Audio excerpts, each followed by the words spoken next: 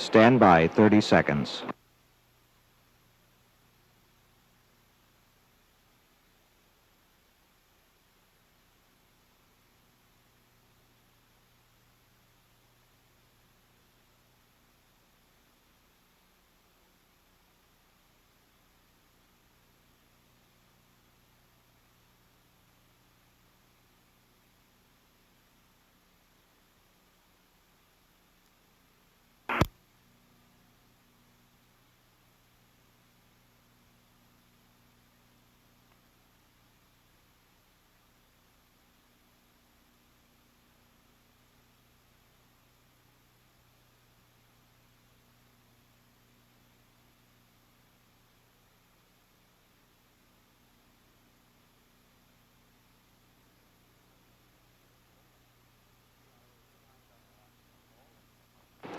This is Shuttle Launch Control at T-minus 2 hours, 5 minutes, and holding.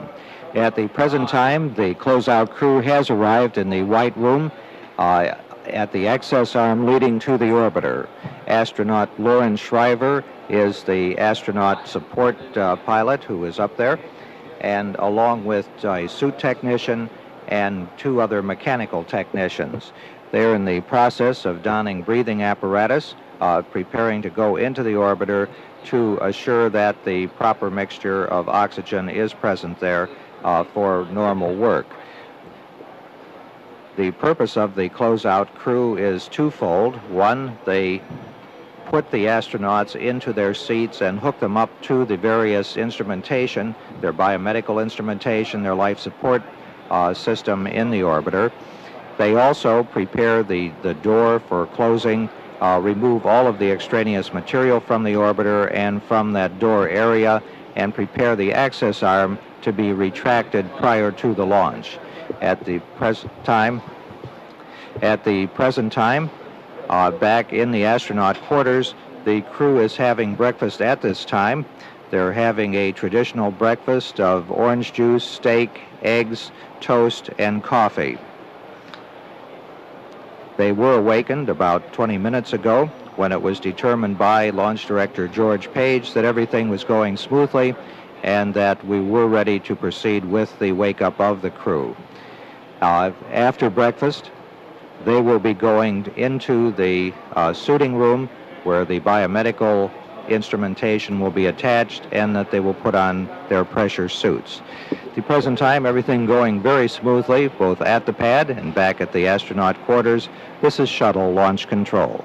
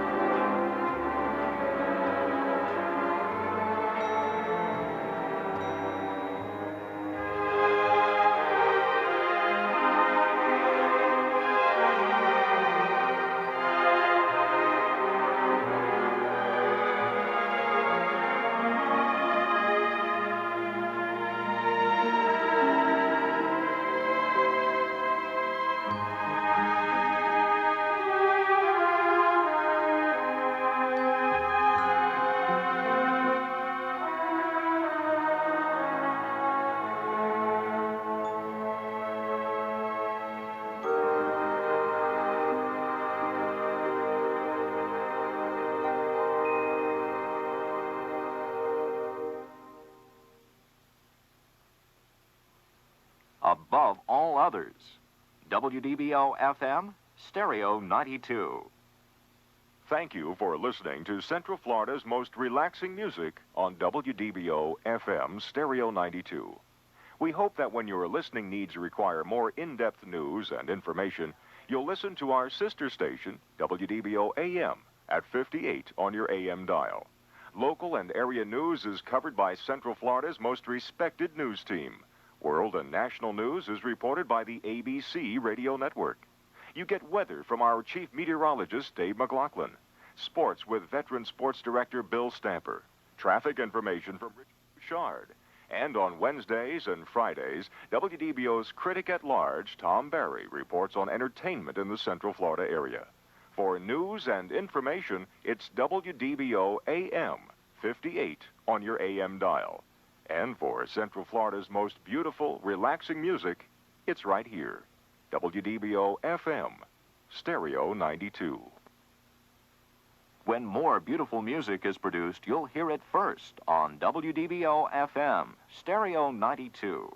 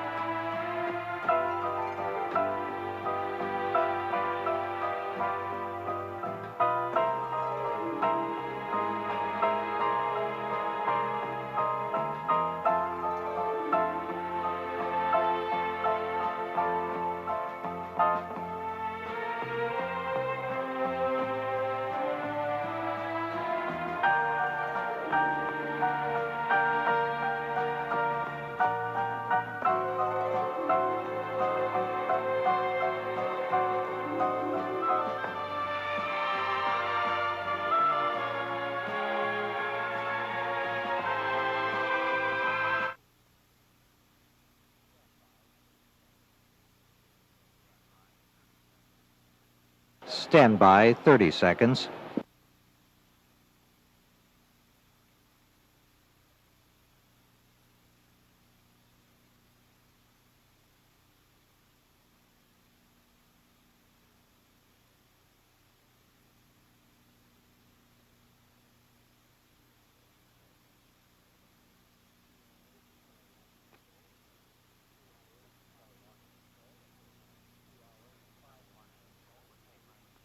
This is Shuttle Launch Control at T-minus 2 hours, 5 minutes, and holding. At the present time, the closeout crew has finished removing the foam plastic covers which cover up the hatchway and some of the other hardware around the door area leading into the orbiter. These are protective coverings which are used during the period that the orbiter is just in a benign state in between a launch attempt. It's to provide for not having any damage occur to any of the areas up there. They do have the platform in place, which is used by the astronauts to crawl through the hatchway on their hands and knees. The hatchway is really quite small, just about 3 foot in diameter. And they are prepared now for closing that door at the time they have removed that little walkway. There is also a about 8 or 9 inch diameter air hose which flows air into the cabin area to ensure that the proper mixture of breathing air is present. At the present time, the astronauts are still in the breakfast room at the astronaut quarters. They're having their breakfast of steak, eggs, orange juice, coffee, and they will stay in that breakfast room until there has been a go for suiting from the launch director here in the Launch Control Center. Everything going very smoothly in all areas of preparation for this morning's launch. The countdown at T-minus 2 hours, 5 minutes, and holding. This is Shuttle Launch Control.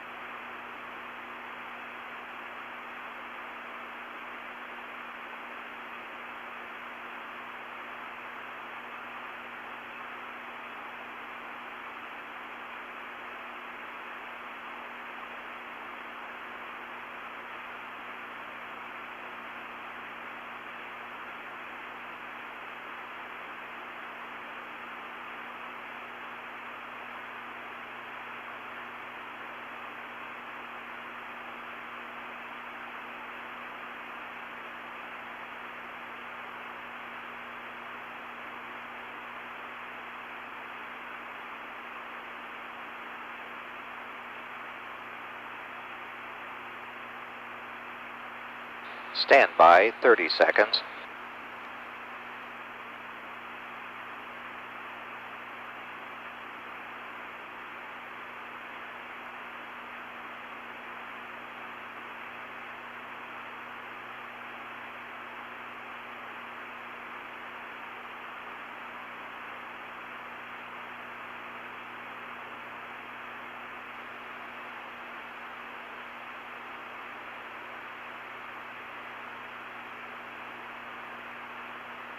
This is Shuttle Launch Control at T-minus 2 hours, 5 minutes and holding. This is a planned build-in hold with approximately 1 hour and 5 minutes remaining in it. At the pad, the closeout crew is making good progress in preparations for the astronauts to enter, and a go has been given for them to move to the suiting room. John Young and Bob Crippen are walking out of the breakfast area now on their way to the suiting room. The first thing that they'll be doing will be to have the biomedical sensors attached. They're looking very fit. A big smile on the face of Bob Crippen. John Young, who doesn't smile quite as much, does look quite happy to be moving into this phase of the preparations for the launch. They'll be having their biomedical sensors attached and then putting on their pressure suits and waiting for a go to move to the pad from Launch Director George Page. At the present time, everything going very smoothly in the countdown, looking for a liftoff on time at 7 a.m. this morning. This is Shuttle Launch Control.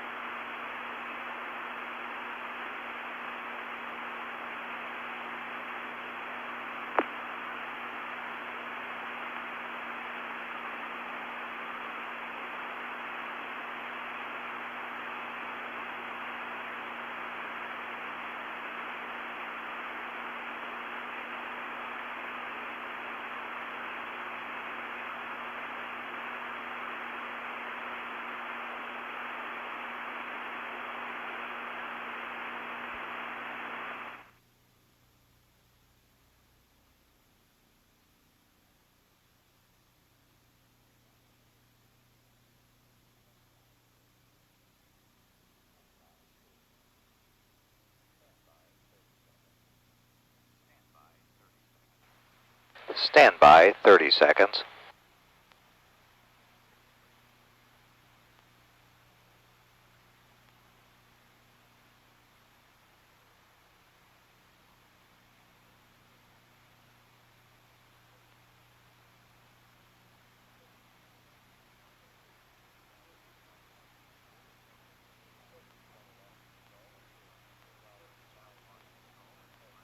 This is Shuttle Launch Control at T-minus 2 hours, 5 minutes and holding.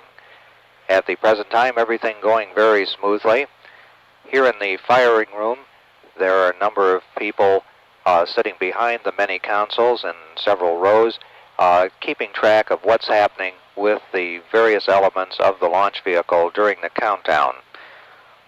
This is something which will disappear during after the first few flights. On the Apollo launches, there were more than 500 people who were monitoring the various aspects of the vehicle systems. Because of the great advances that have taken place in the computer area, we only have approximately 150 who are monitoring a much more complex vehicle for this morning's launch. That will go down to approximately 50 or 75 by the time we have launched several of these, and the confidence in the system has grown and our understanding of the system. At the present time, everything going smoothly in our countdown. We have approximately 55 minutes remaining in this 2-hour build-in hold, which stands at T-minus 2 hours, 5 minutes and holding. This is Shuttle Launch Control.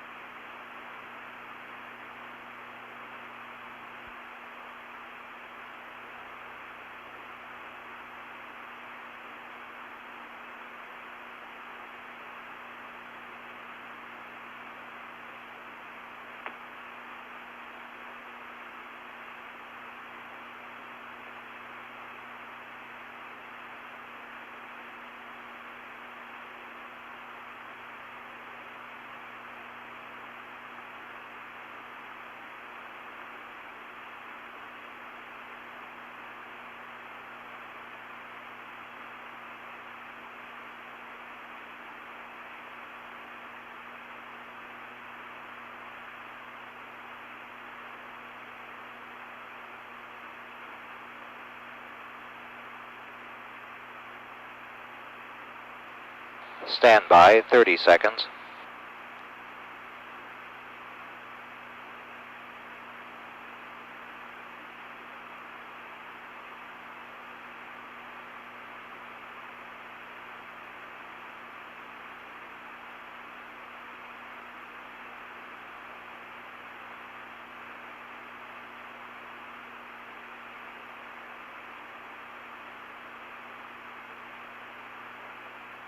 This is Shuttle Launch Control at T-minus 2 hours, 5 minutes, and holding. At the present time, the astronauts are in the process of putting on their boots, which they'll wear during the flight. They already have put on their pressure suits.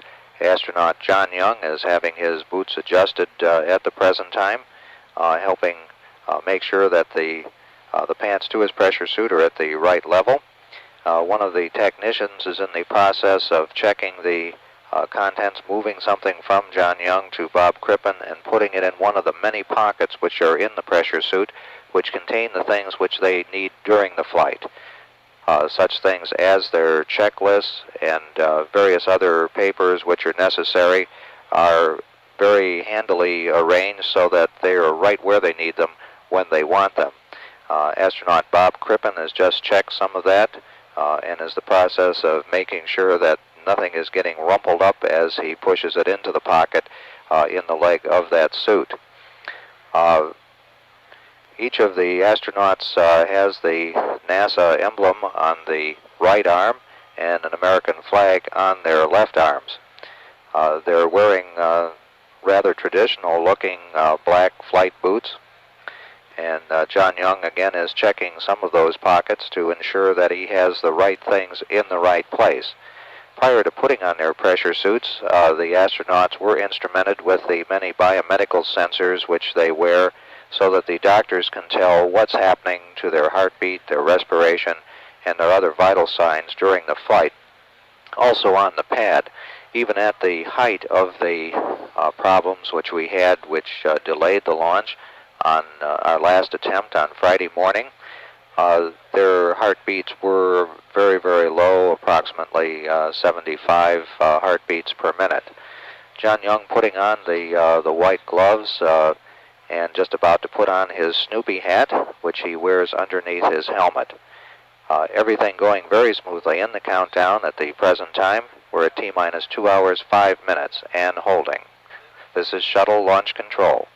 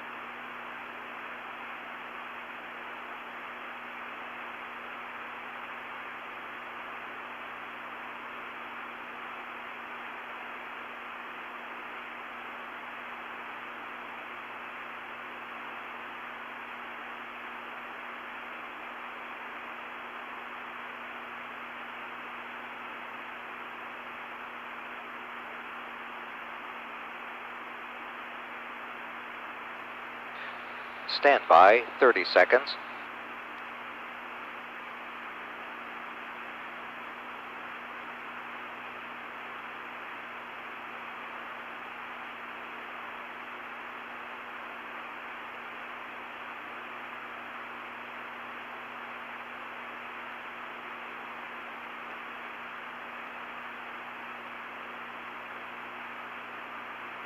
This is Shuttle Launch Control at T-minus 2 hours, 5 minutes, and holding. At the present time, astronaut John Young has put on his space helmet locked it in place, and as in the present time they are testing to make sure that that system is working properly.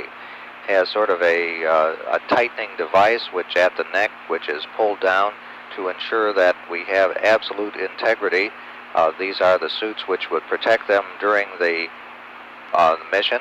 Actually, the cabin pressure is controlled and the atmosphere, so that theoretically such a suit would not be needed. However, they are used as a safety precaution, and also because of the very high G-forces and that occur during the flight through the early part of the atmosphere.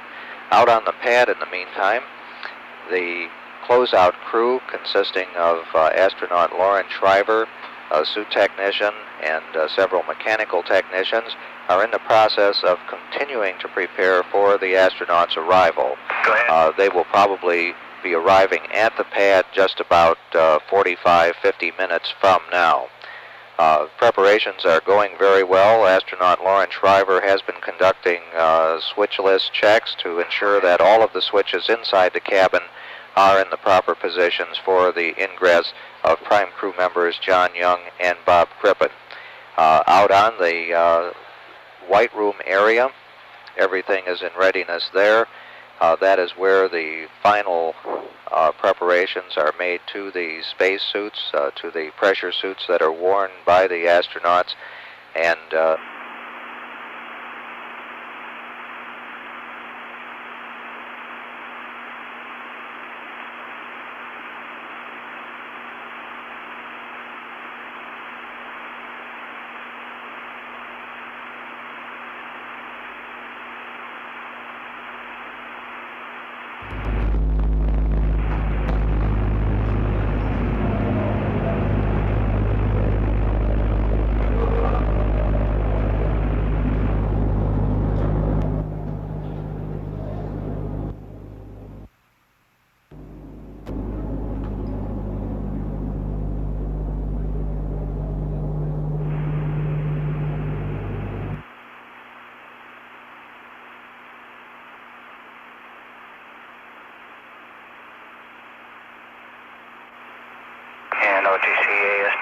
I'm ready to pick up then on 191, 192, 193.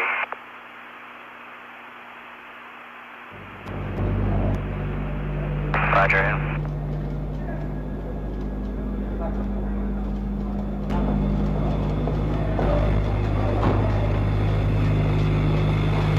Yes, there are a few cameras out there.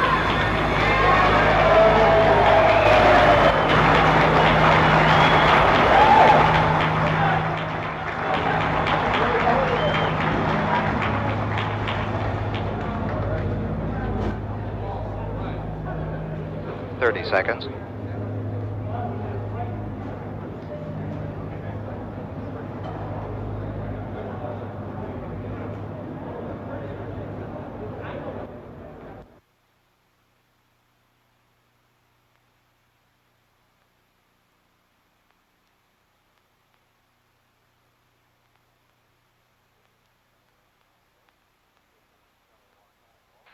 This is Shuttle Launch Control. T-minus 2 hours, 5 minutes and holding. About 23 minutes remaining in this build-in hold as the astronauts John Young and Bob Crippen drive off toward the pad in the astronaut van. They came down, waved to the waiting crowd at the astronaut quarters, which are located in the ONC building here at the Kennedy Space Center, and got the cheers of the crowd as they came out, looking very happy that they are on their way to the pad for which they hope will be the final one on this flight, to enter the orbiter and then get on their way about 7 a.m. this morning. Out on the pad at the present time, everything is in readiness in the orbiter for their arrival.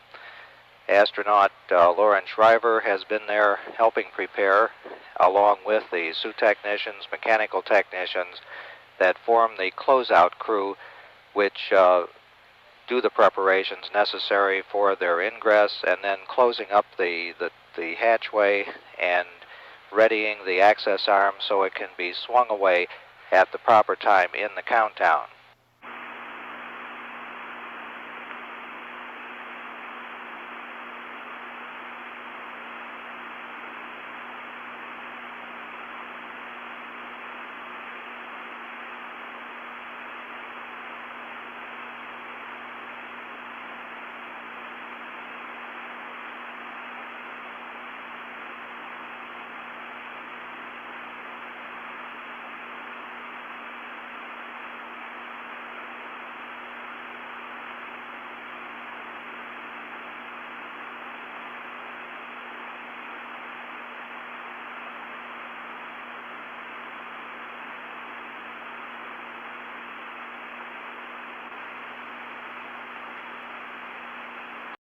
This is Shuttle Launch Control, T-minus 2 hours, 5 minutes, and holding.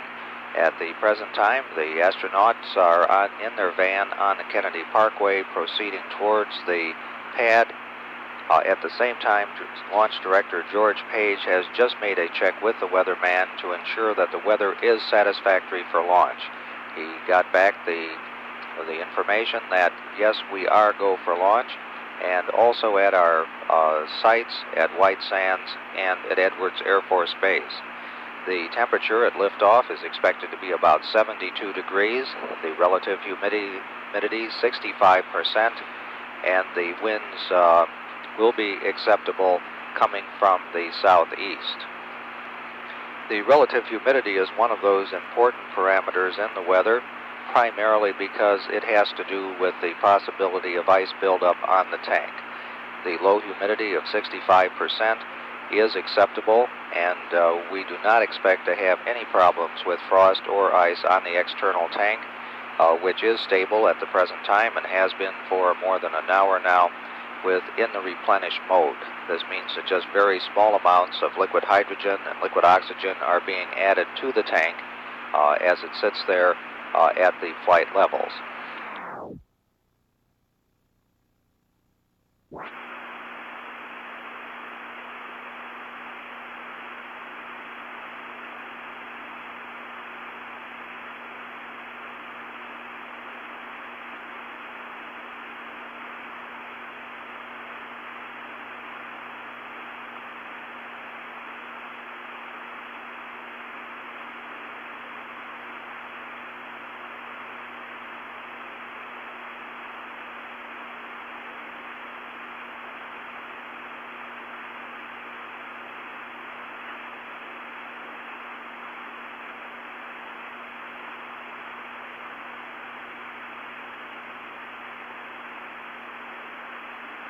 Stand by 30 seconds.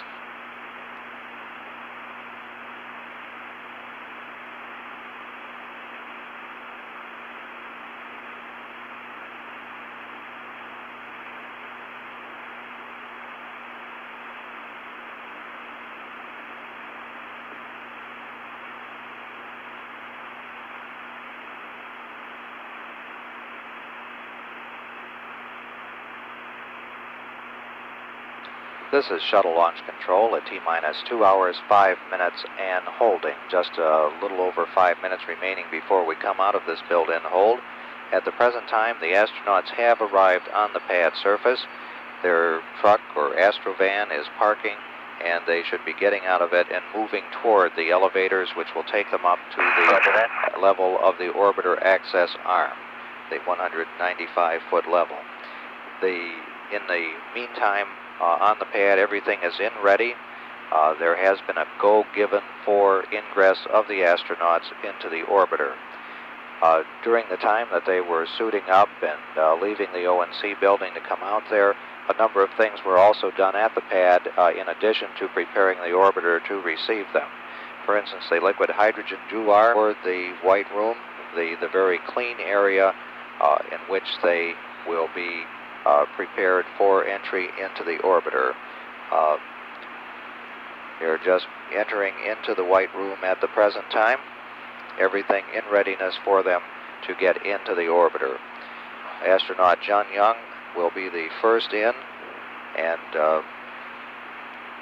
in the tradition of the Navy, the other night when we had to scrub the launch, he was the last to leave also.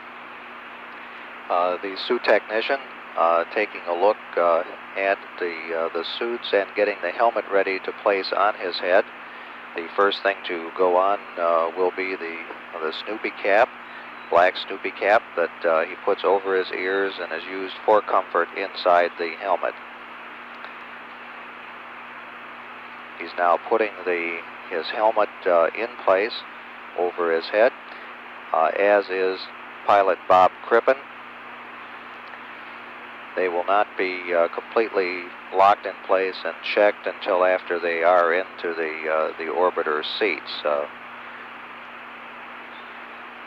And they are hooked up to the life support system there. The visors are kept up All of the lines are checked to make sure that they are in the right places, that there's nothing that's pinched by the putting the helmet into the socket.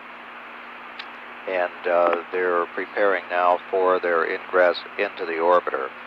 Getting into the orbiter is not the easiest thing. You don't walk just upright through a door. It's a fairly small opening in which they have to crawl on their hands and knees over a little metal bridge which protects the doorway from anything dinging it or otherwise bothering the seals that are around the door that help maintain the cabin pressure during their 54.5-hour mission. At the present time, both astronauts John Young and Bob Crippen have their helmets on. John Young just about to get into the orbiter. Looks like he was gesturing, is it okay? And yes, it is okay. He is crawling through the doorway now into the orbiter. We'll be walking along the platforms, which are really along the back wall of the crew compartment, and moving up to his seat.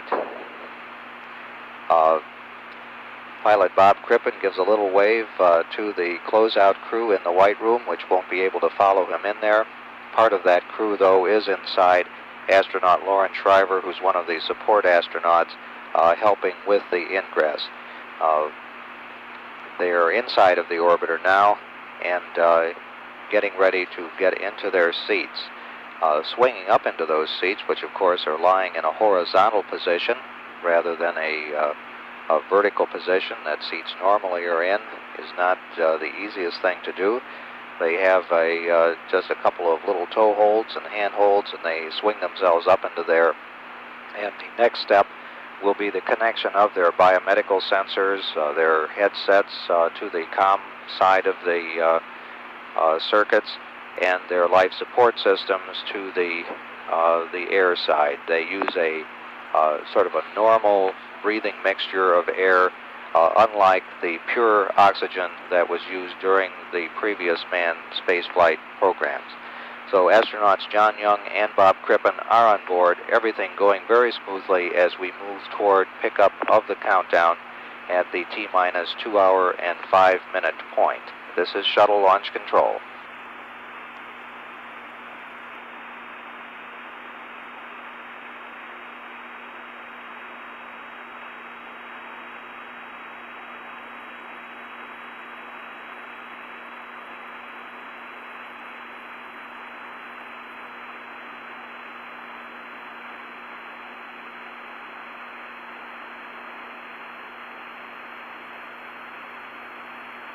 Stand by 30 seconds.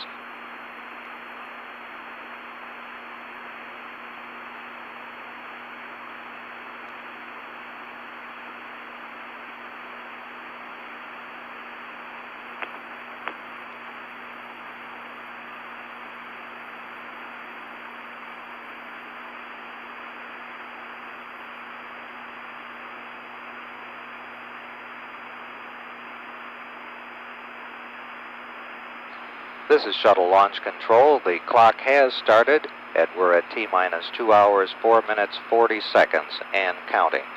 Astronauts John Young and Bob Crippen being placed in their suit. The White Room crew is in the process of wiping down the hatchway, which will be closed up to ensure that they get the absolutely best seal that they can there. Later on, that cabin will be pressurized, the seals will be checked for integrity to ensure that they are holding properly for the flight. One of the first things that happens here as we once more begin the count is that the main propulsion system helium tanks will be brought up to their flight pressure of 4,400 pounds per square inch. Everything going smoothly, the weather looking good, all aspects of the shuttle looking good as we prepare for a liftoff at 7 a.m. this morning.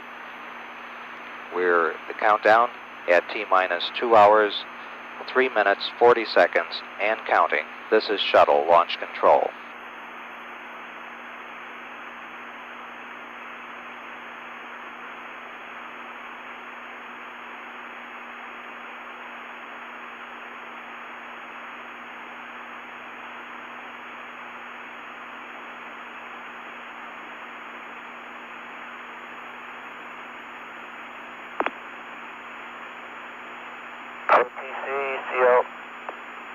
our POPs on the comm. How y'all doing? Well, we hope.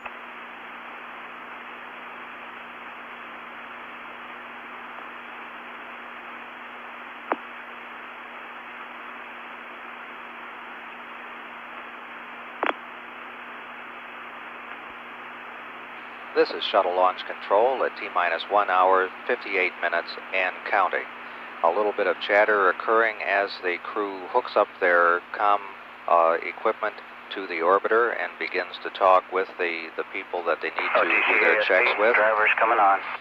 One of the first things that was said was by the orbiter test conductor for Rockwell, Chuck Hannon, who said that we hope we give you a better show tonight. And Bob Crippen came back and said we hope we give you a better show. They also were told that they hope they didn't mind stale sandwiches, that they hadn't had a chance to change out the box lunches which are on board. Astronaut Crippen said we've brought along a new turkey sandwich. Everything going smoothly as we go through the steps necessary to get us to a launch at 7 a.m. this morning.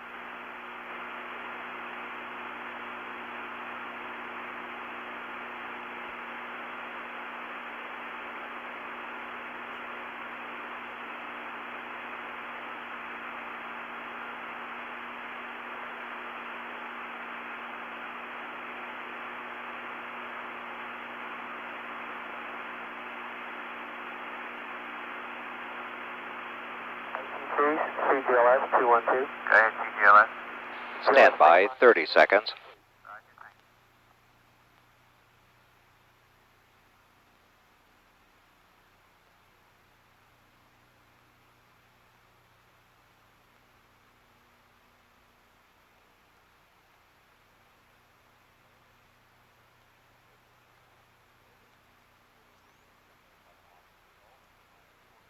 This is Shuttle Launch Control at T-minus 43 minutes, 20 seconds and counting. At the present time, the cabin leak check is in work and apparently proceeding along satisfactorily. That is not completed until approximately the T-minus 30-minute point in the countdown. The closeout crew is finishing up the work which they need to do at the level of the hatch that gives access to the astronauts, and then they will prepare the swing arm to be moved back at the T-minus 7-minute point in the countdown. The only other arm which has to be moved prior to liftoff is what's called the GOX vent arm or beanie cap. This is used for gaseous nitrogen, which is sprayed on the very top of the external tank to try and prevent any buildup of ice at that point where the liquid oxygen vents from the external tank. Both of those tanks have been at their flight mass for some time now, and in the replenish mode where we add just enough to the tanks to keep them at the proper level as some of them of the liquids boil away. This is just natural that they should boil away because of the very, very cold temperatures of them. Liquid hydrogen, for instance, boils at minus 423 degrees below 0 Fahrenheit.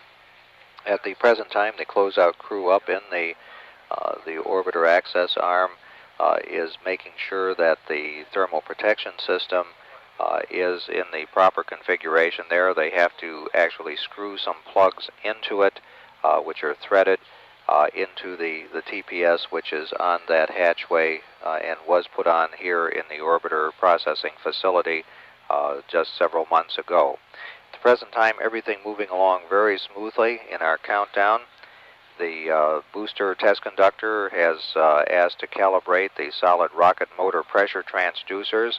These are the instruments which are necessary to provide the information which separates the solid boosters during the flight once they have burned out. So it's essential that those pressure transducers be working properly to prevent any premature separation. The pre-flight alignment of the inertial measurement unit is underway, and that will be completed at the end of the 20-minute build-in hold, which comes up at the T-minus 20-minute point. The range safety officer has reported that the Eastern Test Range command test is complete, and Bob Crippen is about to begin the auxiliary power unit water boiler pre-activation. At the present time, everything going along very smoothly in our countdown. The count presently stands at T-minus 40 minutes, 23 seconds, and counting. This is Shuttle Launch Control.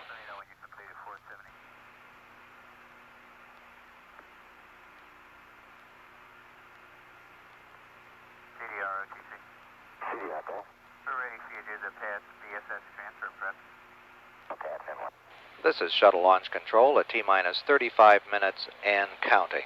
At the present time, the closeout crew is finishing up the various preparations necessary on the orbiter access arm. They have just swung away the portion of that arm which provides the seal between the very clean room atmosphere of the white room and the orbiter. It has a sort of an inflatable seal that presses against the orbiter just slightly to ensure that we not get any undue amount of dirt or contamination from wind blowing things up there in the white room. We try to maintain the integrity of that because that is the area that people pass through into the vehicle. At the present time, everything going very smoothly. We're waiting for verification that the cabin vent was satisfactory, the pressurization was satisfactory. Then Commander John Young was asked to prevent the cabin vent. At this time, he opens the vents and allows the pressure to leak out at a predetermined rate. We're waiting for confirmation that the landing sites are prepared and ready for the launch, and expect that they are. The S-band telemetry system has been switched to high power, and the Mila tracking site, that's the tracking site on Merritt Island, is adjusting their uplink command signals to the proper level. The ground launch sequencer mainline computer programs are in the process of being activated. At the present time, everything going smoothly. We're looking for a launch on time at 7 a.m. this morning. The countdown stands at T-minus 33 minutes, 10 seconds, and counting. This is Shuttle Launch Control. Blinking yellow, left and right hand on.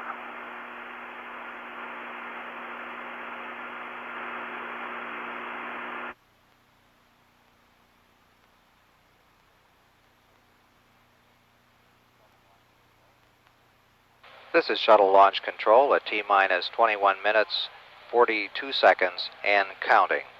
We're presently preparing to enter the planned 20-minute hold at the T-minus 20-minute point in the countdown. The astronaut John Young has just been asked to close the cabin vents, and they will repressurize the cabin at that time. The primary computer data is being transferred to the backup computer in order for both of them to have the same date. In case of a primary computer system failure, the backup computer will take over command of the shuttle during the launch period. During this 20-minute hold period, there are a number of things which must be done. One of them will be to reset the clock, the countdown clock, and so you will see a movement of that of approximately 51 seconds in order to bring us out at a liftoff at exactly 7 a.m. this morning. We're coming up on that particular hold at this time, about 39 seconds away from it.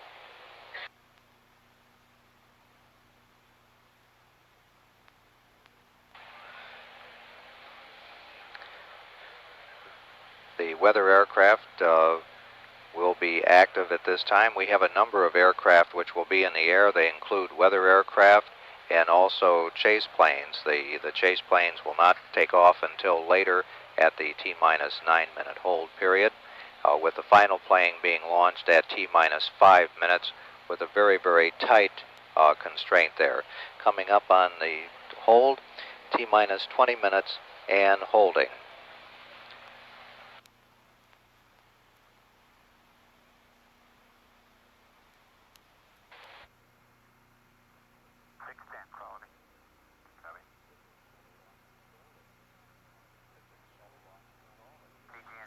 This is Shuttle Launch Control at T-minus 20 minutes and holding, approximately 1 minute and a half before coming out of that built-in hold.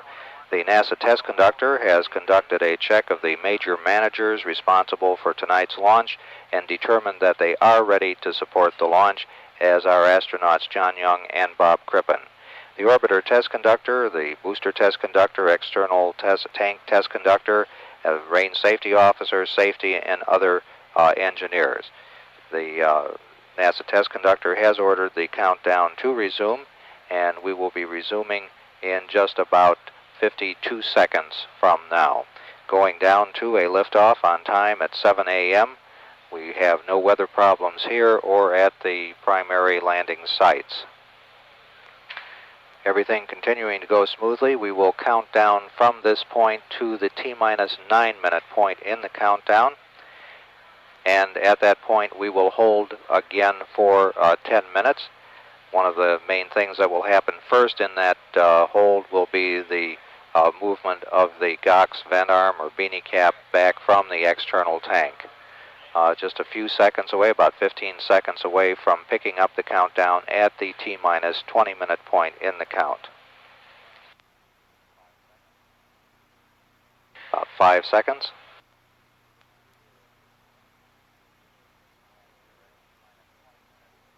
And we're at T-minus 20 minutes and counting. A purge of the fuel cells, which provide both electricity for the orbiter and drinking water for the crew, is being performed. At this point, the computer is changed to a program known as Major Mode 101, which is the terminal countdown configuration. At this point, the primary computer is compared with the proper onboard computer to ensure that they are ready for launch.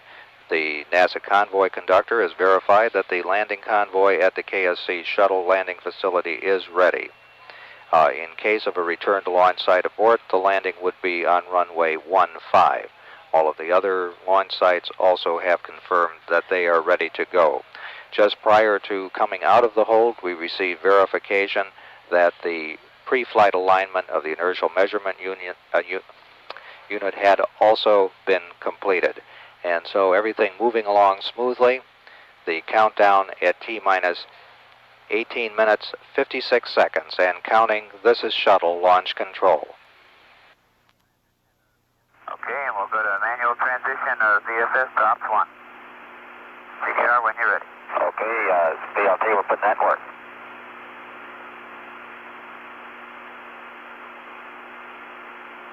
OSC, OTC?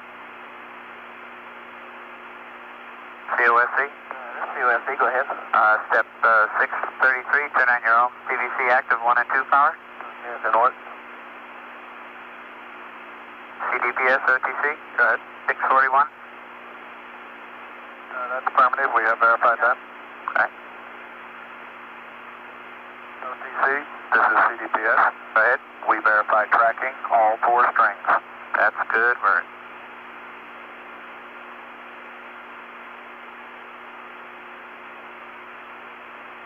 okay, pilot, configure the path and DFS horizontal sit displays. Roger, that's in work. 656, quality, in work. Copy.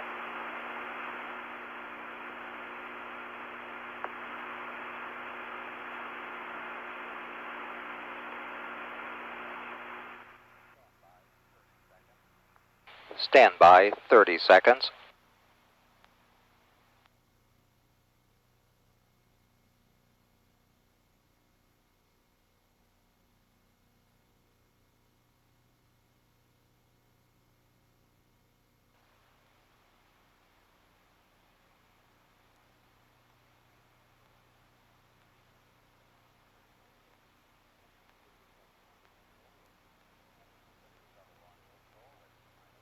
This is Shuttle Launch Control at T-minus 17 minutes and counting.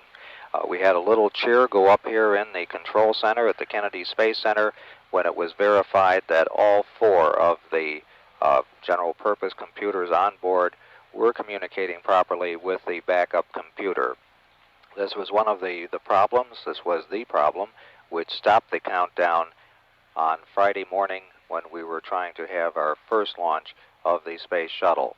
It was determined at that time, and after that we were not having a successful communication between the computers. It was suspected originally that it was the backup computer that was having the problem, and then after many hours of work by 50 to 100 computer experts here and at Houston, it was determined that there was a timing skew or a timing problem between 2 of the 4 primary computers and the backup computer. The 2 computers simply tried to talk about 40 milliseconds, 40 thousandths of a second too early to the backup computer, and it said that's not the right time to do that, and it hung up the phone. However, in the meantime, we have gotten the computers restarted, properly timed, and they have been running ever since that point, and they will continue to run throughout the mission. At no time would more than 2 computers be shut down, and the computer experts determine that that particular problem never occurs once the computers are up and running and timed properly, unless they are all shut down and then restarted, and only rarely does that problem appear then. But as it is, everything going along very smoothly as we come up on the T-minus 15-minute point in the countdown. T-minus 15 minutes mark. This is Shuttle Launch Control. 4 line is 0. And B off, mark it. 4 line is off.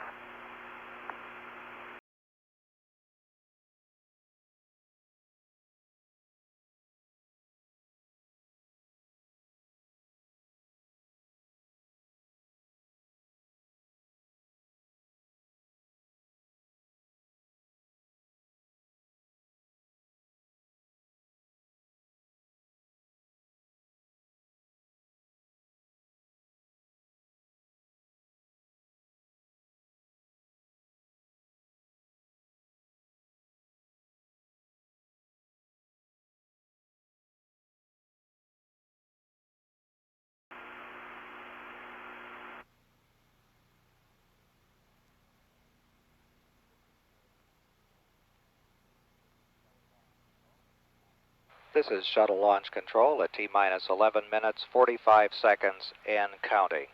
Everything going very smoothly in the countdown at this point. The booster test conductor ordered the gaseous nitrogen purge of the solid rocket booster aft skirts to begin. The chase aircraft presently at Patrick Air Force Base have been ordered to start their engines, and a check with all the test support team members has verified that they are go for launch.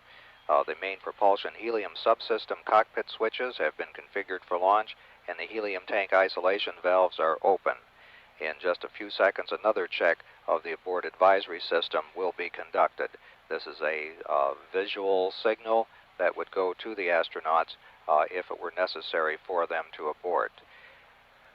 We're getting within a couple of minutes now of the final build-in hold that comes at the T-minus 9-minute point in the countdown and lasts for a duration of 10 minutes. One of the first things that will happen in that particular hold will be the retraction of the GOX vent arm or beanie cap out of the way. That has been up on top of the external tank. It has warm gaseous nitrogen, which is used to prevent any buildup of ice from the venting of the liquid oxygen tank. At the present time, we're at T-minus 10 minutes, 23 seconds, and counting. This is Shuttle Launch Control. SCP and EPD, how you doing? To about 270 amps. Okay.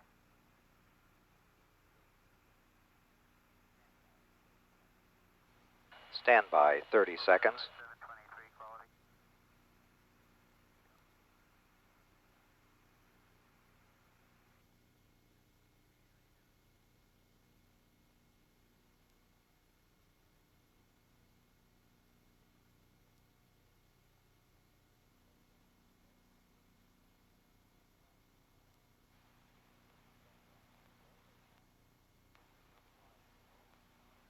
This is Shuttle Launch Control at T-minus 9 minutes, 30 seconds and counting.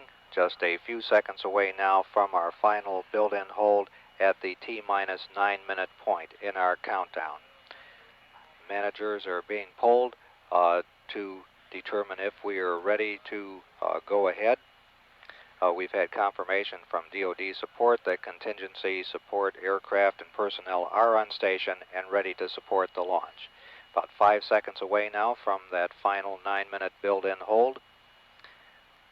We're at T-minus 9 minutes and holding. This is the final 10-minute build-in hold. All personnel in the firing room have been asked to remain seated, and no smoking rule has gone into effect through the launch. We have had a report from the orbiter test conductor, or to the orbiter test conductor, that they are go for launch. At the present time, we know of no major problems as we enter this final 10-minute build-in hold.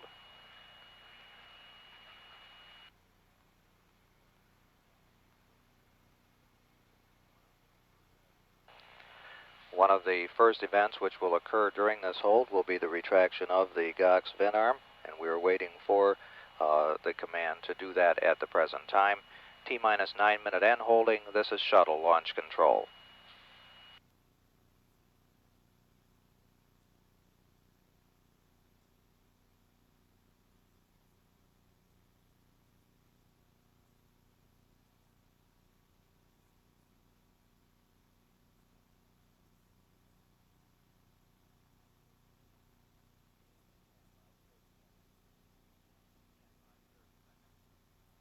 Stand by 30 seconds.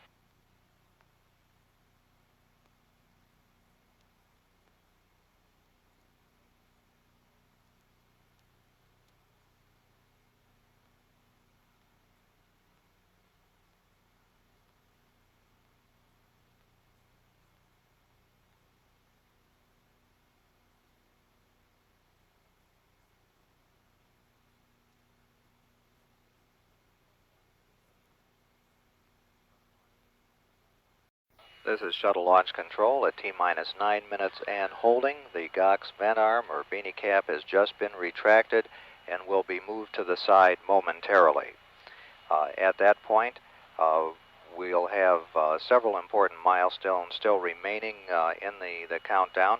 When we come out of the count, or come out of the hold and begin the count once again, the ground launch sequencer will take over command of the remaining events as well as monitoring the shuttle system's response. At T-minus 7 minutes, the orbiter access arm will retract. At T-minus 5 minutes, the auxiliary power units will be started. At T-minus 4 minutes, a purge of the main engines will start. And at T-minus 2 minutes and 55 seconds, liquid oxygen pressurization will begin. At 1 minute and 57 seconds, liquid hydrogen pressurization will start. And at T-minus 28 seconds, the redundant set sequencer will take over. At that point, events happen far too quickly, and readings of systems must be done too fast for humans to perform. At the present time, we're waiting for NASA Test Director George Page, our launch director, to say a few words to the crew about the procedures which will be followed. The gaseous oxygen vent arm, the cap has been retracted, and the arm is just about to move away from the external tank. At the present time, everything going very, very smoothly. The gaseous oxygen vent arm now is moving back to the retract position, getting it out of the way so that the orbiter can lift off and clear the tower properly.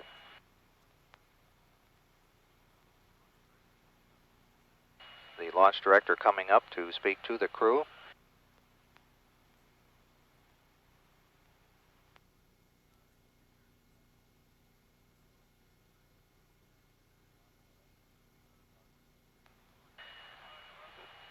The launch director is talking to his team about the launch commit criteria at the present time.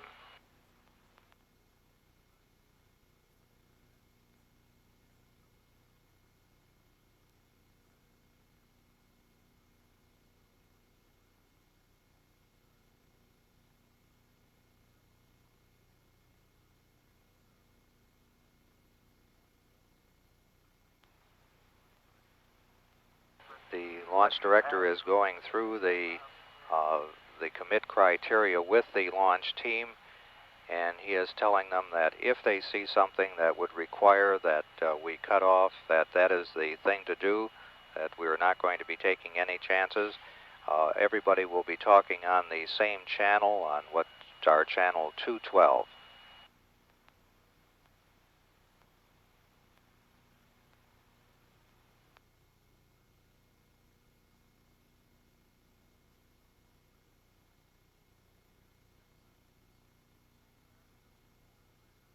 All Americans with you.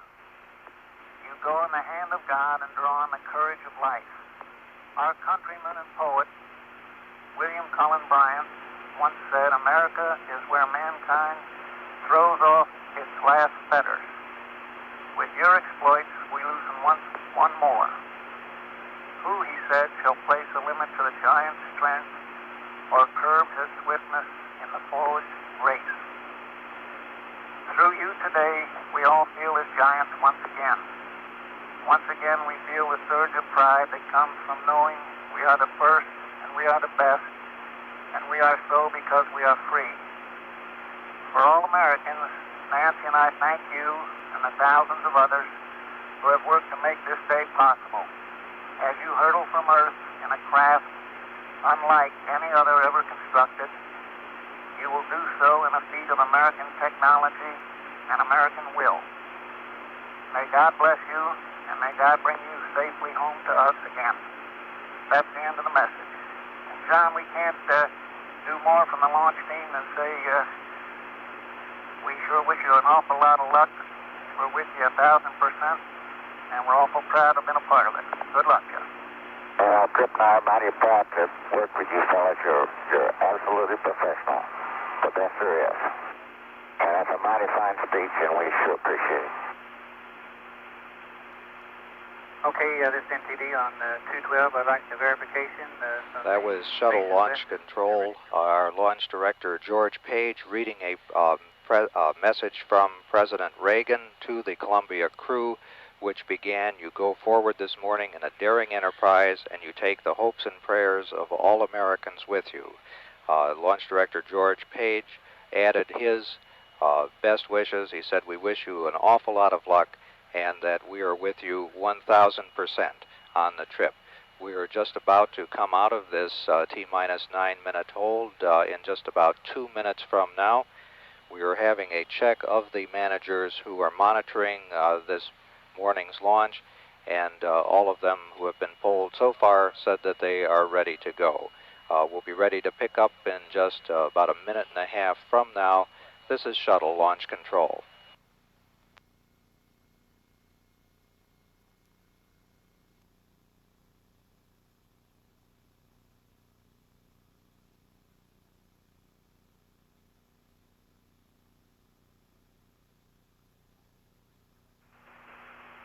So I-812, okay, you want to set the clock and pick up at 51 minutes past the hour.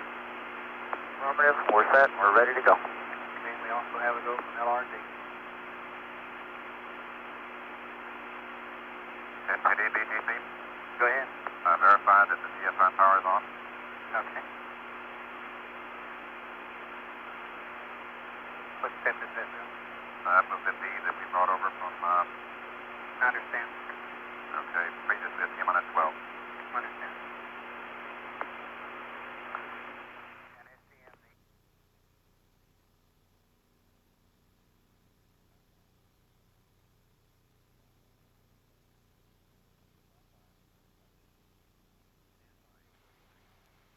Stand by 30 seconds.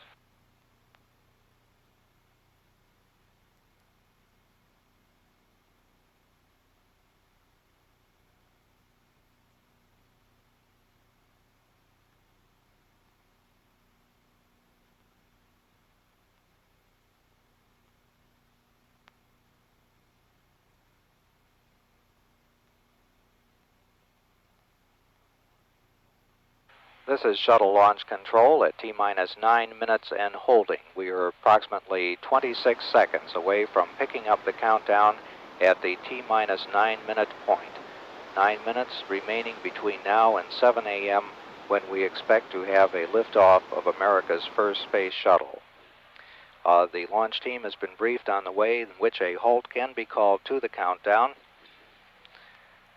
During the final 9 minutes of the countdown, and we're coming out, we're at T-minus 9 minutes and counting. The launch events are being controlled by the ground launch sequencer now. That has been initiated, and that will be in control up to T-minus 25 seconds when they switch to the onboard redundant set launch sequencer. The ground launch sequencer is a part of the launch processing system and operates by relaying commands to the orbiter's onboard computers, which then report back to the launch processing system that the commands have been executed. The primary job of the computers is to check that all of the launch commit criteria, such as propellant loads, temperatures, pressures, and other measurements, are satisfactory. The primary chase aircraft have taken off. A third T-38 will take off at the T-minus 5 minute mark. The timing of this plane is such a tight window that a 15-second delay would mean that they would not be in the proper position at launch. The sleek T-38 supersonic trainers have such critical timing because of the small fuel load that they carry. T-minus 7 minutes, 52 seconds, and counting.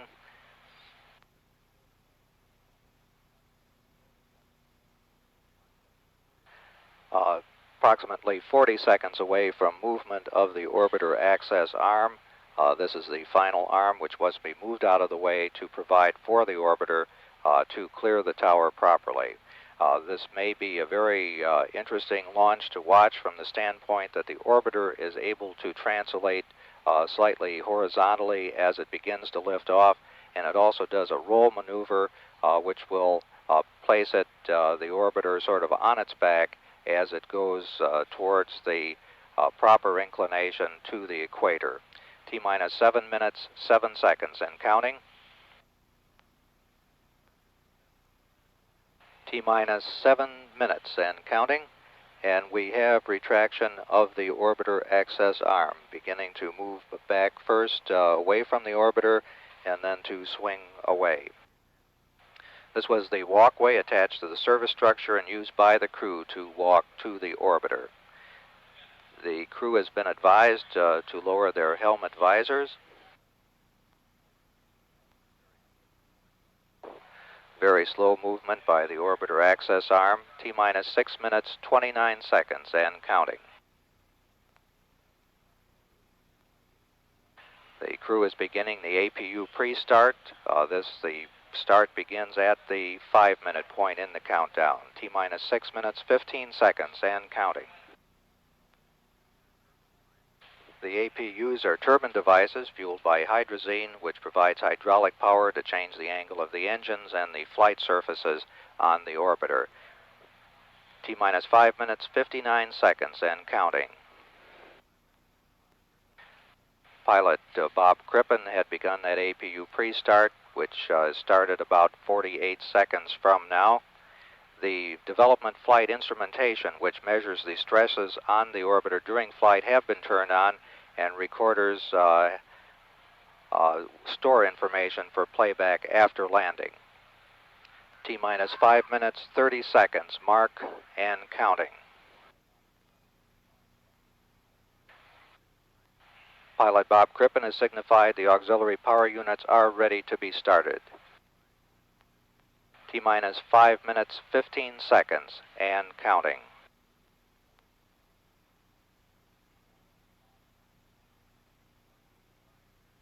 Coming up on the 5 minute point, 4, 3, 2, 1, mark. T-minus 5 minutes and counting. We have had a go for APU start. APU start is in work. This is a start sequence.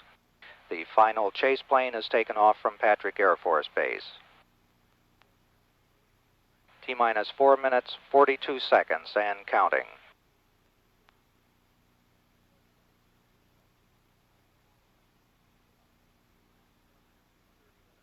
T-minus 4 minutes, 30 seconds, and counting. Once we get the APU start, we have a total of 12 minutes of hydrazine supply for running the APUs prior to a liftoff. Everything going very smoothly in this count. The APU start is complete. T-minus 4 minutes, 10 seconds, and counting. As preparation for main engine ignition, the main fuel valve heaters have been turned off. T-minus 3 minutes, 57 seconds, and counting. The final helium purge on the shuttle main engine has been started in preparation for engine start. The liquid oxygen replenish system has been turned off in preparation for pressurization of the tanks for the launch. T-minus 3 minutes, 35 seconds, and counting. The Elevon speed brake and rudder are being moved through a pre-programmed pattern to assure that they'll be ready for use in flight. T-minus 3 minutes, 20 seconds, and counting. The shuttle is now on internal power. However, the fuel cells are still receiving their fuels from the ground support system for one more additional minute.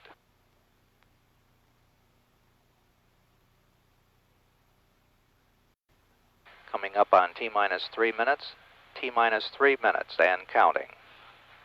The engine gimbal or movement check is underway to assure they're ready for flight control. T-minus 2 minutes, 52 seconds. The LOX valve on the external tank has been closed and pressurization has begun. After the tank is pressurized, the hold capability is limited to 3 minutes, 36 seconds. T-minus 2 minutes, 40 seconds, and counting. The fuel cell ground supply of oxygen and hydrogen has been terminated, and the vehicle is using its onboard supply. T-minus 2 minutes, 25 seconds, and counting.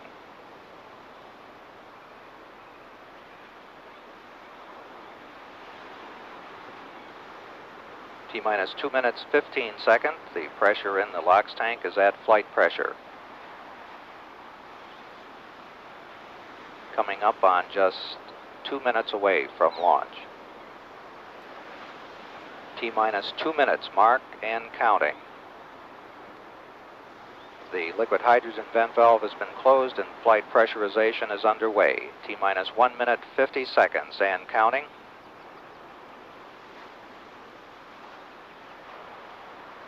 Chuck Hannon has just said smooth sailing, baby, to astronauts John Young and Bob Crippen. T-minus 1 minute, 35 seconds, and counting.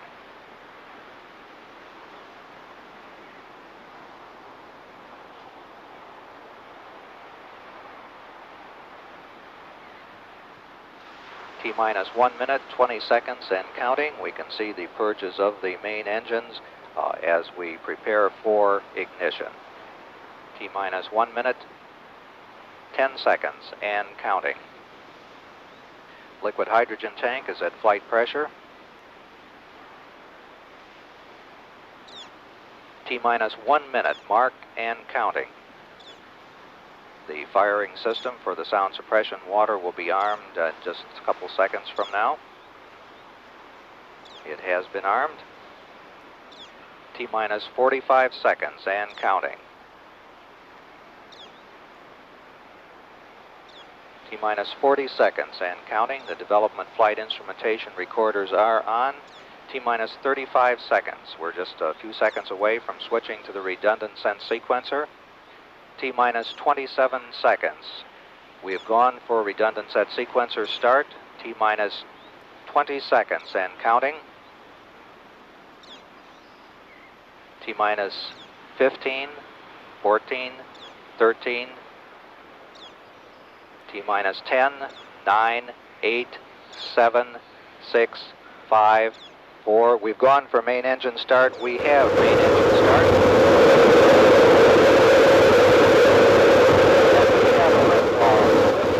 America's first space shuttle. And the shuttle has cleared the tower.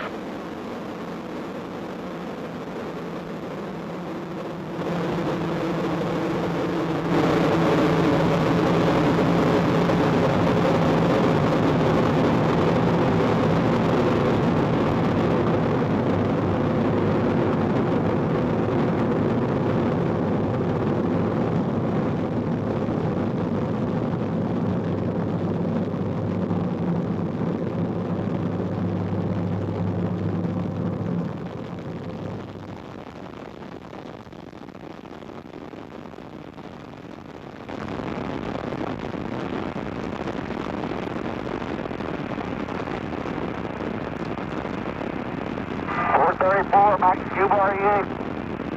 Roger.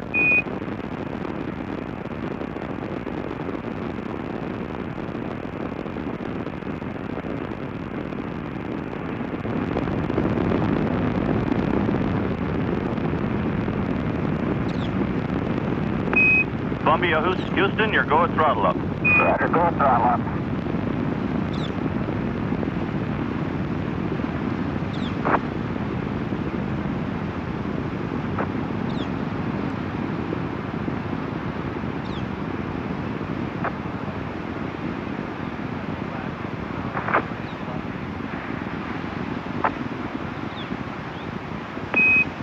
Roger, Columbia, on the nice ride. You're lofting a little bit, so you'll probably be slightly high at staging. 1 minute 45 seconds coming up on go, no go. Columbia, you're negative seat. That call up says that Columbia, the altitude is too high for ejection seat use. Mark. Columbia, you're go for SRB SEP. 2 minutes 4 seconds, standing by for SRB SEP confirmation.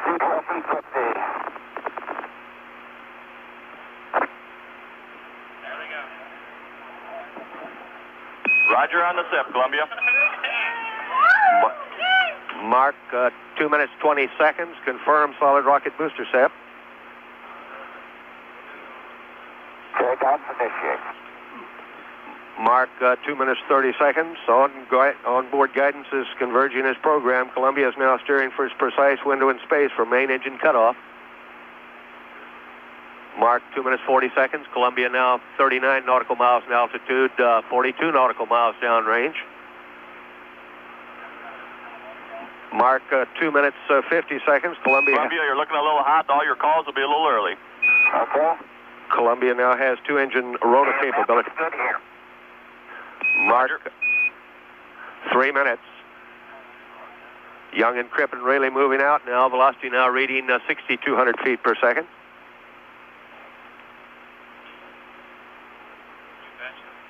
Mark, 3 minutes 15 seconds. Columbia now 51 nautical miles in altitude, 66 nautical miles downrange. Velocity now reading 6,500 feet per second.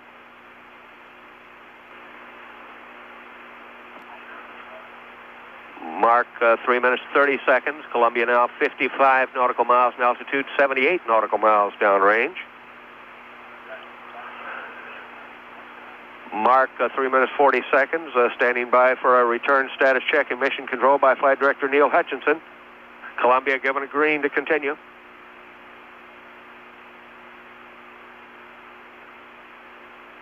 Mark, 3 minutes 55 seconds, standing by for a press D'Amico, which says Columbia should lose one engine. Columbia, stand by, press D'Amico. Columbia continues flying forward, coming up on negative return. Press for Miko. Roger, press for Miko.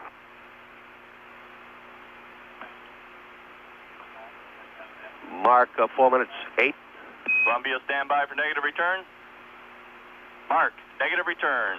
And your revamp is good. Mark, 4 minutes 25. 5 seconds with that. We can confirm it. With that call up from Capcom Brandon Stein, Columbia now committed to space travel. Young and Crippen can no longer turn around and return to the launch site. Columbia, Houston, we're showing both ohms PC transducers off scale high. Mark, 4 minutes 45 seconds. The flash evaporator is activated on board to cool Columbia. We're setting off scale low here.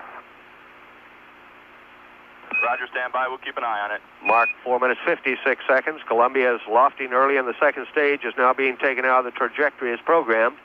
Columbia now 74 nautical miles in altitude, 181 nautical miles down. Phenomenal there, man. What a view, what a view. Glad you're enjoying it. Mark, 5 minutes 15 seconds. Columbia now 75 nautical miles in altitude, 202 nautical miles downrange. Velocity now reading 11,000 feet per second. A status check and mission control by Flight Director Neil Hutchinson. Columbia, Houston, your go at 5:30. Miko, 8+34. Mark, 5 minutes 40 seconds. That call up from Capcom Brandon Stein says that Columbia's trajectory, navigation, and engine performance look good. Columbia, reading you loud and clear. Okay, you're clear, a little weak. Mark, Mark 5 minutes 55 And seconds. Columbia, we just switched over Bermuda. Boys should be getting better here in a second. Roger that. Okay, that's good. 6 minutes. Columbia now 76 nautical miles in altitude, 280 nautical miles downrange. Velocity now reading 13,000 feet per second.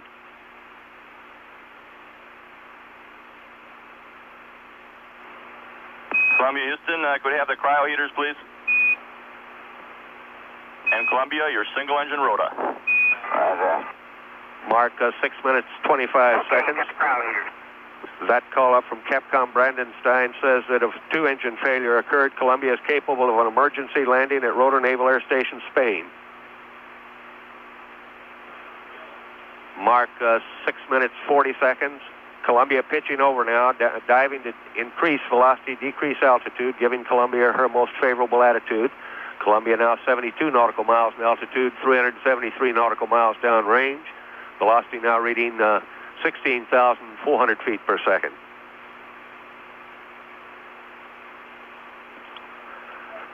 Standing by for a single engine Press D'Amico call up from Capcom Brandenstein.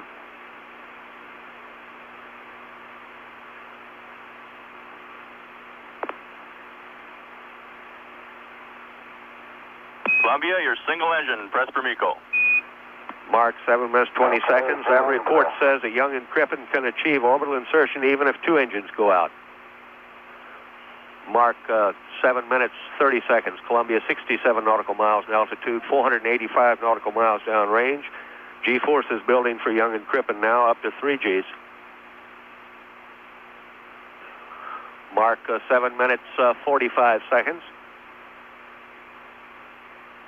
Columbia's main engine slowly being throttled back now. Should be throttled at 65% at 6 seconds before main engine cutoff. Status check in the control center. Columbia, Houston, your go at 8. Mark 8 minutes 4 seconds. Looking good. Columbia now 63 nautical miles in altitude, 606 nautical miles downrange.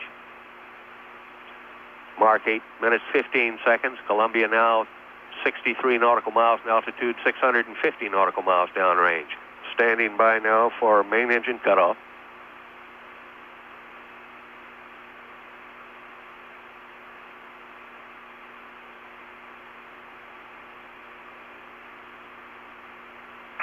Mako 25670 up at 220 feet per second. Roger, Columbia, Miko. Confirm shutdown. Columbia, the gem of this new ocean, now in space, not yet in orbit. Now standing by now for external tank separation. Okay, we got SEP. Roger, and we confirm the SEP, Columbia. 9 minutes 3 seconds. Confirm external tank separation. Columbia now performing an evasive maneuver, moving below and beyond and translating to the north of the external tank. Young should see it moving away out his window.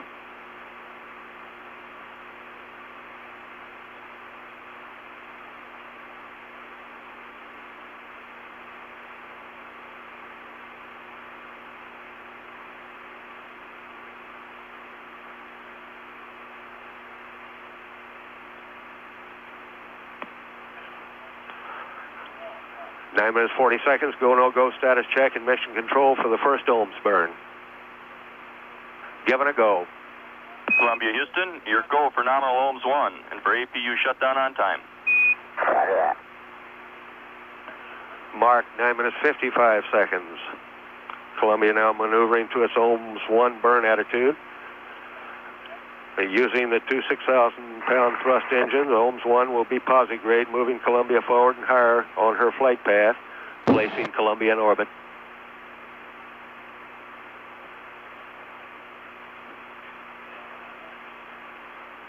Standing by for ignition, 10 minutes 22 seconds. Columbia 67 nautical miles in altitude, 1,160 nautical miles downrange.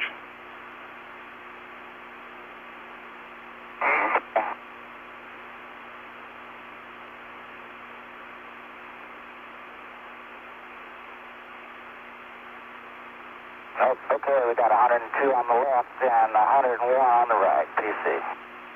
Roger, Columbia, they're looking good to us. A status check in the control center.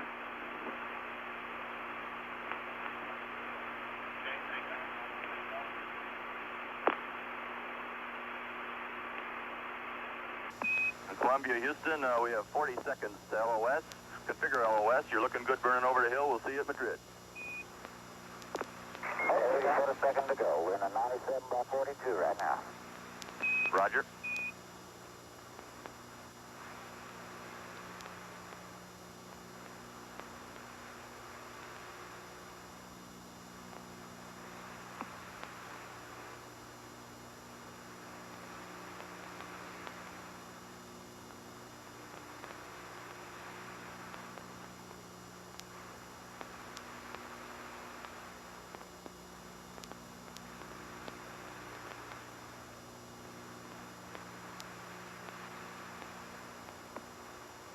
Shuttle Control, Houston, 12 minutes mission elapsed time. We've had loss of signal with Columbia through Bermuda. The next station to acquire will be Madrid.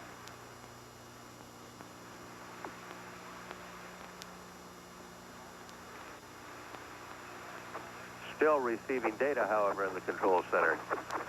Right at shutdown, they saw the, or right at loss of signal, they saw the shutdown of the Holmes.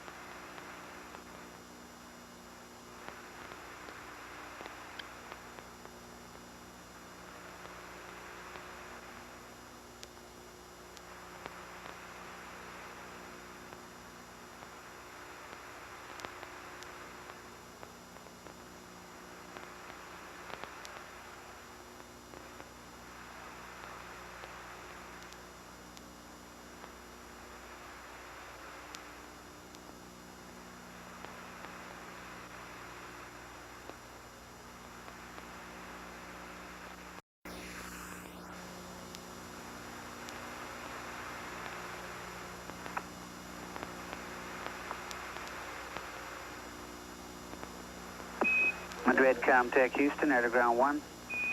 This is Madrid Comtech. Roger, you want to do an H5? I'm going to multi-access air to ground 1 and 2. Roger.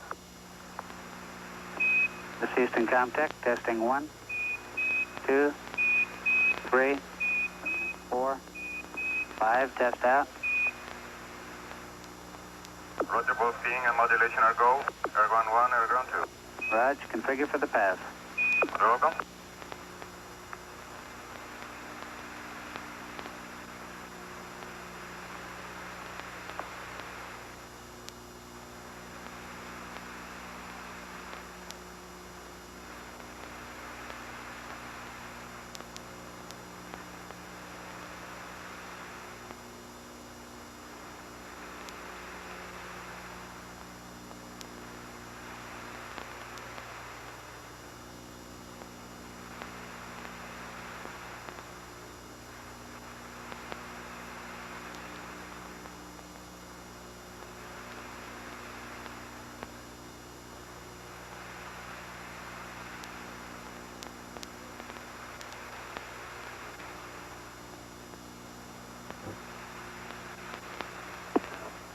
This is Shuttle Control, Houston, at 15 minutes, 30 seconds mission elapsed time. Flight Dynamics Officer Jay Green reports the OMS 1 burn was nominal. Time of ignition, 10 minutes, 37 seconds mission elapsed time. Delta V, 164.7 feet per second. Duration of the burn, 1 minute, 27 seconds. Resulting orbit, apogee 132 nautical miles, perigee 57 nautical miles.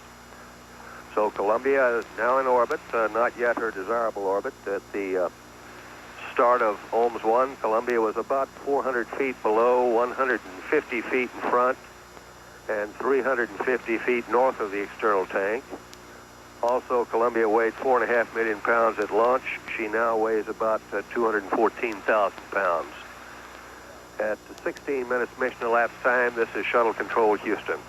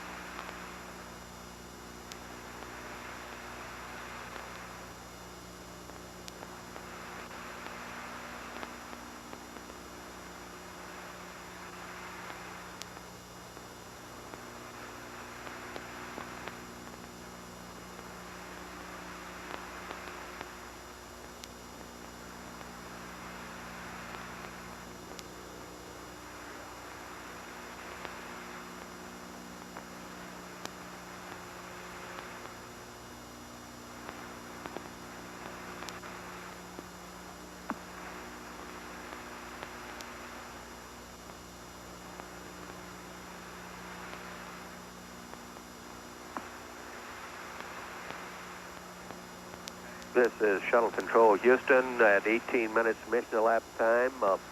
About a minute away now from reacquiring Columbia through the Madrid tracking station. We'll stand by with the line open.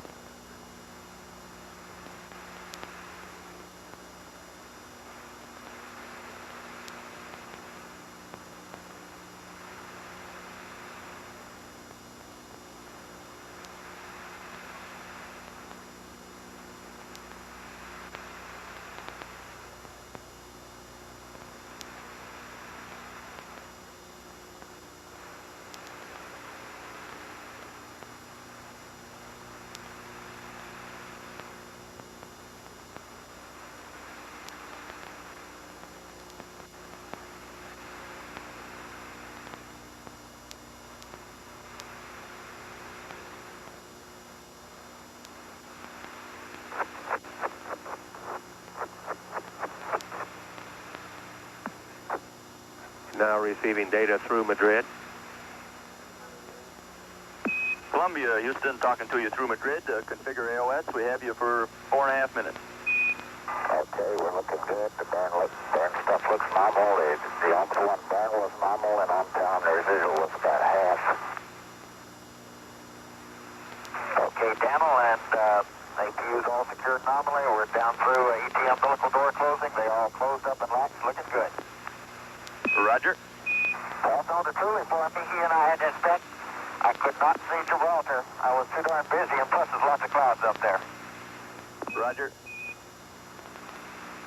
That was Bob Crippen on the line to Capcom Dan Brandenstein.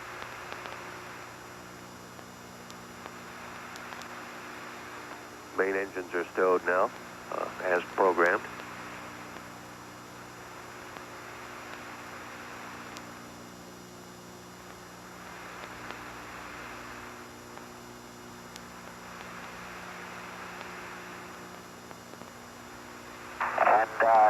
Minus booster there, Jack. I've got a low helium pressure, reg pressure on the center engine. Everything else looks nominal, though.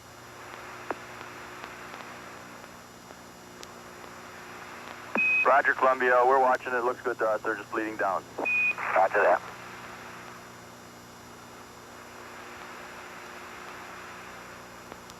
Status check in the control center now by Flight Director Neil Hutchinson. A go, no-go for OMS 2. Columbia, Houston, your go for nominal OMS 2. Okay, we got the targets loaded. How does it look to you? We're showing 137 feet a second, and we're in a 130 by 135, going for 131 by 130. Roger, and we see all that. It looks good to us. Okay.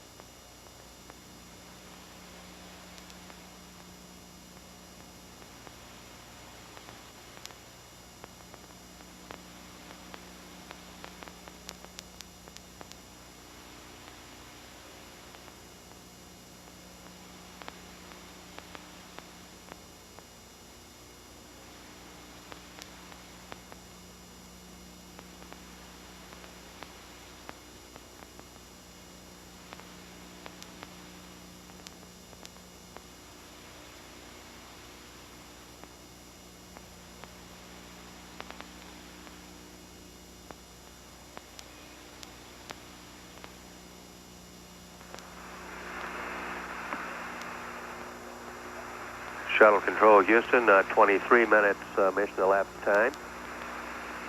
Columbia, we're 20 seconds from LOS. We'd like the flash evaporator heater feed line system Bravo to 2. Sorry about that. And we're 13 seconds from LOS. Configure LOS. We'll see you at Indy at 36 plus 00. Roger that. 36 plus 00.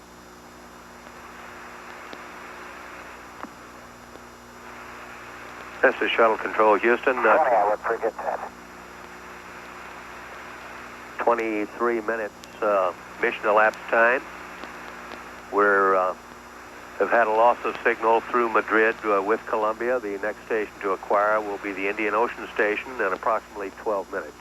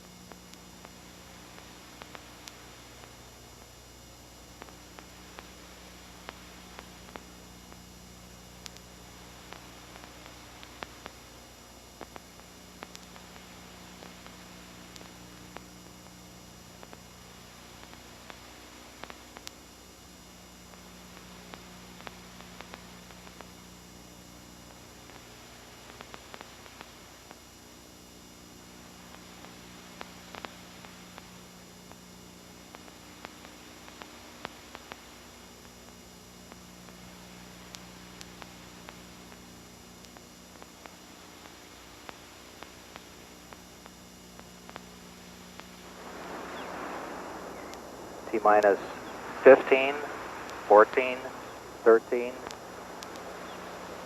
T-minus 10, 9, 8, 7, 6, 5, 4. We've gone for main engine start. We have main engine start.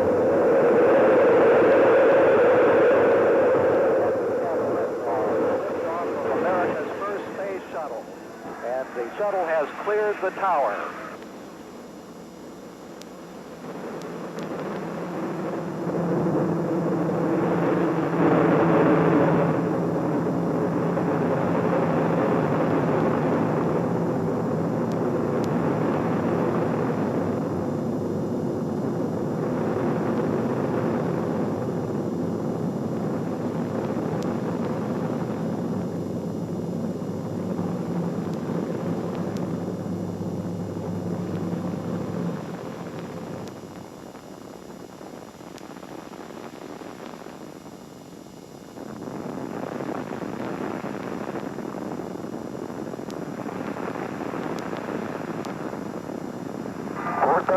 Max Cube REA.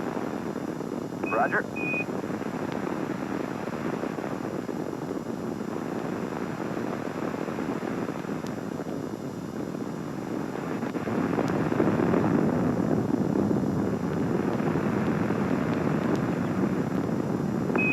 Columbia, Houston, you're go at throttle up. Roger, go at throttle up.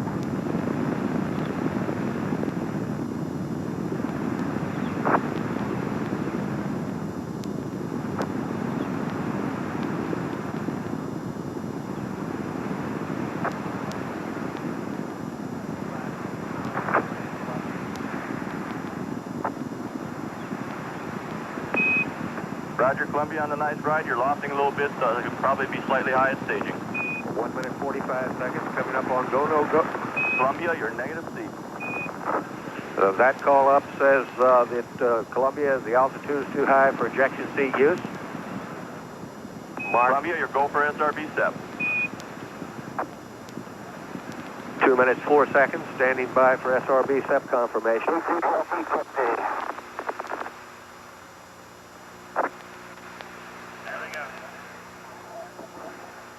Roger on the SEP, Columbia. Mark, 2 minutes 20 seconds. Confirm solid rocket booster SEP.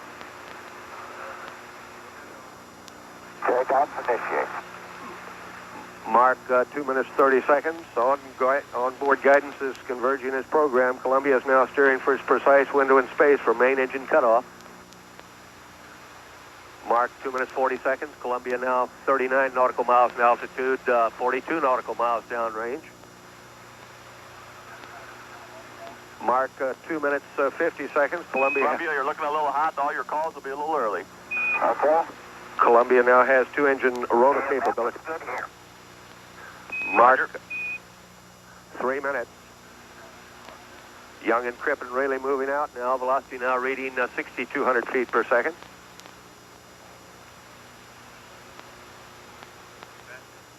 Mark, 3 minutes 15 seconds. Columbia now 51 nautical miles in altitude, 66 nautical miles downrange. Velocity now reading 6,500 feet per second.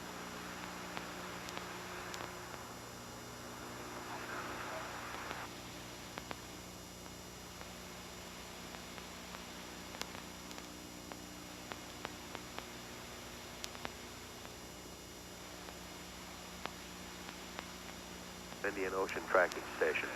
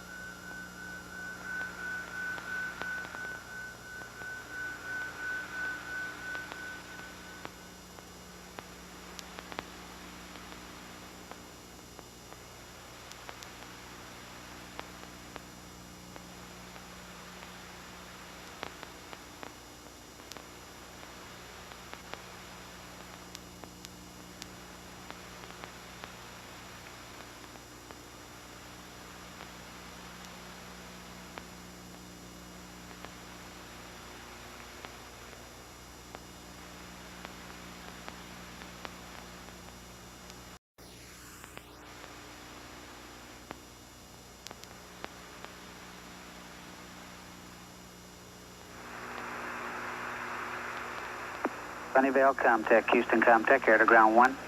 Houston, Comtech, Sunnyvale, Comtech, air to ground 1, loud and clear, how many? Roger, loud and clear. I want to do a voice and keying check. Sunnyvale, standing by.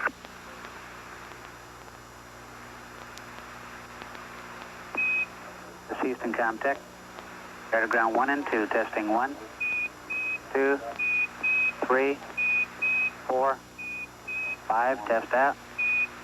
Houston, Comtech, Sunnyvale, Comtech, 100% modulation, go for keying. Rog, configure for the pass. Roger, Sunnyvale configured.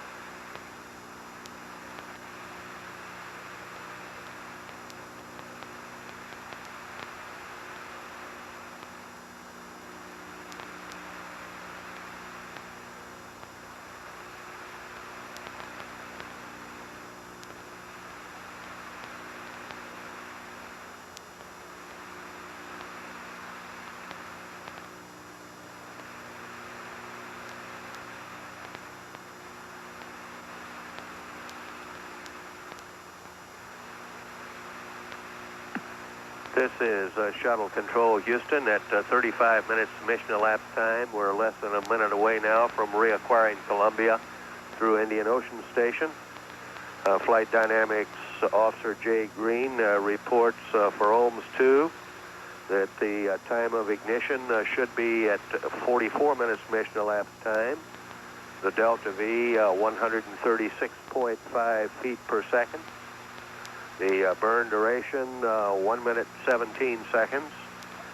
OMS 2 should result in an apogee of reading 132.5 nautical miles and a perigee reading 132.2 nautical miles.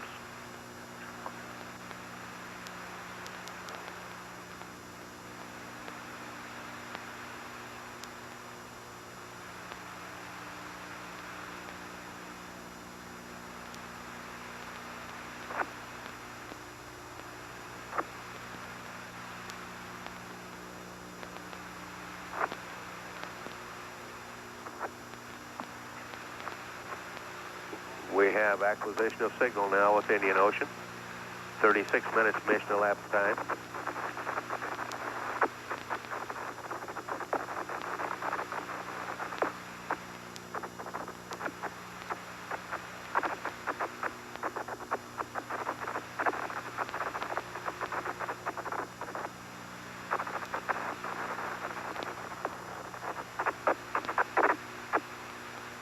Roger, Columbia, reading you loud and clear.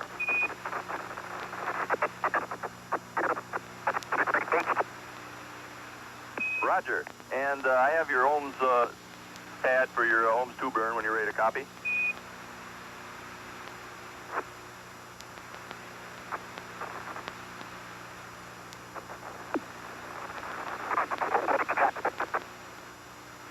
Roger, it's for your cue cards, the cross-feed cue.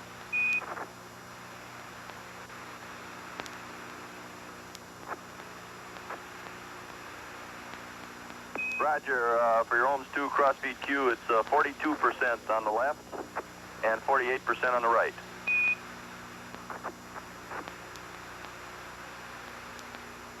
Roger.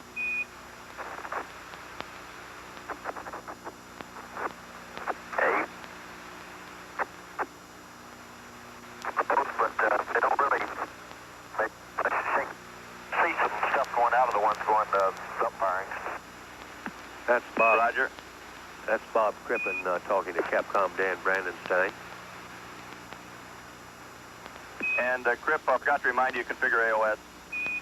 I'd already done that just about the time I called you. You should be in good configuration this time. Roger.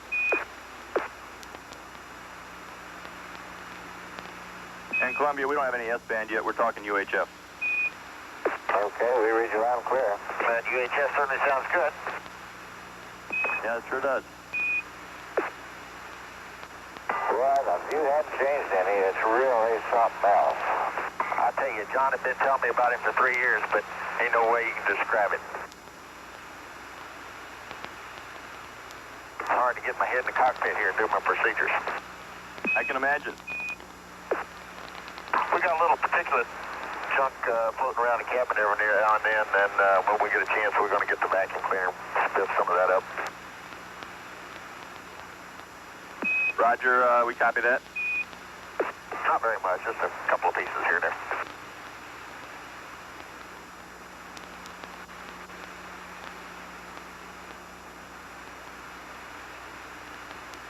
I tell you, I could not tell about when the MPS was spinning there during OMS 1 that it was significantly affecting our thrust at all as far as the attitude needles was concerned. Just about ready to press into the vacuum inerting terminator this time.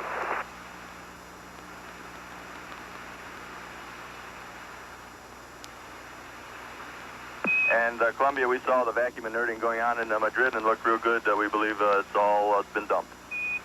Yeah, okay, that's great. Yeah, we think that too. I just commenting, I don't think we got as much thrust out of the thing as some people were speculating. Roger. I got a photo out of it right at shutdown there, though. They all might look at the data. Roger, we'll take a look.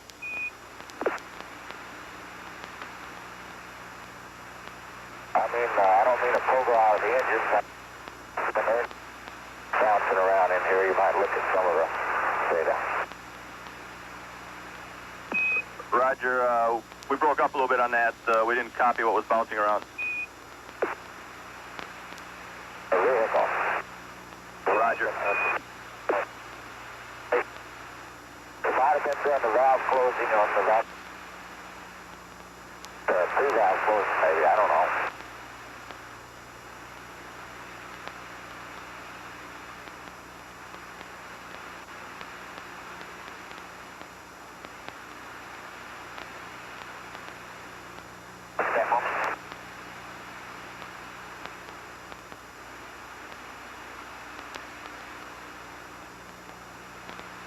And Columbia, just for your information, the comm right now is clicking in and out a little bit.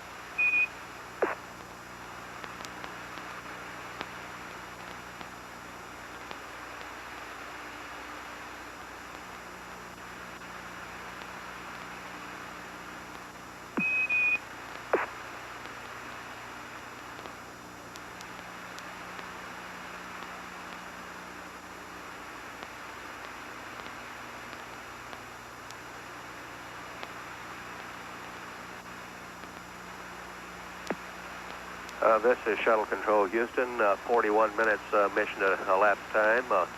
That was John Young reporting to mission control that at main engine cutoff there was a little shaking around inside the ship, but no pogo on the engines. Status check in the control center by Flight Director Neil Hutchinson. Go, no go for Ohms 2.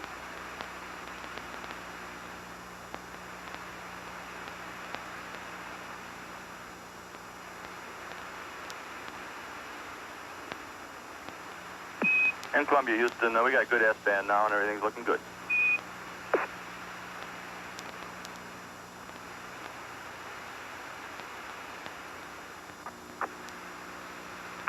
Roger.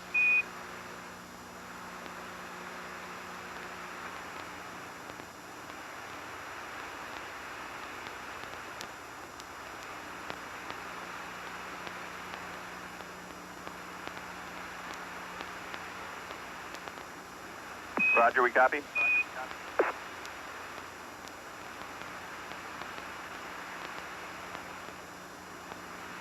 Where? Roger, Columbia.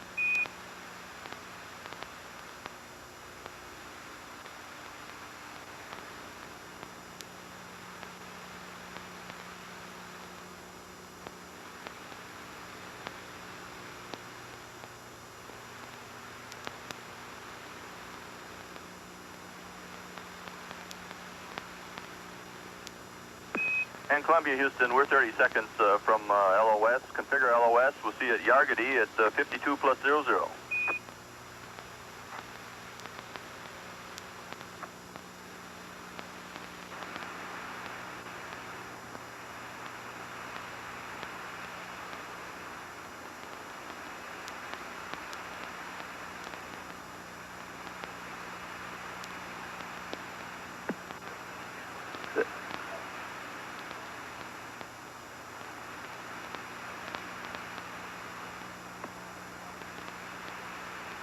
This is Shuttle Control Houston at 44 minutes mission elapsed time.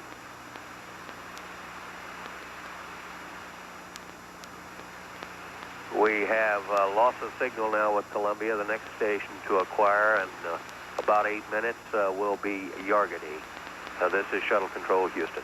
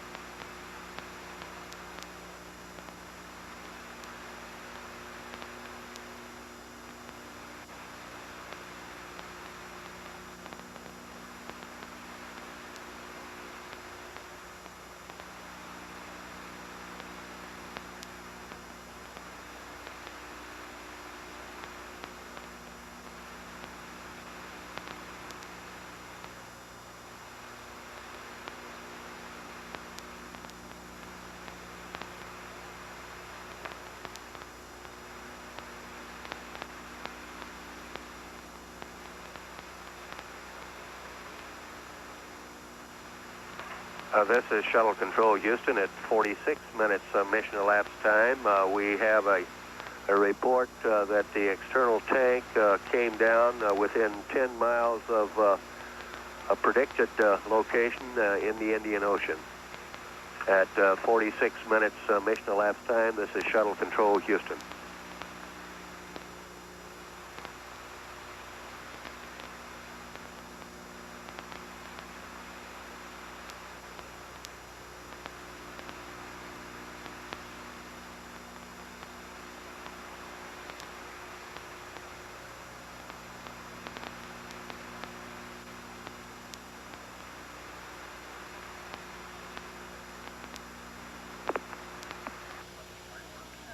This is Shuttle Control Houston, 47 minutes mission elapsed time.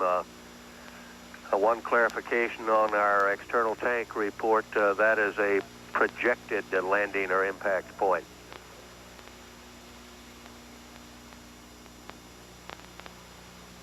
"47 minutes mission elapsed time. This is Shuttle Control Houston.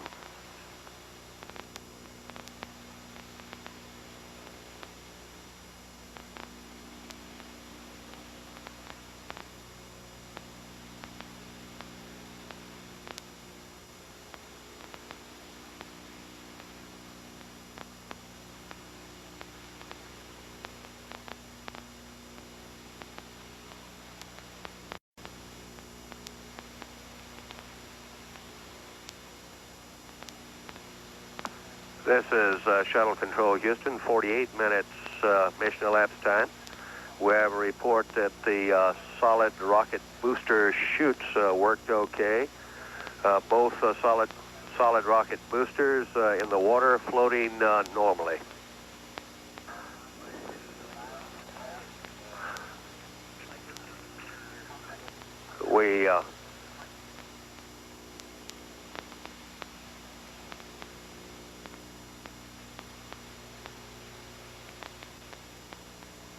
This is Shuttle Control Houston, 49 minutes mission elapsed time. We have a report from the surgeon that Bob Crippen's heart rate at liftoff was 130, and John Young's heart rate ranged between 85 and 90 at liftoff.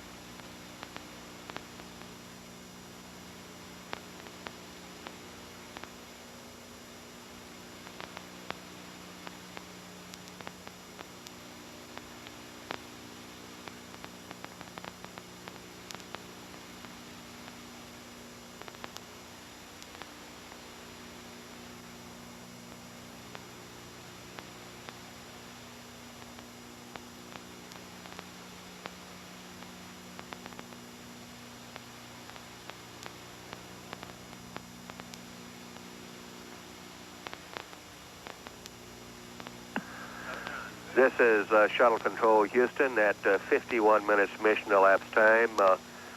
We will have a taped replay for engineers in the mission evaluation room at the Johnson Space Center. And they are looking at the tape replay from camera positions on the pad. This is Shuttle Control, Houston.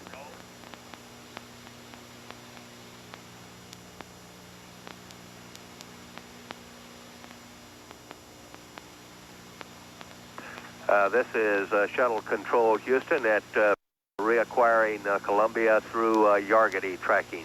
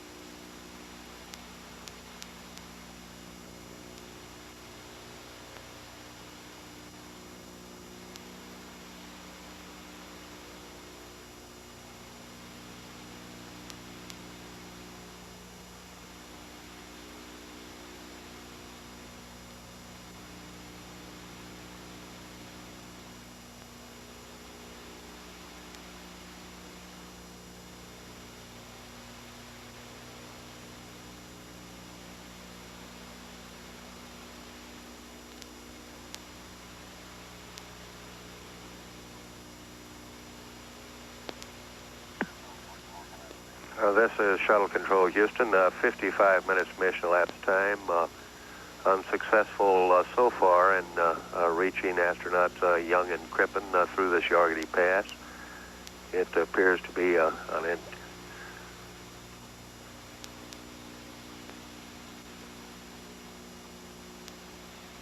through Yargity.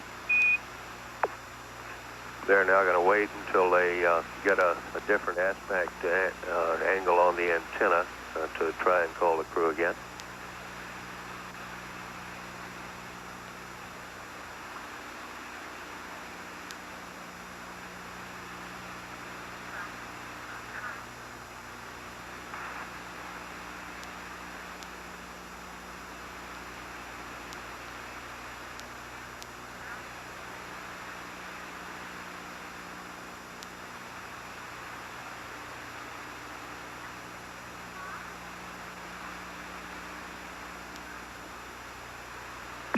Columbia, Houston, with a UHF check through Yargity. That's clear, Dental. Erie, Columbia. Roger, we got you now, loud and clear.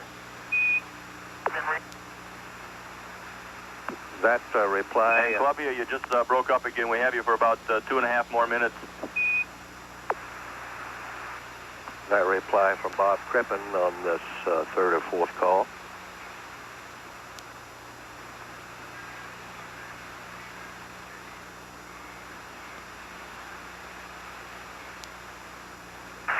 Do you read me now? Roger, I got you right now. Reading you loud and clear on UHF, and we'd like an ohms 2 status when you can get it. Okay, it was nominal and on time. Right now we're down through the DIPS transition. We're in ops 2 in both GNC and SM. We've got a freeze drive machine. And I'm on page 1-5, 1-5, and right now we're reconfiguring my CPCs. Roger, we copy.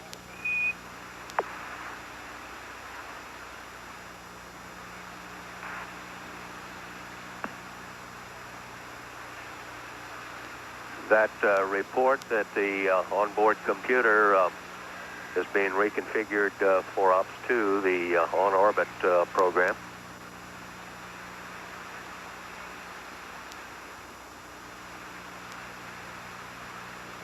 We're at 57 minutes mission elapsed time.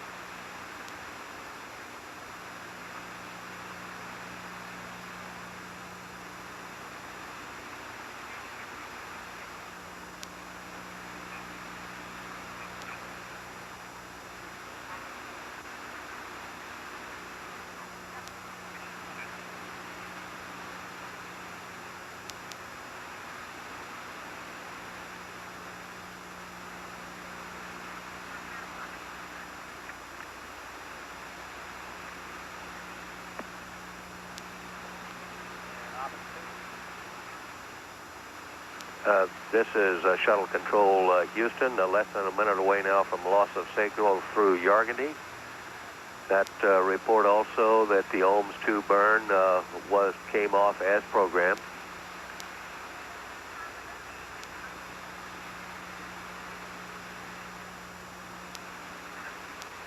In Columbia, Houston, we're 30 seconds from LOS, so we'll see you at Aurora in about 3 minutes. Okay, Dennis. This is Shuttle Control Houston at 59 minutes mission elapsed time. Coming up on loss of signal through Yargandy. The next station to acquire will be Aurora Valley. We had a report from the crew aboard Columbia that they're performed the ohms 2 burn as programmed and are presently moving into Ops 2, the on-orbit onboard computer program. 4 major events must occur in the first few hours for Young and Crippen to stay on orbit. First, the onboard computer system must be reloaded from Ops 1 to Ops 2. This has been accomplished. This is needed to align the inertial platforms. Also, one computer is loaded with Ops 3, the entry program, and put to sleep, taken offline. Second, the payload bay doors must be opened to provide cooling through the radiators to Columbia. The flash evaporator has a lifetime of several hours. Third, the inertial platforms must be realigned. They've been drifting since launch and are good only through Rev 5 or 6. Fourth, at least 2 of the 3 fuel cells must be purged with hydrogen and oxygen to rid the impurities. The fuel cells can survive only so many hours without purging. In the mission, they'll be purged about every 8 hours. We'll follow these key activities as they occur. We're at 1 hour mission elapsed time, and this is Shuttle Control Houston.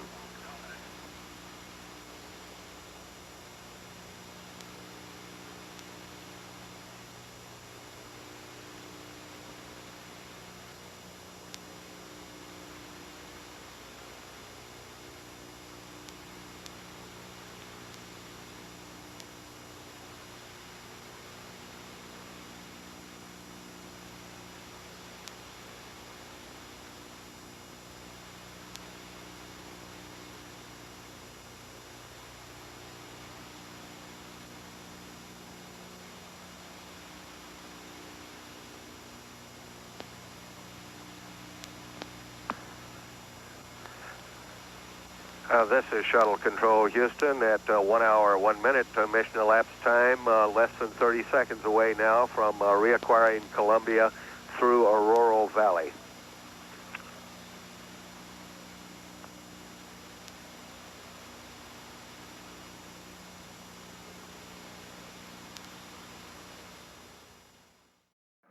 look good to it. Roger that.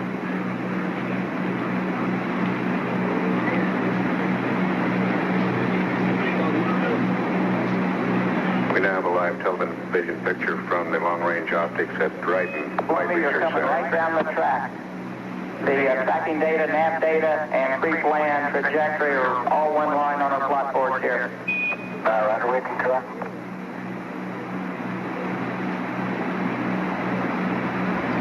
Out of 70,000 feet at Mach 1.8, range 42 miles. This is Ken Kashwahara. We just heard the sonic boom as it passed over this area of weed patch. Two sharp cracks like thunder claps, and it's now headed toward Edwards Air Force Base. Columbia, we show you very slightly high in altitude, coming down nicely, and the test is to go to off.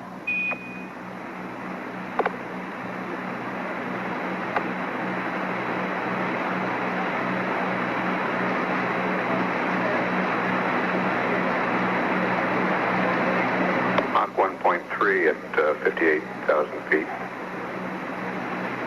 Range 33 miles.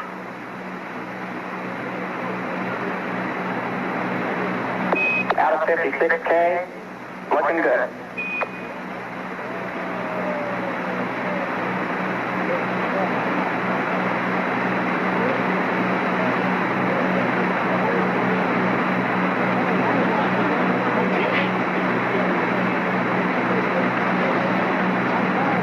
Mach 1 at 51,000 feet.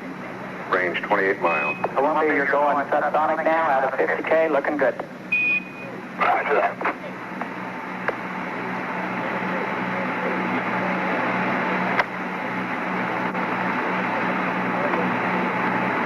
About 1 o'clock, Larry, to the left of the chase plane. To the left of the chase. Position. Everything We'll looking escort good. them down.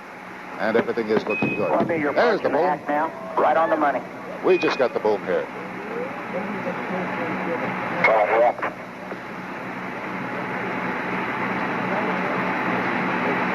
She is. Columbia getting ready to start the big sweeping turn into the runway. 3,000 tally.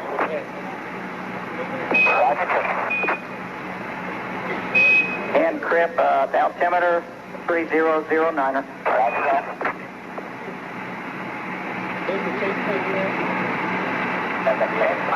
38,000 feet. Range 19 miles. Columbia, you're coming right around the hack, looking beautiful.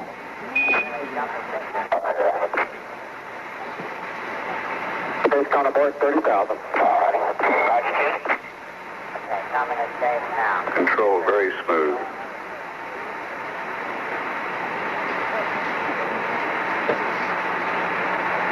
Columbia, you're really looking good. Right on the money. Right on the money.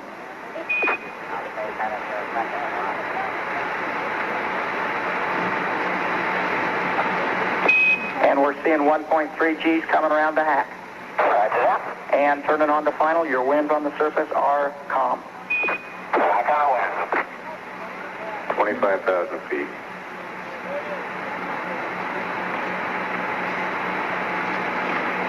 Now they start that rather sharp descent. Yes. Mach 0.6. Range 13 miles. They maintain 20 degrees nose. 22,000 feet.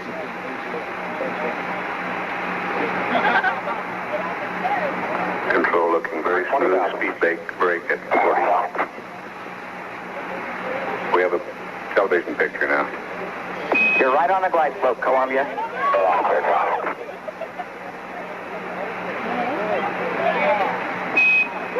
That's the time to touch Right down. on glide slope. Approaching center line, looking great. This TV from the chase plane.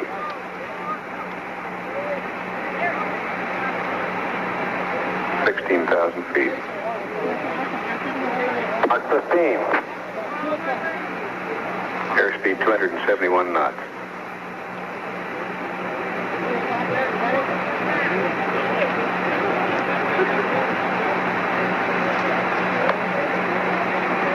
Fido says it couldn't be any better. Thanks. 11,000 feet. That's real good underneath. The crowd here on the ground can see it now and is cheering. 9,000. These pictures are being taken from the chase plane. You see one of them here. There is the orbiter. See how close the chase plane is going along with it. They're not only to take pictures, but to tell them about that landing here. Now, this is an ABC camera that has got this picture. And this one, too. Come on in.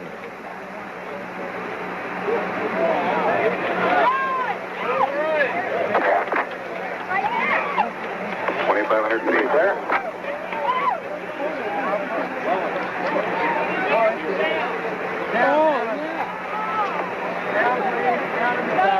Half an inch off the horizon. We can see it now. Go down. 50 feet. 40, 30, 20, 10, 5, 4, 3, 2, 1, touchdown. There's you, 10 feet.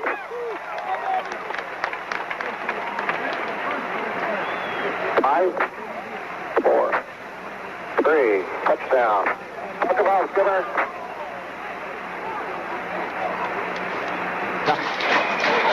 As you can see, mission control jubilant, but they waited a while.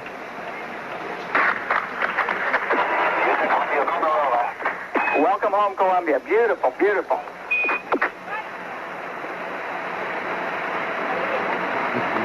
She's still rolling along. I don't imagine here they will take 15 seconds. The chase planes just went by, roaring on after We're going to escorting test it off first. The world's greatest all-electric flying machine, I'll tell you that. It was super. Okay, convoy's on its way. We'll stop on the Columbia. We'll stop. The convoy is on the way now. We can see it moving across the desert.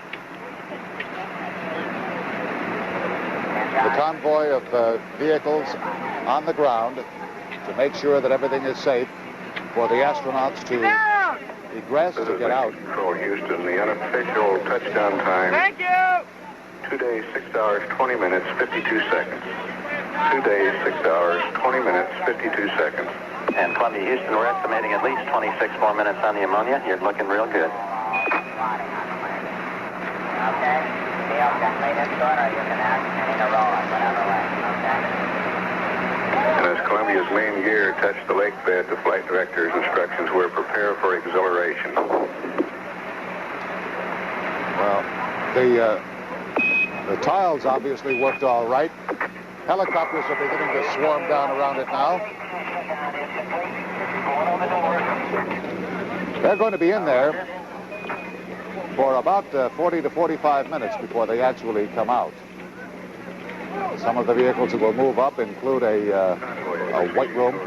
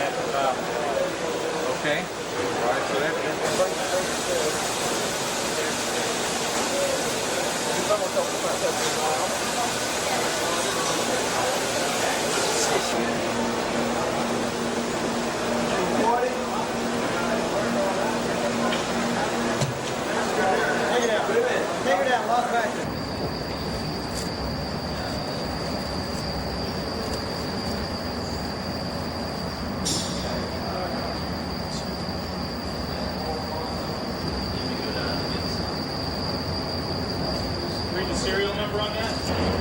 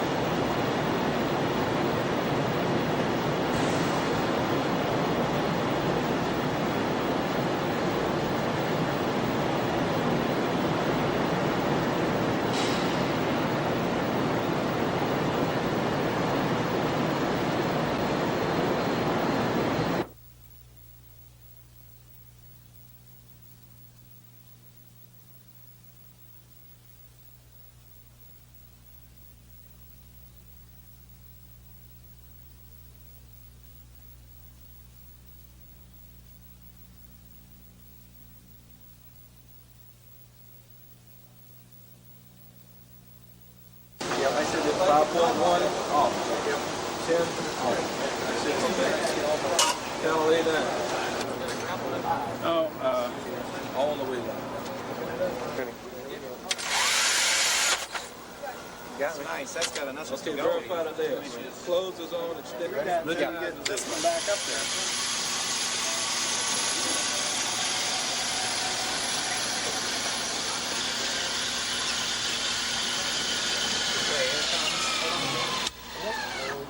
Nice. I like it.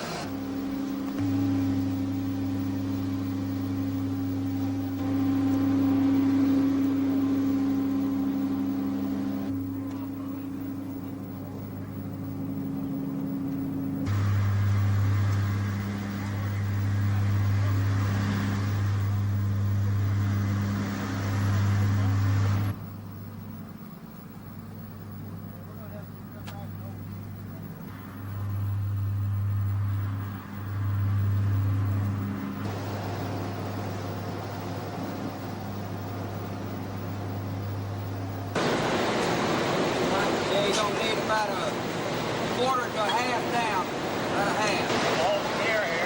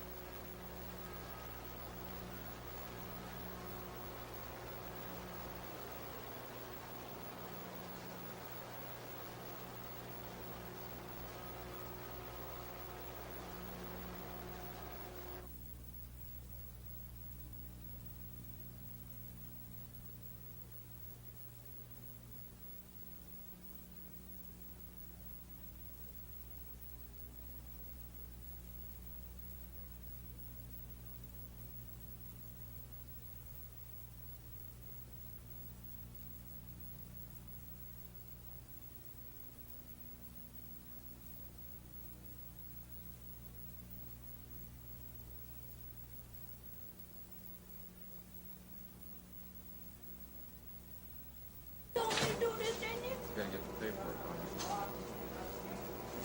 it. Yeah. Okay, of all of those, all of these were waiting for.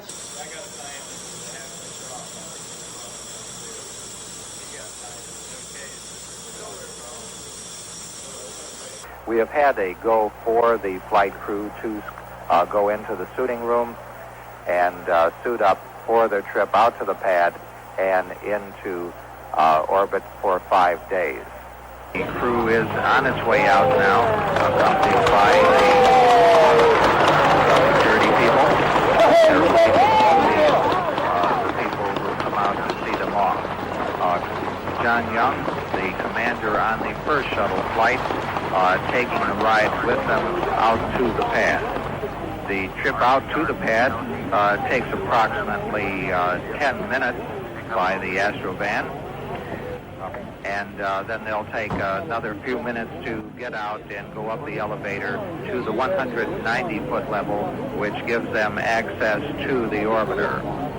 Up on that 195-foot level, the closeout crew is preparing for their arrival there and getting ready to receive them and get them into the orbiter and into their seats. The development flight instrument recorders are on. T-minus 35 seconds. We're just a few seconds away from switching control to the computer sequencer in the orbiter.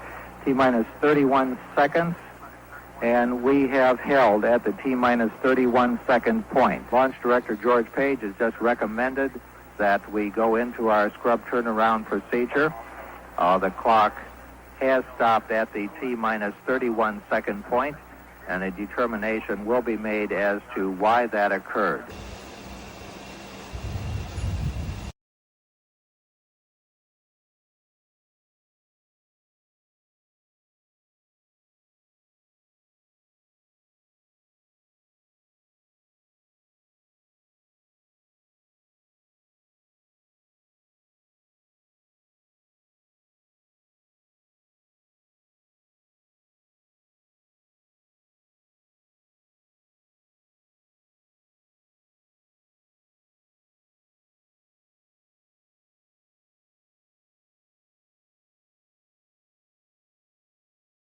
This is Shuttle Launch Control, T-minus 9 minutes and holding.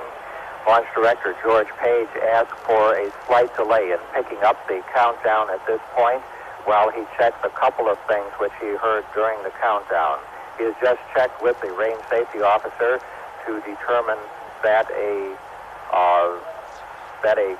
dropout of the main carrier wave that is used by the range safety people is not serious, and that a backup carrier signal is satisfactory.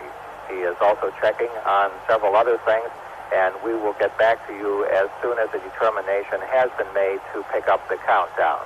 This is Shuttle Launch Control.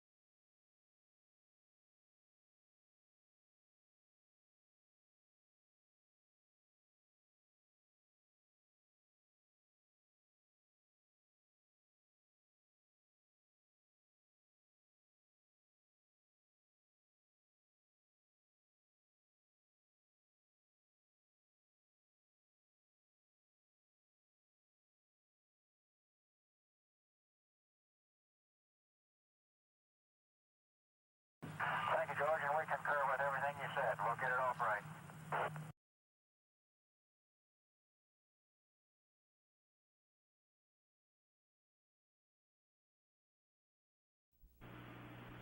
This is Shuttle Launch Control at T-minus 9 minutes and holding.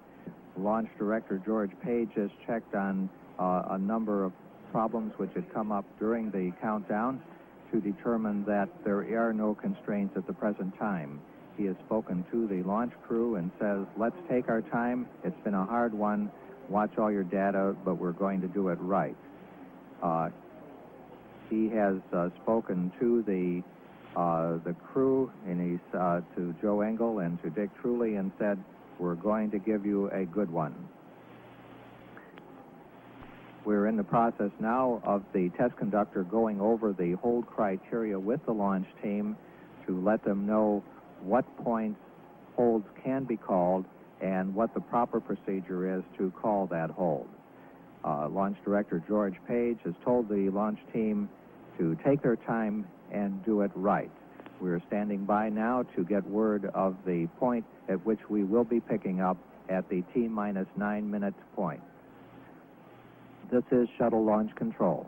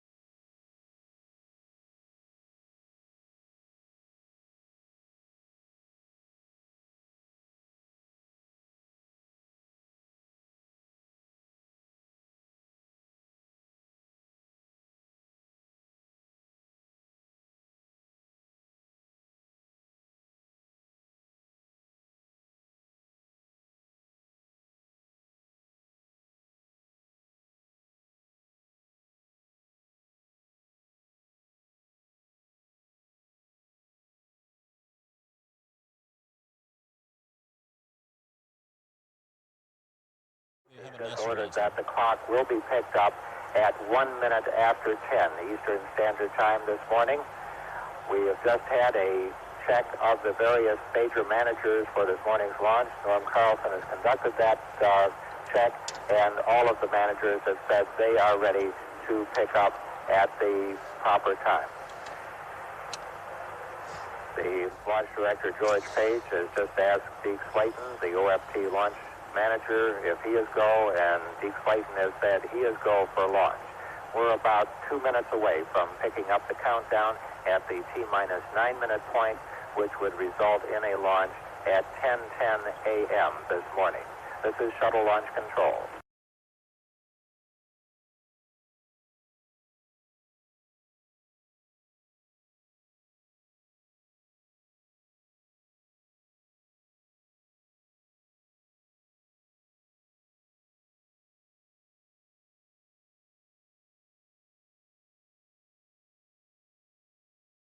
This is Shuttle Launch Control at T-minus 9 minutes and holding, just 15 seconds away from picking up the clock at the T-minus 9 minute point. All of the major managers have indicated they are ready to go, and we are at T-minus 9 minutes and counting. The launch sequence are now being controlled by the ground launch sequencer from now up to the T-minus 31 second point, when they'll switch to the onboard redundant set launch sequencer. The ground launch sequencer is part of the launch processing system and operates by relaying commands to the orbiter's onboard computers, which then reports back to the launch processing system that the commands have been executed.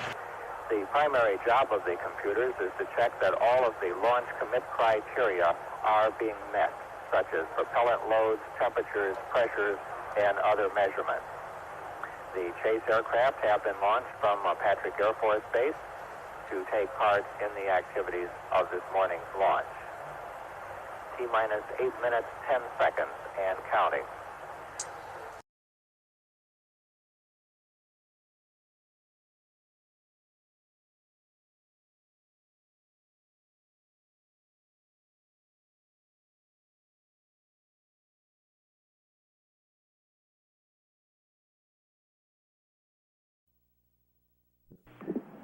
The next major event we have coming up is the crew access arm retraction, which comes at the T-minus 7 minute point.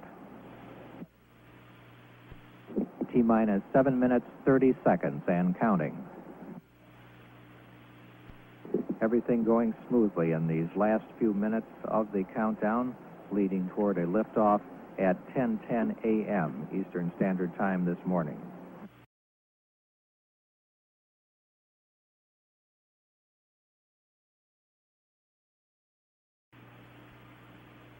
Five seconds away from retraction of the crew access arm.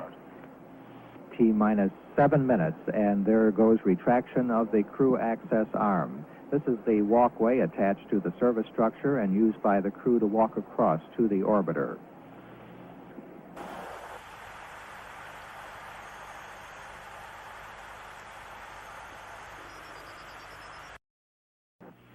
The crew has been advised to lower their helmet visors, and at T-minus 6 minutes, we'll begin preparations for starting of the auxiliary power units. The APUs are turbine devices fueled by decomposing hydrazine liquid, which provides hydraulic power to change the angle of the engines, to operate the aerodynamic surfaces, engine valves, and during landing, operate the landing gear. Coming up on the T-minus 6 minute point in our countdown. That's it, Mark.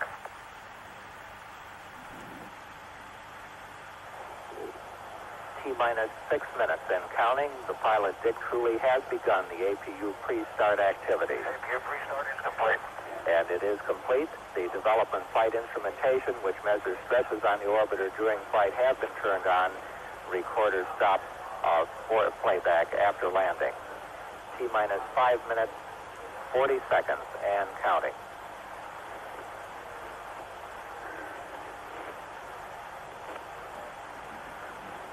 T-minus 5 minutes, 30 seconds. And pilot Dick Truly has signified the auxiliary power units are ready to be started.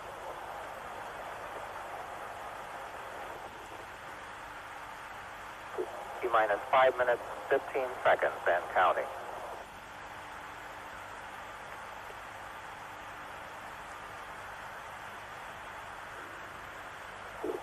We're coming up on the T-minus 5 minute point.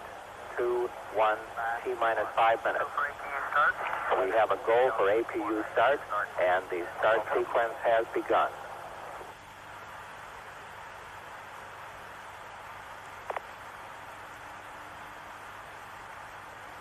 T-minus 4 minutes, 44 seconds, and counting. Yes, sir, that's that one. Minus 4:30. T-minus 4 minutes, 30 seconds, and counting. We have a total of 16 minutes of hydrazine supply for running the APUs prior to a liftoff. Okay, APU start is complete. Looks good on board. APU start is complete. T-minus 4 minutes, 10 seconds, and counting.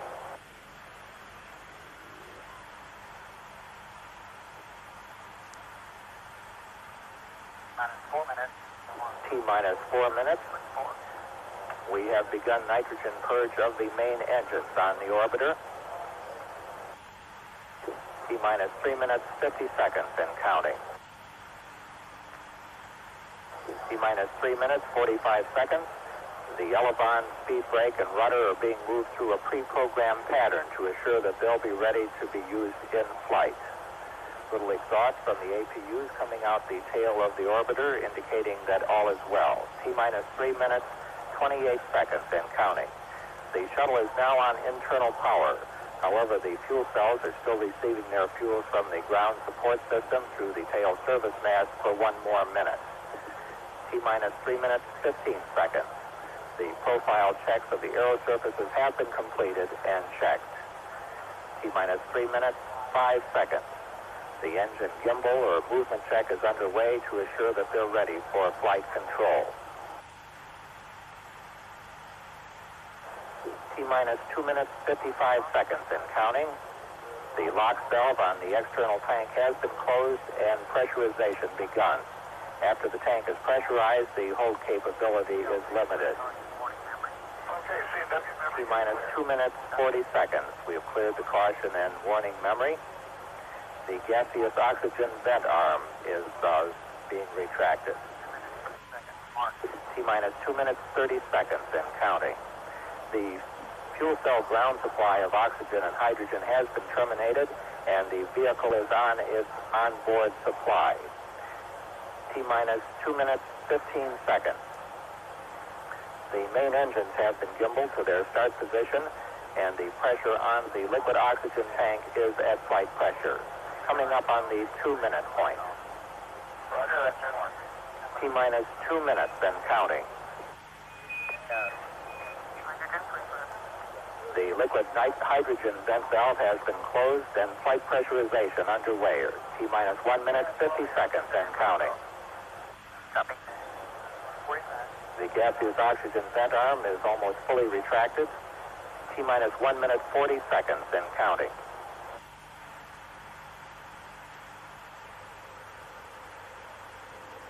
T-minus 1 minute, 30 seconds, 90 seconds away from launch of STS-2.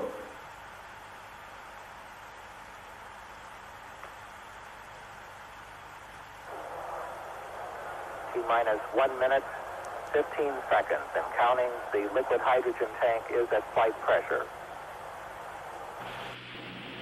Coming up on the 1 minute point in our countdown, everything going smoothly.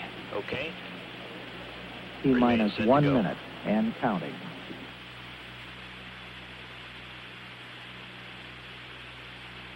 Okay, coming up on handing over to the T-minus 50 sequence. seconds. The firing system for the ground suppression water is armed.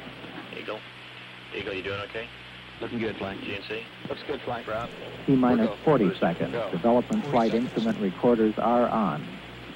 T-minus 37 seconds. We're about just a few seconds away from switching control of launch to the computer sequences. We have control of the Okay, right through 31, we're going. countdown now being conducted by the launch sequences on board the orbiter. T-minus 20 seconds and counting. The SRB hydraulic power units have started. The SRB nozzles have been moved to start position. Coming up on 10, T-minus 10, 9. We have go for main engine start. We have main engine start. Minus 3, 2, 1. We have ignition. We have ignition of the solid rocket boosters and liftoff. Liftoff of the American Space Shuttle, and the Space Shuttle has cleared the tower. Houston now controlling. Mission control confirms roll maneuver started. 20 seconds. Thrust looks good. We ought to stay on Milo, though. 25 seconds. Roll maneuver completed. 30 seconds. Columbia now 1 nautical mile in altitude. Downrange.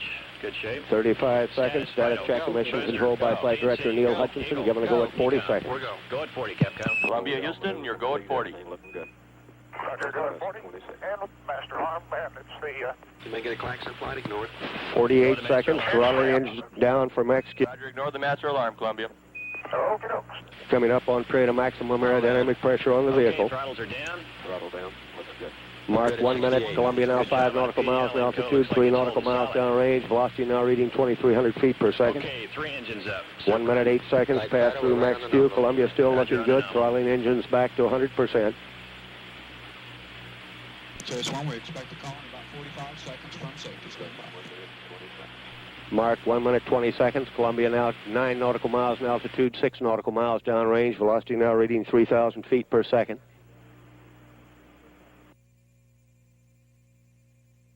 Looks like Rocky will get an evap message flight. Okay, probably going to get an evap Mark, anyway. 1 minute 35 seconds. Columbia now 14 nautical miles in altitude, 10 nautical miles downrange.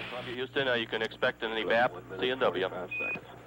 1 minute 45 seconds, coming up on negative seats where altitude's too high for ejection seat. Your negative seats.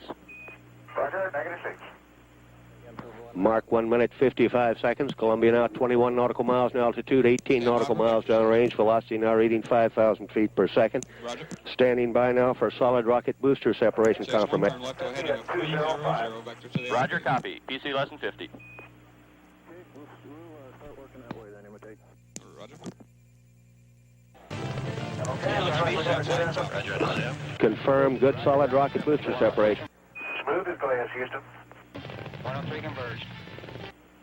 2 minutes 25 seconds. Onboard guidance is converging as programmed. Columbia is now steering for its precise window in space for main engine cutoff. Columbia now 35 nautical miles in altitude, 40 nautical miles downrange. Okay, Houston, temps are coming down and looking good. Roger, Columbia, thank you. Mark, 2 minutes 45 seconds. Columbia now has two-engine landing capability at Rotor Naval Air Station, Spain. 2 minutes 54 seconds. Status check and mission control given a go for 3 minutes. Columbia, Houston, you're looking good at 3. Roger, copy. Looking good at 3. Mark, 3 minutes 8 seconds. Columbia now 46 nautical miles in altitude, 66 nautical miles downrange. Columbia's 3 main engines continue to run smoothly. Ingle and Truly really moving out now. Velocity now reading 6,700 feet per second.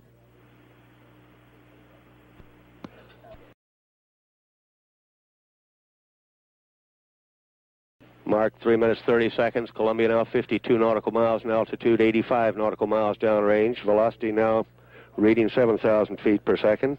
Return status check and the mission control by Flight Director Neil Hutchinson. Ingle and Truly given a go to continue. Okay, let's get a return status here. Fido, go. Booster, go. Prop, go. Ecom, we're go. Eagle, go. Okay, we're go to proceed past negative return. Mark, 3 minutes 55 seconds. Columbia now 58 nautical miles in altitude, 112 nautical miles downrange. Velocity now reading 7,900 feet per second. 4 minutes 8 seconds. Standing by for a negative return and pressed ATO call-ups by Capcom Brandenstein. Bye for negative return. Mark, negative return. Roger that. Sounds good.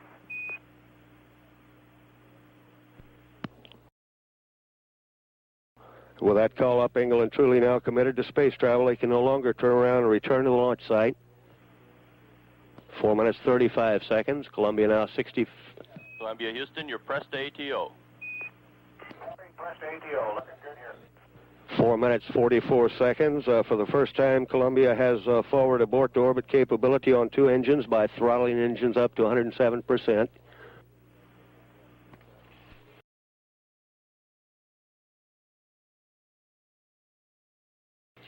Five minutes. Columbia now 68 nautical miles in altitude, 189 nautical miles downrange. Velocity now reading 10,300 feet per second. Columbia, Houston, your normal throttles. Copy that. Normal throttles. 5 minutes 14 seconds. That call up by Capcom Brandenstein says that Ingle and Truly now capable of abort to orbit on 2 engines without throttling up Columbia's engines. 5 minutes 25 seconds. Columbia now 68 nautical miles in altitude, 228 nautical miles downrange.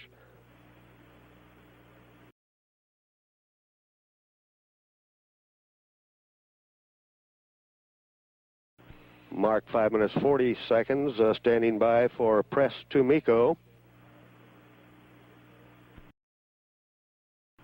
Columbia, Houston, you're pressed to MECO.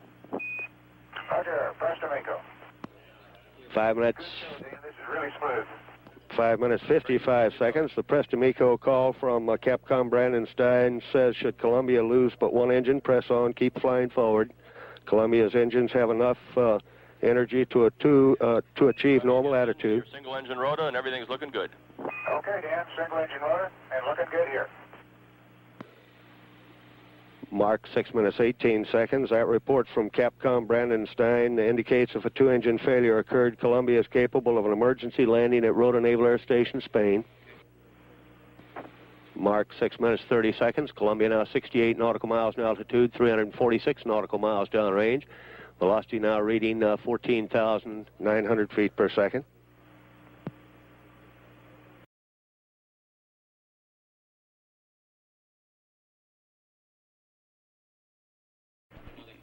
Mark 6 minutes 50 seconds. Columbia now 67 nautical miles in altitude, 397 nautical miles downrange.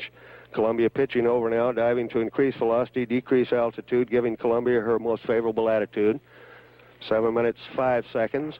Standing by now for single engine press to MECO.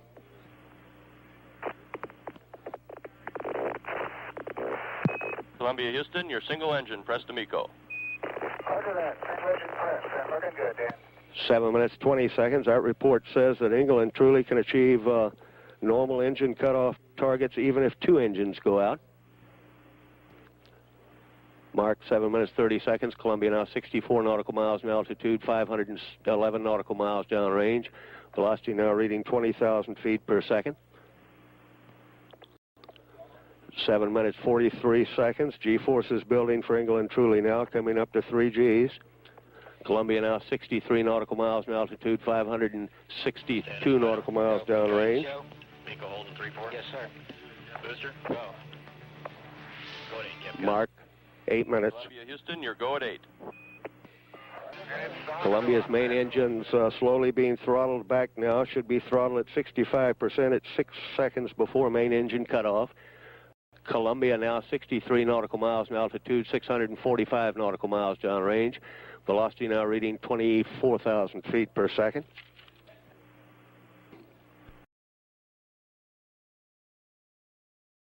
Eight minutes 28 seconds. Standing by now for main engine cutoff.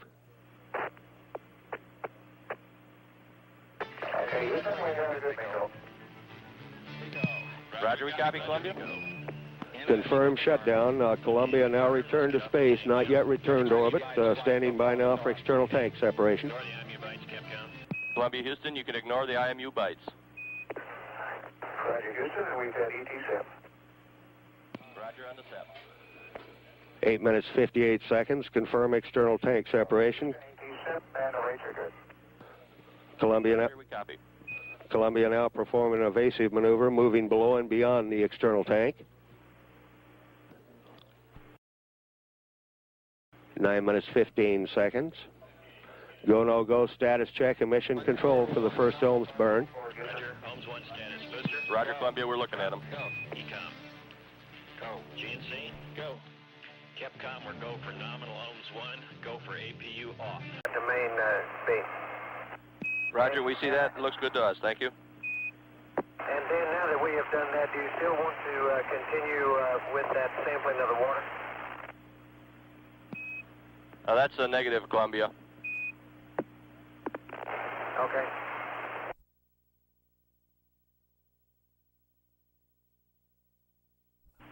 And Dan, I'm sure you'll be interested to notice that guess you haven't seen much TV, or maybe you have the ohms spots, and the tail looks real clean. Roger, glad to hear it. We did see a little bit of it. Looked good to us, too. Everything in the payload bay looks real good. There may be a little bit of frizzy out on the starboard side of the tail toward the bottom. It's in the shadow now, so I'm not sure about that. But the payload bay looks in excellent condition. And we have seen very little debris floating around either in the payload bay or in the cabin. A couple little washers in the cabin, but generally everything's real ship-shape. Roger, glad to hear it. You bet.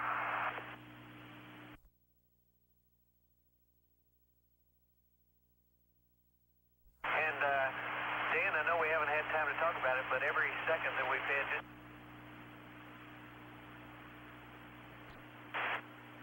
And we've really been having a lot of fun up here, even though there's sure a lot of ditties going on. Roger, Columbia, you cut out on some of that, but we did get the update that you're having a good time. You bet it. We're both feeling real well. You guys must be tough. Yeah.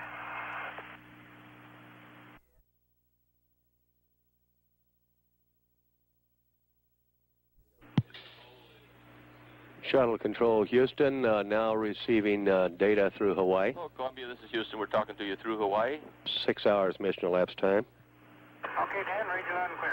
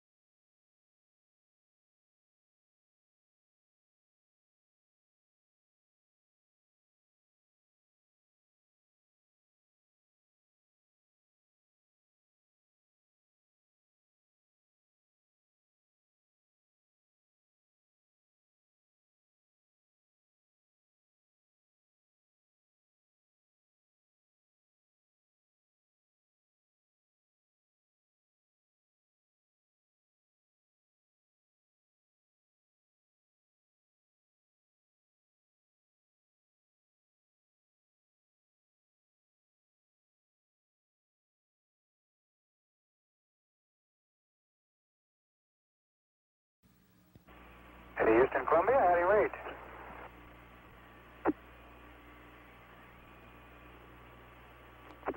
Roger, read you loud and clear. We're about to go over the hill. Madrid is next at 20:59. Okay, we'll see you there. Hey, good, Jim. We'll glad to talk to you. We'll see you there. Everybody's doing real good on board. Roger, hear you same.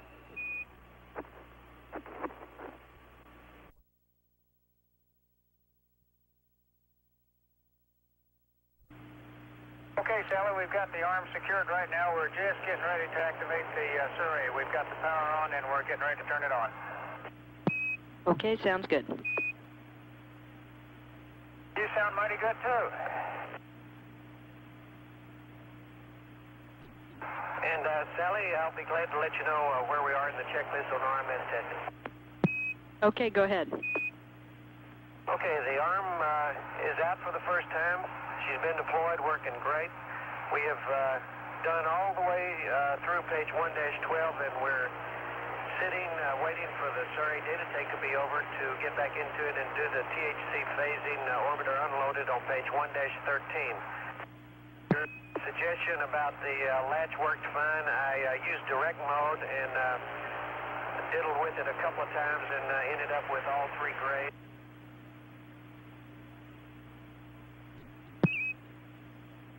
Okay, that sounds great, and you guys do good work. Columbia, Houston, how do you read?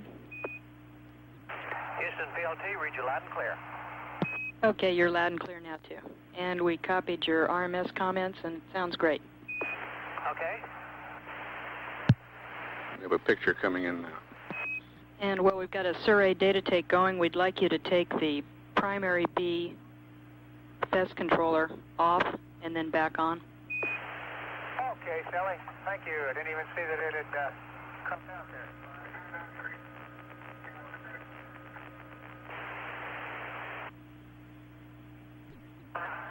Houston, Columbia.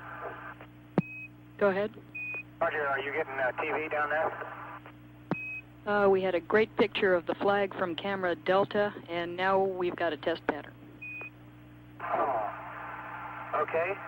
If you get a chance during the pass, why don't you get in and go to look at the RMS elbow camera and tell us when you can do that if you get it locked up. Okay, we'll do that, and we've got a picture of the flag back, and we'll coordinate with ENCO. Super. Columbia, Houston, we've got the elbow camera. Okay. What's the... Hi, Mom. Even as we speak.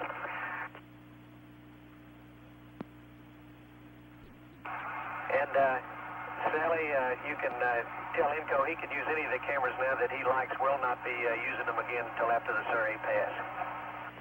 Okay, we copy. Thank you. And Sally, you might tell Inco that the cabin TV is operating now if he wants to tune in on that also.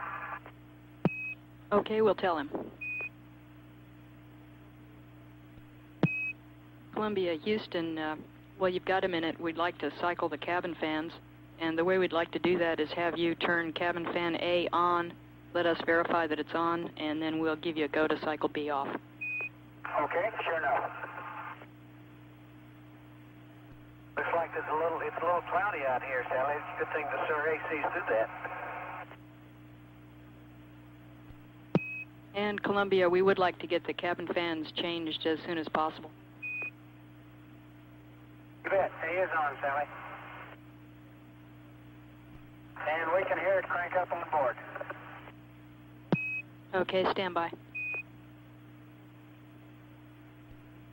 Okay, we see fan A on, and we'd like you to take Bravo off now. Okay, Bravo's off.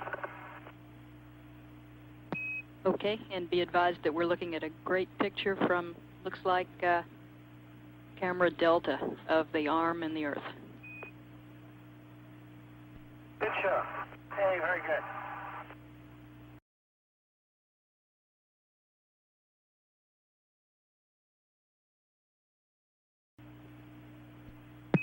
And we're looking inside the cabin now. Looks like you're having some trouble with your cap. Roger that. Just like always, Sally.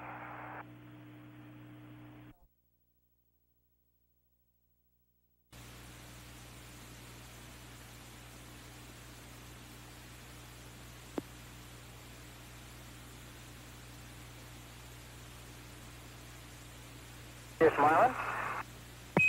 Keith.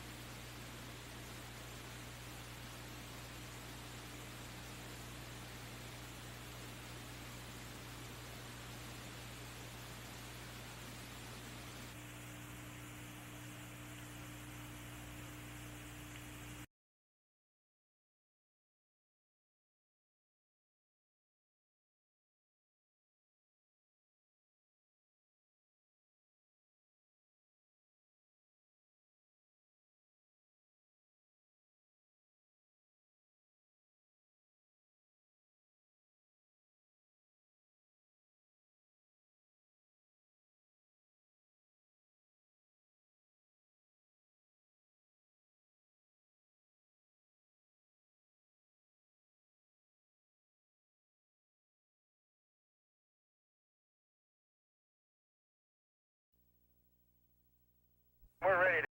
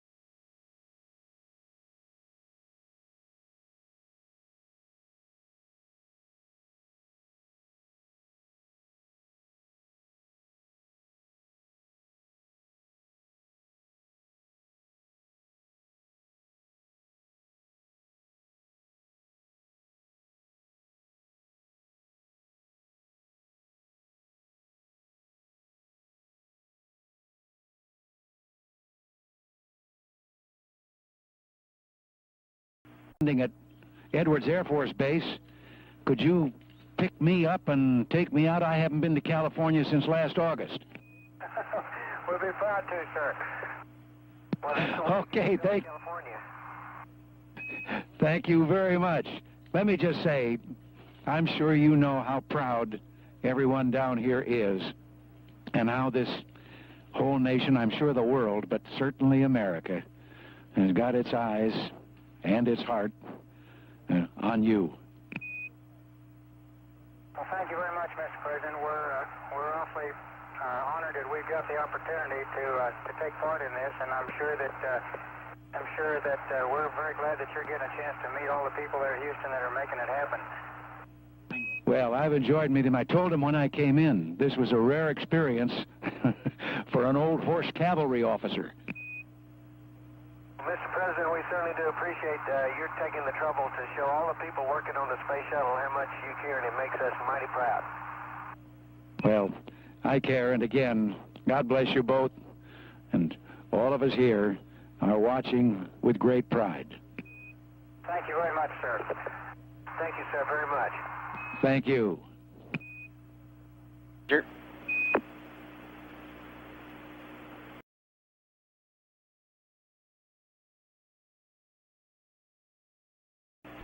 $90,000 feet at a range of 74 miles, Mach 2.9.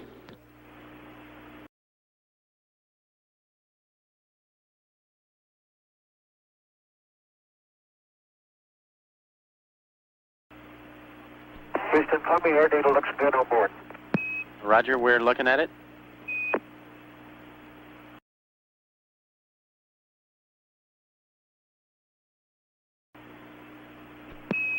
Columbia, Houston, you can take the air data. Welcome. 82,000 feet, Mach 2.5, range 57 miles.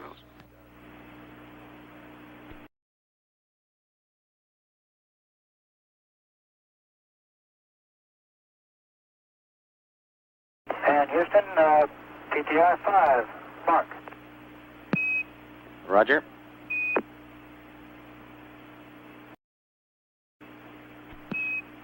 Everything's looking right on the money there, Joe, and we have a wind update for you and a weather update. You've got a very thin layer at 25,000. The winds airborne are as briefed, and on the ground 220, 18 knots, gusting to 24. Altimeter's 30.07. You got 60 miles viz underneath. Over. Hey, good. Sounds like a good old Eddie day. Yes, sir.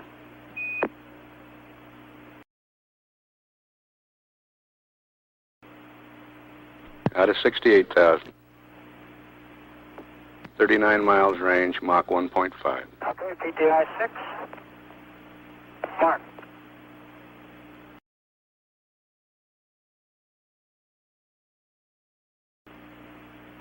Showing of continuing to fly the test maneuvers.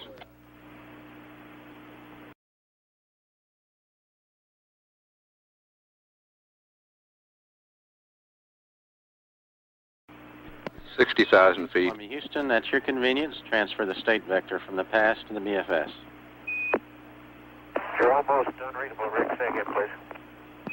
Roger, a state vector transfer, pass to BFS. Okay, thank you very much.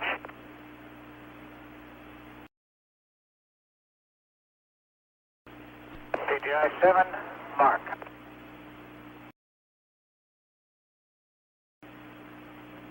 $50,000 feet, Mach 1, range 27 miles.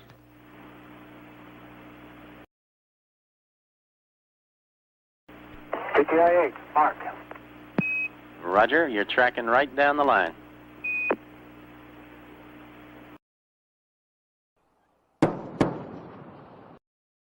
Columbia approaching the heading alignment circle now. 42,000 feet, Mach 0.8, 22 miles range. Columbia, Houston, we show you intercepting the hack, and a reminder you've got the strong winds out of the west. Now out of 38,000 feet. Okay, thank you, Rick. And we got a little bit of PTI 0 in, but not too much. Roger.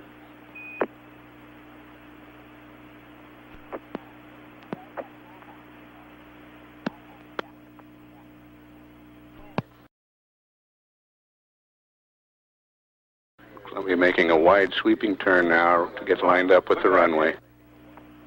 Good television picture. 25,000 feet. Columbia, Houston, about 3,000 feet low now out of 24,000 feet. Roger that. And Chase, we're showing 290 at 20,000. Okay, we're about to be with you at 19. Check body flap to manual. Roger, body flap gone, manual. 280 knots at 18,000 feet.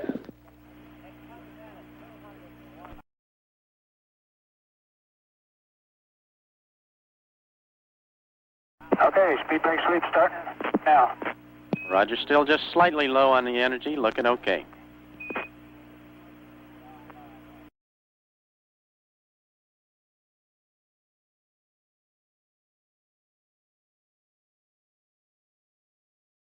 Nine miles range at 13,000. Speed brake's coming close. Roger, slightly below glide slope.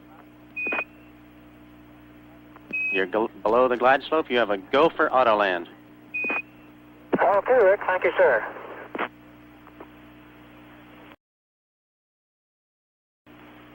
Okay, Rick. We're on auto. Roger.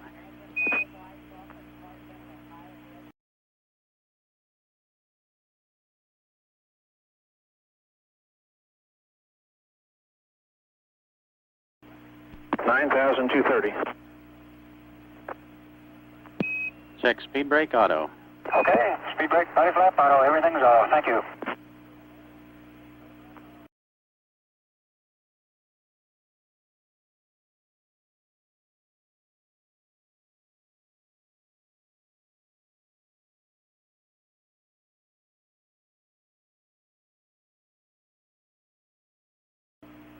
We're about a minute away from touchdown.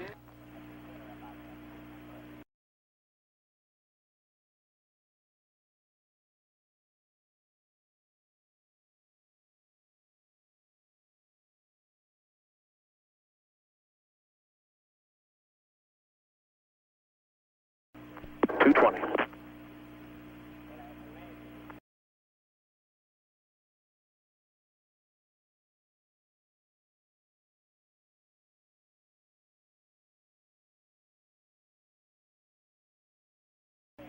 $3,500 feet. 250 knots. Okay, 2,500 feet, speed brakes are closed. We're at 270 knots. Chase concurs. Columbia is clear land, link bed 23, wind 2108. Okay. Gears coming. 3 down. 100. 50. 30. 20. 10. 5. 3. Touchdown. Nose gear 15. 10. 10. 5. 3. Touchdown. Welcome home. Thank you, Chase.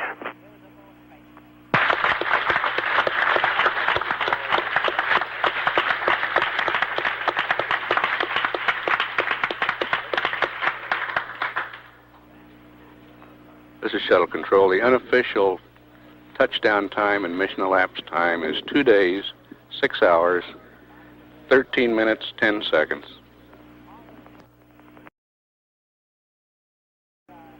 Repeat that mission elapsed time for touchdown, 2 days, 6 hours, 13 minutes, 10 seconds.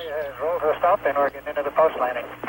Okay, Joe, it's a great day for the Ace Moving Company. Welcome home. Over to Steve Nagel now. Okay. Columbia, Houston.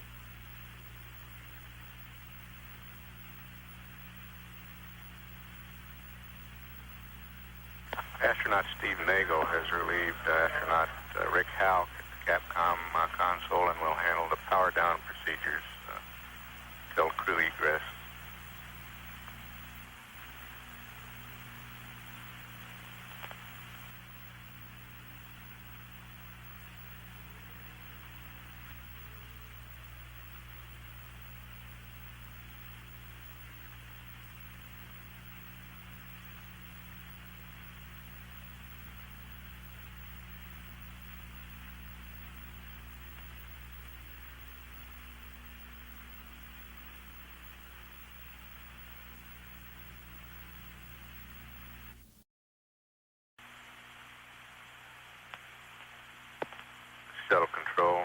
Dryden Flight Research Center estimates there were 200,000 people in their viewing area when Columbia touched down.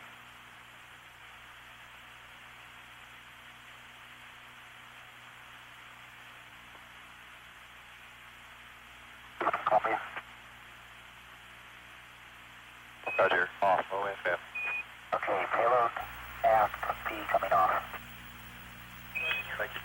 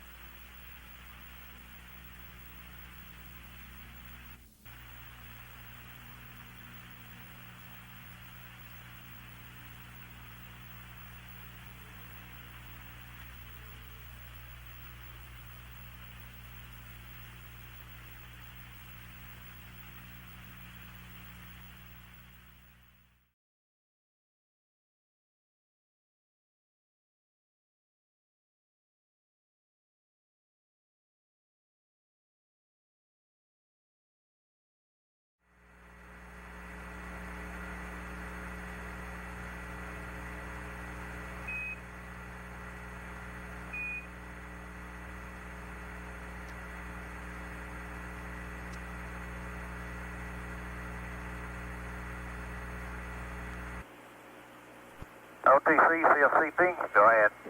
Okay, fuel cell This is purge Shuttle is Launch complete, Control ready for, at T-minus fuel cell 15 thermal minutes conditioning. and counting. The abort advisory checks are underway once again. This is the system which is used to inform the crew of problems and the necessity of aborting the mission if the voice system should fail. The cross vent valve securing orbital maneuvering system and the remote control system are also being configured for the launch. All of the test support team members have been polled and have verified that they are ready to go ahead. The chase plane pilots have been ordered to start their engines. The countdown, T-minus 14 minutes, 25 seconds and counting. This is Shuttle Launch Control. Go ahead. I'd like to perform the MPS helium reconfigure. Okay, that's in work. And we have checked pass and BFS spec 50s and they're ready to go. Repeat, please. We have checked spec 50 on both pass and BFS and they are ready to go. Copy that, thank you. Okay, CDR, I guess we'd like to go ahead with the abort advisory checks. NTD, LTC. Go ahead. Go ahead and pick up abort advisory checks. Okay, flight, Mala NTD. Flight NTD. Roger, are you ready for abort advisory checks? Standing by. Okay, Mala NTD. Mala's ready for abort advisory checks. Okay, and your arms? That's firm. Okay, CDR on mark. 3, 2, 1, mark. Mark off. CDR verifies a bright abort light. Okay, flight NTD. Board A off. CDR verified dim. CDR verifies a dim abort light. Board B off. CDR verify off. CDR verifies the abort light is off. Okay, flight, send AB on. Should come on bright, CDR. CDR verifies a bright abort light. Okay, flight, B off. Board B off. Should be dim, CDR. CDR verifies a slightly dimmer abort light, but not as dim as the first time. Okay, A off, flight. A off. Should go off, CDR. CDR verifies the abort light is off. Okay, flight, AB on. AB on. CDR verifies a bright abort light. Okay, A off, flight. A off. Okay, CDR has it look this time. CDR verifies a dim abort light. Okay, is it more dim this time than it was the one just prior to this? That's firm. Okay, flight, B off. B off. CDR should go off. CDR verifies the abort light is off. Okay, flight, board advisory checks are complete. We concur. COOS, OTC. Bill, configure all parts This is Shuttle Launch Control at T-minus 12 minutes and counting. LTC. During the past couple of minutes, the solid booster test conductor ordered the gaseous nitrogen purge on in the off portion of the solid motor. This will continue up to engine ignition. We also have verification from the DOD Contingency Support Group that they are ready to support for launch with emergency aircraft personnel and their station. 108 and fuel 106. The countdown will hold at the T-minus 9-minute point, and that will be a 10-minute. Countdown clock will hold at T-minus 9 minutes in approximately 2 minutes. The countdown continuing to move towards a liftoff at 11 a.m. Eastern Standard Time. FCP, go ahead. T-minus 11 minutes, 13 seconds. That's in work. Copy.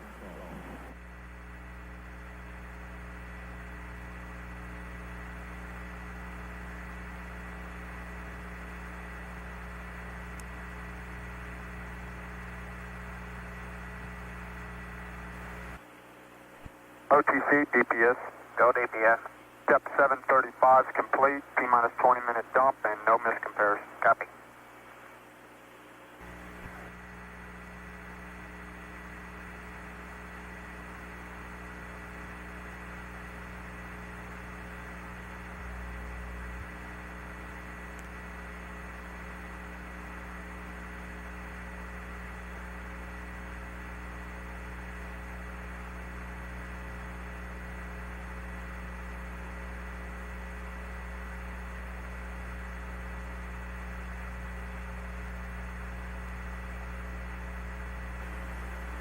all personnel in the control room remain seated. The no smoking rule is now in effect through launch.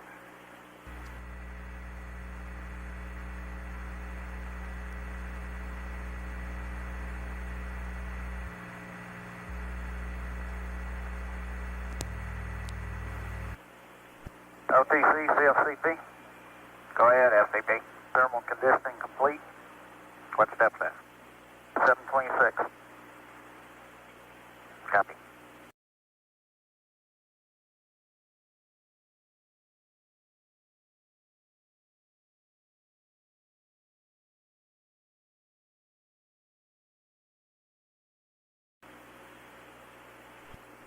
OTC, EPD.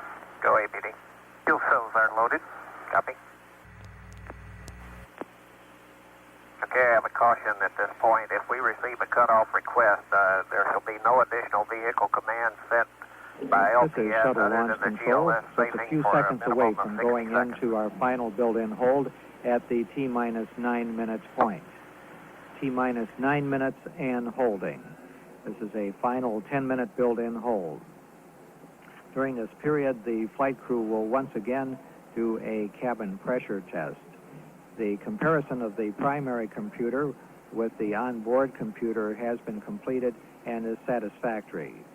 All aero services and actuators on the orbiter are presently in the proper configuration for the auxiliary power unit to start and hydraulic pressure to be applied. We have just had verification from our safety folk that the area is clear for launch. The fishing boat, which was in the area, has moved out, and we do have satisfactory conditions. We'll be coming out of this build-in hold at approximately 9 minutes to 11. At the present time, everything going smoothly, T-minus 9 minutes and holding. This is Shuttle Launch Control.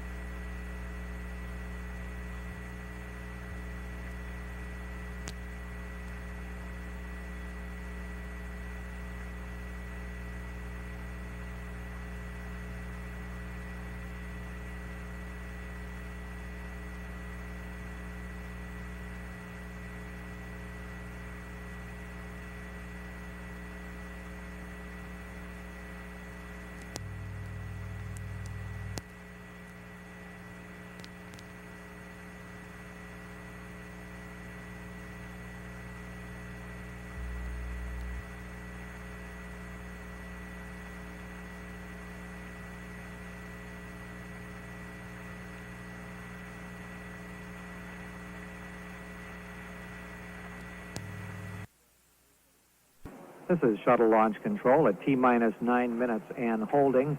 We're approximately 8 minutes away from picking up the countdown once again. As we come out of the hold, the ground launch sequencer located in the Firing Room Integration Council will take over command of the remaining events, as well as monitoring the response of the various shuttle systems. At T-minus 25 seconds, the flight computer redundant set launch sequencer takes over on board the computer and checks that no launch commit criteria are violated during the remaining seconds of the count. At T-minus 5 minutes, the auxiliary power units will start. At T-minus 4 minutes, a purge of the main engines will start. And at T-minus 2 minutes and 55 seconds, pressurization of the liquid oxygen tank will begin, the liquid hydrogen tank, followed by the liquid oxygen tank. One of the changes that have been made in the countdown for this launch is the way in which the auxiliary power units will start. Altogether, 9 switches must be thrown by the astronauts. 1 switch for each of the 3 auxiliary power units opens the propellant isolation valve. 3 switches then start the auxiliary power units, and the final 3 switches allow the gearbox to be pressurized and begin pumping the hydraulic fluid. In the past, The astronauts monitored the pressure changes after each sequence of switches were thrown before throwing the next series. Since the countdown can be automatically halted at T-minus 4 minutes, if one switch has not been thrown, the astronauts on this flight will simply throw on all of the switches as fast as possible while test personnel on the ground monitor the system's response. Launch Director George Page has just alerted the launch crew that we are waiting for a weather go-ahead from astronaut John Young, who is presently flying the shuttle training aircraft. We would not come out of the hold until we have heard from him. At the present time, T-minus 9 minutes and holding. This is Shuttle Launch Control.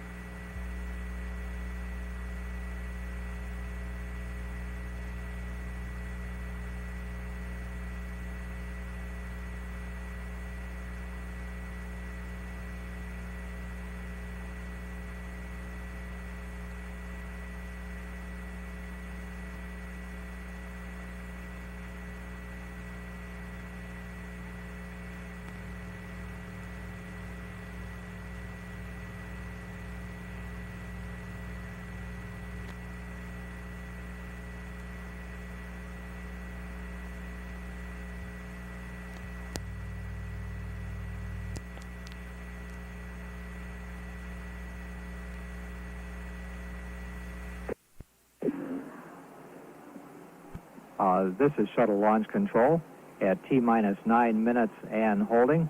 At the present time, Launch Director George Page is telling the commander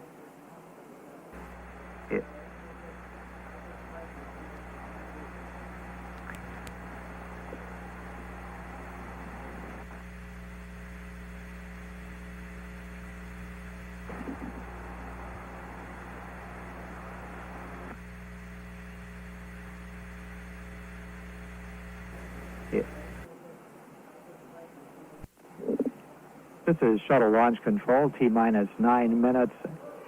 We are preparing to come out of the countdown. We have just been given a go by Launch Director George Page. He just talked to the crew and said that he was sorry about the 1-hour delay, but wished them a good launch. The Commander Jack Lausma said that he appreciated the fact that they have the hopes and the prayers of the American people with them on this launch, about 1 minute away from coming out of the countdown. Following ignition of the solid motors and liftoff of the vehicle at 11 o'clock, the vehicle will take approximately 7 seconds to clear the tower. At that point, the shuttle velocity will be greater than 100 feet per second and increasing. When the velocity reaches 121 feet per second, the vehicle will begin to pitch over, followed by a roll maneuver to align it properly with the flight azimuth. At 44 seconds into the flight, the vehicle will encounter the greatest structural loads on it, and the crew will reduce the main engine thrust to 72%. At 1 minute and 3 seconds, the vehicle is through the max Q area, and the crew will increase the thrust back to 100%. 10 seconds away from picking up the countdown. During this hold, the launch team was briefed on the way in which a halt can be called, and we're at T-minus 9 minutes and counting. The launch events are now being controlled by the ground launch sequencer from now up to T-minus 25 seconds, when they switch to the onboard redundant set launch sequencer. The ground launch sequencer is part of the launch processing system and operates by relaying commands to the computer's onboard computers, which they then report back to the launch processing system that the commands have been executed. The primary job of the computers is to check that all of the launch commit criteria, such as propellant loads, temperatures, pressures, and other measurements, are proper. To CCSE. The Launch and Recovery Director has ordered the chase planes to take off. We're coming up on the 8-minute point in the countdown. PLD, OTC. Go ahead. I'd like to set the AC sensors to monitor, please. Okay. T-minus 8. T-minus 8 minutes and counting. Everything proceeding smoothly towards a liftoff at 11 a.m. Eastern Standard Time. AC bus sensors are in monitor. The liquid oxygen fill and drain valve in the external tank has been closed and topping of the tank completed. The crew access arm will be retracted in just a few seconds. This is the walkway used by the crew to walk from the service structure on the pad to the orbiter. If there should be an emergency, it can be put back in place in 15 seconds. T-minus 7 minutes, 25 seconds and counting.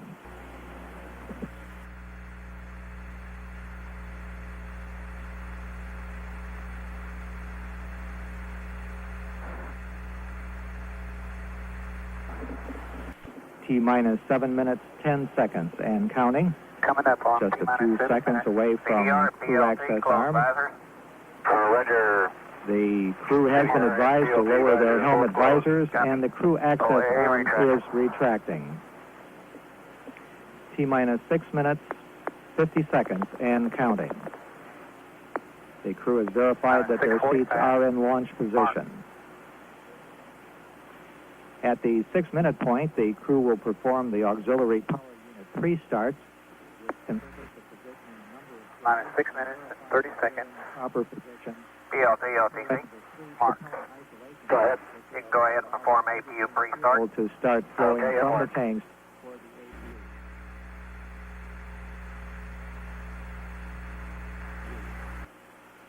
Minus 6 minutes and 15 seconds. Mark. The pilot, Gordon Fullerton, has been asked to perform the APU pre-start. T-minus 6 minutes. T-minus 6 minutes and counting. Pre-start of the APUs is complete. Flight, OTC. Roger, go ahead. T-minus. Transmit recorder commands, please. Roger, up going. Target. BLT, OTC. OTC, BLT has APU pre-start complete. I have 3 gray talkbacks. Copy. Panel C3, DFI recorder talkback. All T-minus 3 5 be minutes, gray. 30 seconds and counting. Okay, and they're all 3 The gray. development flight instrumentation recorders are on. The DFI provides measurements of temperatures, pressures, and physical stresses on the orbiter. And the recorders store this information for playback after landing. After 5 minutes here, please. T-minus 5 minutes, 12 seconds, and counting. The orbiter flight recorders are on. OTC, CGSS, I'll verify OA. T-minus 5 minutes, and Go for counting. APU start. We have a go for APU start. Roger, go for start. And 5, you can proceed to payload pre-launch conveyance, please. In work. The APUs provide hydraulic power to move the aero surfaces and main engine for steering. T-minus 4 minutes, 42 seconds, and counting. The firing circuits for the solid rocket boosters ignition and range safety destruct devices have been armed. This is done with a motor-driven switch called a safe and arm device. T-minus 4 minutes, 20 seconds, and counting. Configuration complete. The main fuel valve heaters have been turned off in preparation for engine start. The main engines of the orbiter will actually be started at T-minus 6.8 seconds. And it takes 3 seconds for them to reach 90% thrust, at which time the solid motor ignition starts, culminating with ignition and liftoff at T0. T-minus 3 minutes, 55 seconds. And the crew clock is right on. Thank you, MTD. The final helium purge of the orbiter's main engine has started to ensure that there's no surplus hydrogen or oxygen in the area at the time of ignition. T-minus 3 minutes, 40 seconds, and counting. The elevon, speed brake, and rudder are being moved through a pre-programmed pattern to ensure that they are ready to be used during the flight. T-minus 3 minutes, 28 seconds, and counting. The shuttle is now on internal power. However, the fuel cells are still receiving their fuels from the ground support equipment for about another minute. Minus 3:15, mark. T-minus 3 minutes, 12 seconds, and counting. The profile checks of the aero surfaces are now complete. And the engine gimbal or movement check of the main engines on the orbiter is underway to ensure that they are ready for flight control. T-minus 3 minutes and counting. T-minus 2 minutes, 55 seconds. The liquid oxygen valve for filling the external tank is closed and pressurization has begun. After the tank is pressurized, the hold capability is limited to 3 minutes and 36 seconds. T-minus 2 minutes, 40 seconds, and counting. Go ahead. Okay, clear caution and warning memory. Gaseous oxygen vent arm is being retracted. Minus 2:30, mark. T-minus 2 minutes, 30 seconds, and counting. The fuel cell's ground supply of oxygen and hydrogen has been terminated, and the vehicle is now using its onboard supply. Minus 2 minutes and 15 seconds. T-minus 2 minutes, 15 seconds. Mark. The main engines have been moved to start position. The astronauts have cleared the caution and warning memories in their onboard computers and verified there are no unexpected errors. PLC, configure for liftoff. T-minus 2 minutes and counting. The astronauts are configuring the APUs for auxiliary power units for liftoff. The liquid hydrogen vent valve has been closed and flight pressurization underway. T-minus 1 minute, 45 seconds and counting. The computers are automatically verifying the readiness of the main engines at the T-minus 1 minute point. T-minus 1 minute, 30 seconds and counting.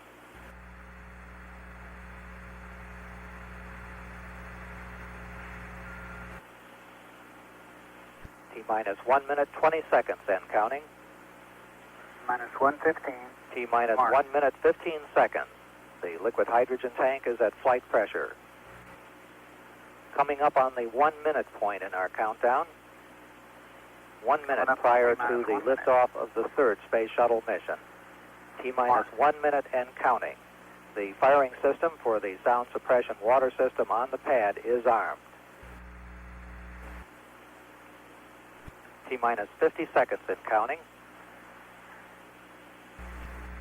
T-minus 45. We're 14 seconds away from switching command of the countdown from the ground computers to onboard computers. The development flight instrumentation recorders are on. T-minus 33 seconds and counting. The GOX vent arm is fully retracted, and we're switching control of the countdown to the onboard computers. T-minus 25 seconds. The sequencer on the orbiter is now controlling the final seconds. T-minus 20 seconds. T-minus 15, 14, 13, 12, 10. We are low for main engine ignition. 8, 7, 6.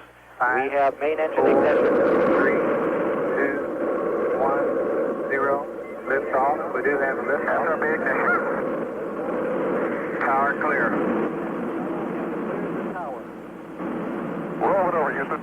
Roger, Columbia rolling. Houston now controlling. Mission control confirms roll maneuver started. Point to the blue sky, Houston. 20 seconds. Thrust looks good. Roger, sounds good. 26 seconds. Roll maneuver completed. 30 seconds. 1 nautical mile in altitude. Throttling engines down now to 68% as programmed. 38 seconds. Flopboard status looks good. Mission control. 42 seconds. Columbia now 3 nautical miles in altitude. 46 seconds. Coming up now and prey to maximum aerodynamic pressure on the vehicle. 55 seconds. Pass through max Q. Still looking good. Throttling engines back to 100%. Giving a go at throttle up. Columbia, Houston, you're go at throttle up. Roger, go throttle up. We're going here too. Mark 1 minute 10 seconds. Columbia now 7 nautical miles in altitude, 4 nautical miles downrange. Velocity now reading 2,700 feet per second. 460, the max airspeed, Houston. Roger, 460.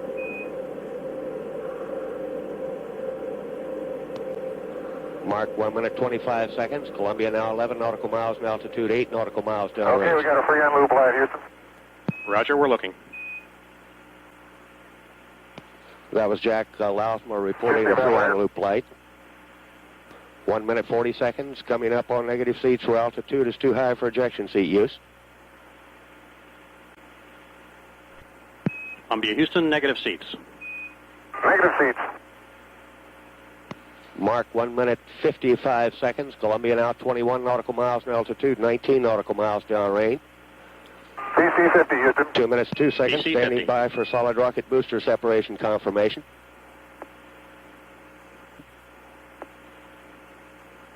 Okay, there's 103. 2 minutes 15 seconds. Confirm solid rocket booster separation. Roger, Columbia, we confirm guidance converged. 2 minutes 23 seconds. Onboard guidance is converging as programmed. Columbia is now steering for a precise window in space for main engine cutoff. 2 minutes 30 seconds. Standing by for 2-engine TAL capability. Bingo converge at 8:35, Houston. Roger. Columbia, Houston, you have 2-engine TAL capability. Roger, 2-engine tail. 2 minutes 45 seconds. I'd call up by Capcom. Terry Hart says that Columbia now has a 2-engine auto landing capability at Roto Naval Air Station, Spain. Columbia now 42 nautical miles in altitude, 58 nautical miles downrange. Okay, Houston, looks like the water boiler is working real good. Roger, copy. Boy, the first part of this ride is a real barn burner. 3 minutes 10 seconds. Columbia's 3 main engines. And we got some flakes going by the window. We got some just right after liftoff. Roger, we copy, Jack. It looks like a blizzard out there. Lots of white little flakes. Roger. 3 minutes 30 seconds. Columbia now 51 nautical miles in altitude. Return status check and mission control by Flight Director Tom Holloway. 3 minutes 40 seconds. Lousma and Fullerton given a go to continue. Mark 3 minutes 45 seconds. Columbia now 53 nautical miles in altitude, 104 nautical miles downrange. Really moving out now. Velocity now reading 7,800 feet per second. Houston, I show the number 3 APU oil temp climbing up there. Number 3 APU, we'll take a look at it. 4 minutes 2 seconds. Standing by for negative return. Columbia, Houston, stand by for negative return. Mark, your negative return. Negative return. 4 minutes 12 seconds. With that call up, Lousma and Fullerton committed to space travel. They can no longer turn around and return to the launch site. 4 minutes 20 seconds. There's APU temp. Roger, we're still looking. 4 minutes 28 seconds. That was a report of an APU temp light. 4 minutes 33 seconds. Columbia now 60 nautical Columbia, miles. Houston, we recommend water spray boiler number 3 to Bravo. 4 minutes 40 seconds. Columbia now 61 nautical miles in altitude, 170 nautical miles downrange.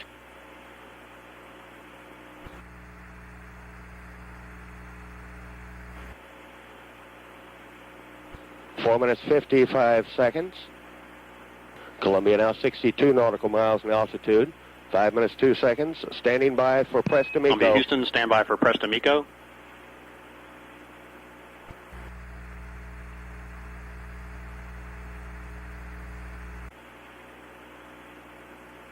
Mark it, you're pressed to Miko with normal throttle. Roger, 2 to Miko, thank you. 5 minutes 22 seconds. A press to Miko call from Capcom Hart says, should Columbia lose but one engine, press on, keep flying forward. Columbia's engines have enough energy to achieve normal altitude and velocity at cutoff. 5 minutes 35 seconds. Columbia now 63 nautical miles in altitude, 255 nautical miles downrange. Velocity now reading 12,300 Columbia feet Houston, per second. we're still watching the temps on APU-3. They're still climbing. We'll keep you advised. Okay, we are also.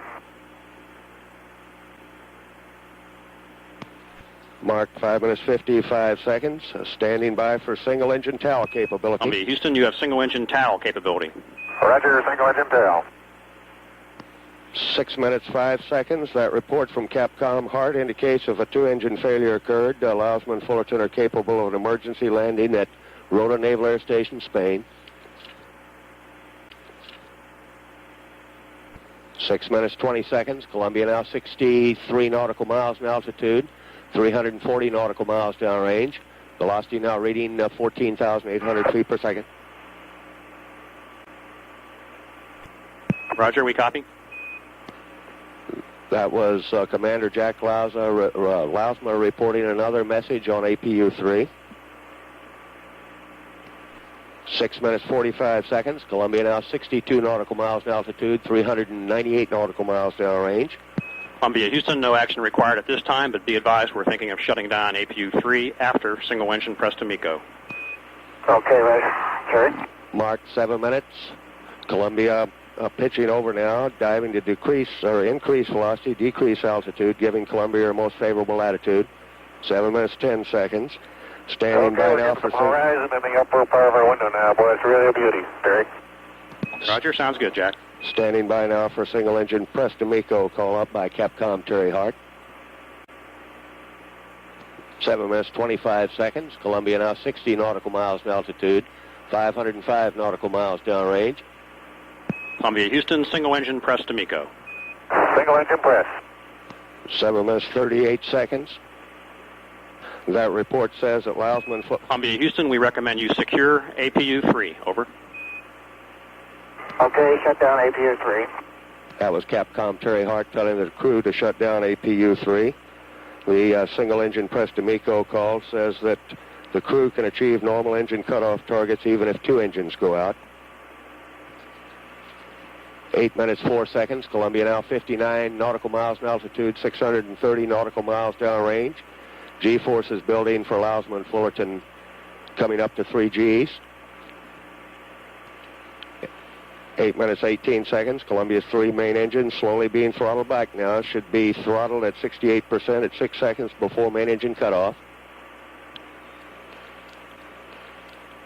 Mark 8 minutes 30 seconds. Standing by now for main engine cutoff. Columbia now... And there's Miko, Houston, 25.680 right on the button. And 285 up. Roger, sounds like a good one. 8 minutes. You got a good attitude for 7. We're standing by. 8 minutes. Roger. 46 seconds. Confirmed shutdown. Columbia again returned to space. Not yet returned to orbit. Okay, Standing by now Houston. for external tank sep. Roger, sep.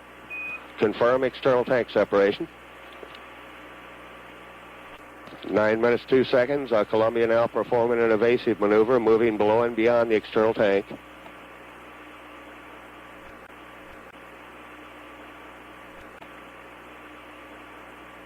Nine minutes 14 seconds. Go no go status check and mission control by Flight Director Tom Holloway for the first ohms burn.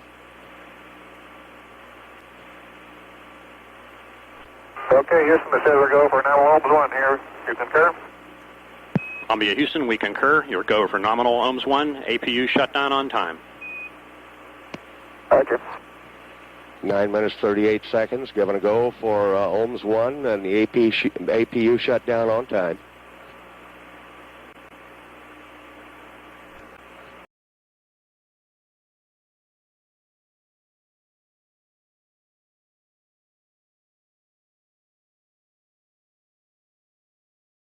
We are go for main engine ignition. 8, 7, 6.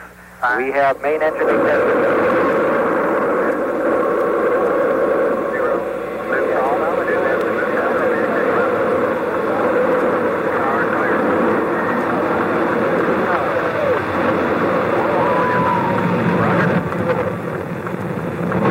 Houston, now controlling. Mission control confirmed. Roll maneuver started.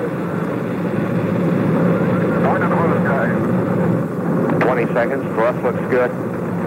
Roger, sounds good. 26 seconds. Roll maneuver completed.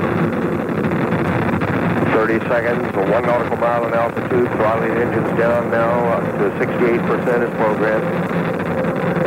38 seconds. Flopboard status looks good. Mission control. 42 seconds. Columbia now 3 nautical miles in altitude. 46 seconds. Coming up now to create a maximum aerodynamic pressure on the vehicle. 55 seconds. Pass through max Q. Still looking good. Throttling engines back to 100%. Giving a go at throttle up. Columbia, Houston, here. Go at throttle up. Roger, go throttle up. We're going here too. Mark 1 minute 10 seconds. Columbia now 7 nautical miles in altitude, 4 nautical miles downrange. Velocity now reading 2,700 feet per second. 6 feet away, clear speed, Houston. Roger, 460.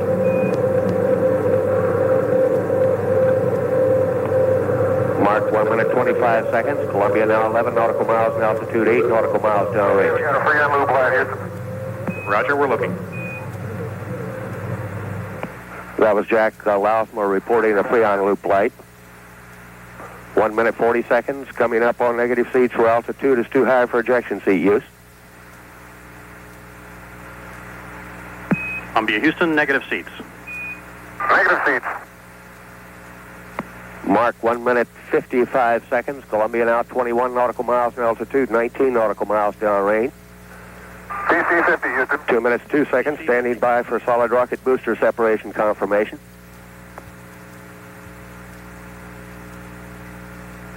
Okay, there's 103. 2 minutes 15 seconds. Confirm solid rocket booster separation. Roger, Columbia, we confirm guidance converged.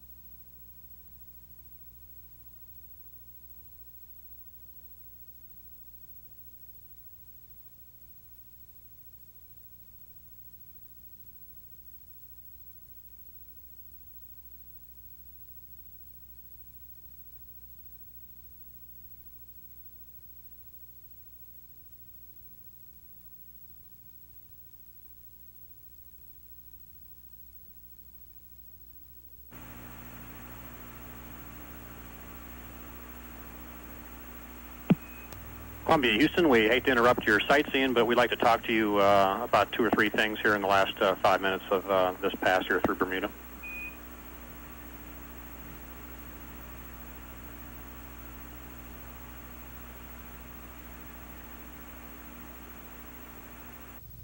Hey, ladies and gentlemen, good evening and good afternoon, space fans. I'd like to tell you what we're doing here in the Space Shuttle Columbia. We're speeding over the world at about 17,500 miles per hour, now over the United States. And we're doing some medical experiments, among other things. This one I have right here is called an electrophoresis experiment. It simply is a electrical way to separate out various chemical agents that cannot be separated out very easily on the ground. And it's a very expensive process. However, in zero G, these chemical agents can be separated out and used for various pharmaceutical and other medical purposes. This experiment is simply a forerunner of another more elaborate one which can produce more, which will be on a future flight and has already been funded very substantially by one of our U.S. pharmaceutical firms. But basically what we have here is a tube in process.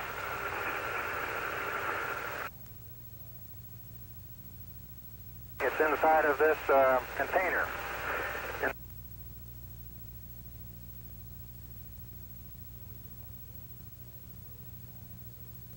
The tube is just like this and has a fluid inside, which is actually a carrier for the agent which is being separated out. We have a sample that we use to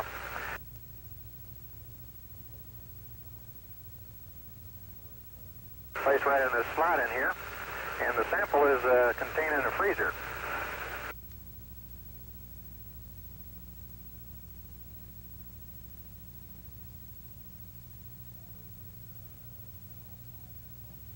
Inside of this freezer are several small samples which are used in this electrophoresis experiment.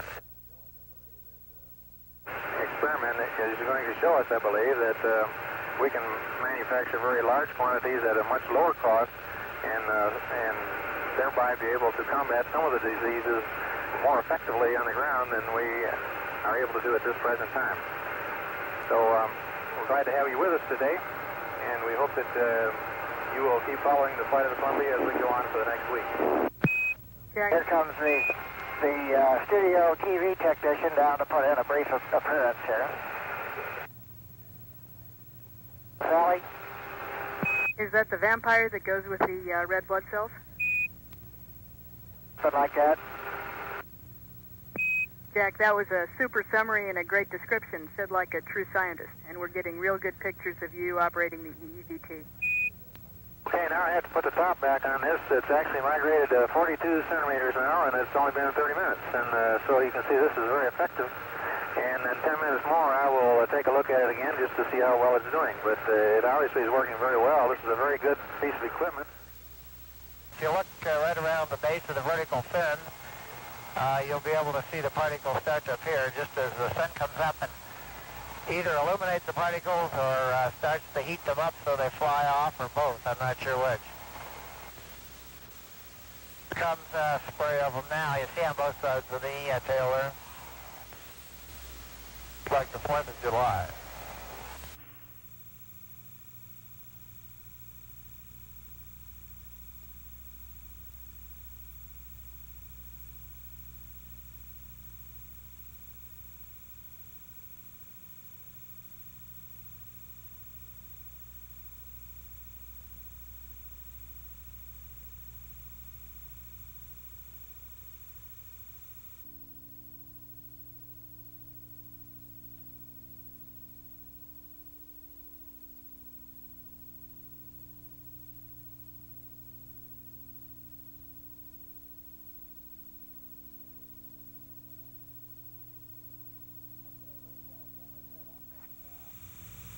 Okay, we've got our camera set up, and the commander, Jack Lossman, is way back there in the corner where the insect experiment is stowed. He's taken it out of the drawer in one of our lockers there, and is bringing it out to tape it to the wall of our airlock.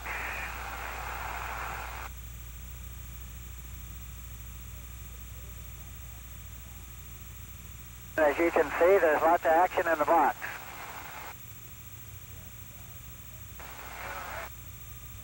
Yes, that's good. That's right on. In this box, we have some moths, we have some bees, and we have some flies. We also have some larvae of moths, which are positioned around. This experiment was proposed by a young man from Rose Creek, Minnesota, a high school student who entered a national contest for high school students. And he was one of the one who won, and because of that, he has his experiment on the spaceship Columbia, and there will be several others on other flights in the future in order to stimulate interest among high school science students for the space program. And this is a study in how flying insects behave in a gravity-free environment. And we have two kinds, essentially, one kind with a very big wing and heavier body and a small wing, and so you see we have the two extremes. And most of them have positioned themselves around the periphery of the box or fastened themselves onto something. And unless we agitate them a little bit and make them get going, now it seems like the moths are doing a little better than the bees. The bees are just sort of tumbling around without flapping their wings. But the moths, every once in a while, you can see that one flying right there. He seems to have adapted to some degree to zero gravity. And there are a few bees like this one here. He's just floating around. He's taking the easy way out like Gordo is now. You don't see Gordo flapping his wings in zero G. Gordo, just for our information, were you able to regain the zoom on camera Bravo? No, here we go, though, from point 93 in our automatic sequence on to the next point, point 94. You can see it's sliding to the port side of the vehicle. The answer to your question was negative.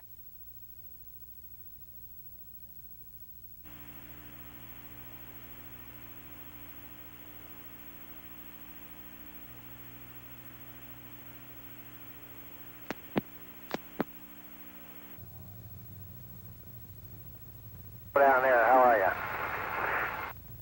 Pretty good. Like your bumper sticker.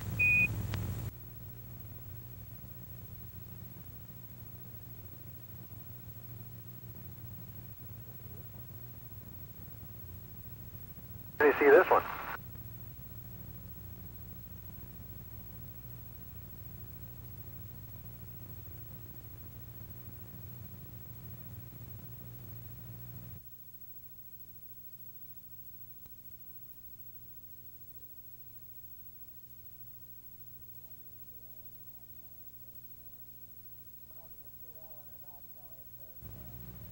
I don't know if you can see that one or not, Sally. It says Marine since 1775, unhampered by progress.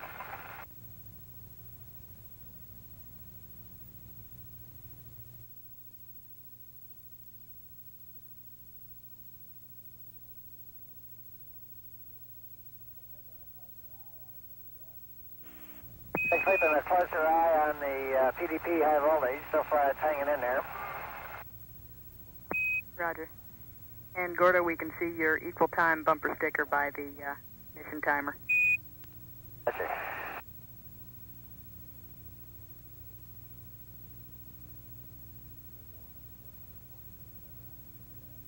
They told him if he joined the Air Force, he'd rise to great heights.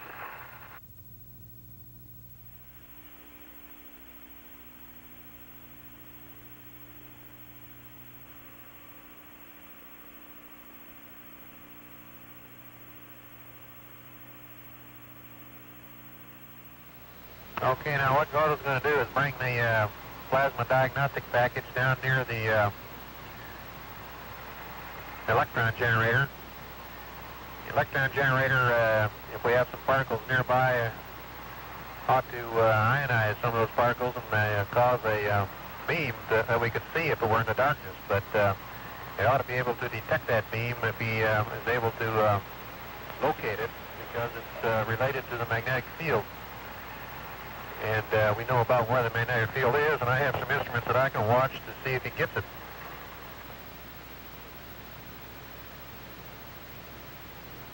Okay, he's registering an increase in the 1 kilovolt electron.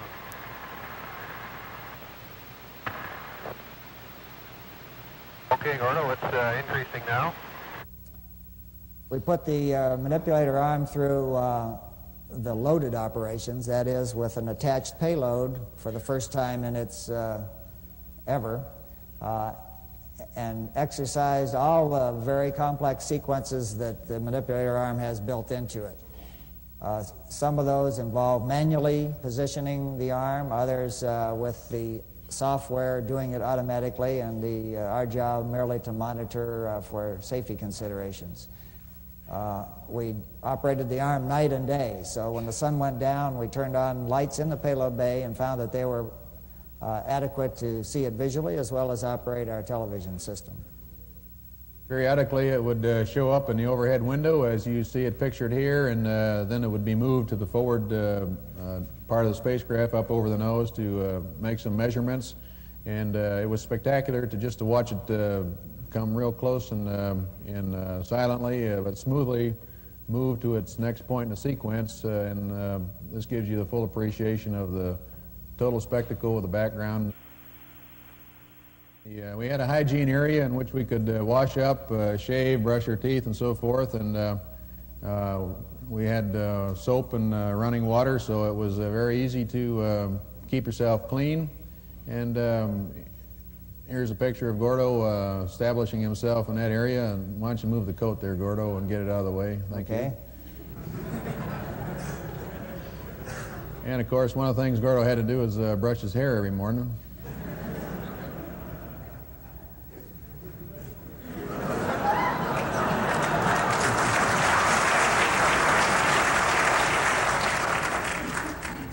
Eating was a real pleasure, of course.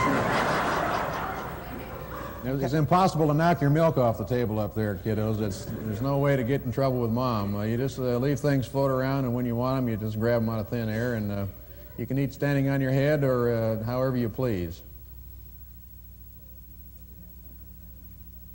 When you say eating was a real pleasure and you hear it from Jack Lousma, you can believe it. He really means it. Most of the food that we had was mixed with water, and then we had a heater we could put it in if we wanted to make it warm. We had an exerciser on board that we used a couple of times, and we could position ourselves on it. It was a treadmill which was self-propelled, and get our exercise with no hands. In the 10 minutes I ran on this treadmill, I think we should figure out the number. Something like 3,000 miles we traveled. Here's a man who ran 3,000 miles in just a few minutes.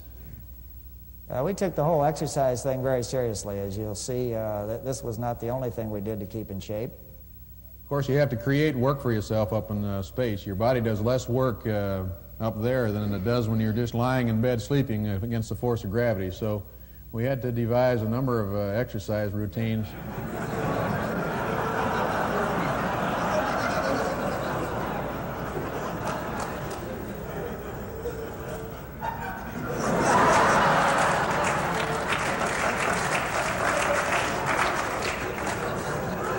Weightlifting and balancing act here.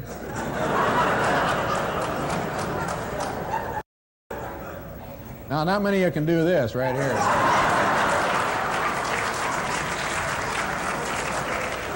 He doesn't put them on one leg at a time like everybody else. As soon as I get this down, I'm going to get a Dorothy Hamill wig and try out for the ice bucket. And, of course, Marines aren't happy unless they do their push-ups every day. That wasn't too tough, so, you know, look, one arm. And if you want to, you can do foot-ups.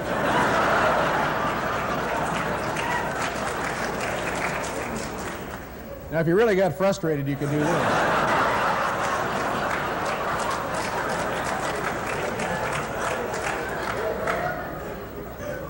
Well, you really can see we didn't do much work up there, and finally came time to come home. So we got the payload bay doors closed and got a wave off for mission control. Everything looking good. Airspeed 285. Intersecting the hack now, passing 26,000. Looks good. 2.5 minutes to touchdown. 13 miles range. Turning right now into runway 17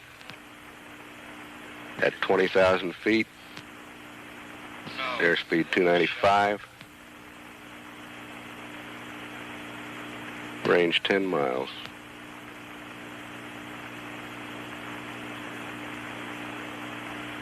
From Houston winds 190 at 14.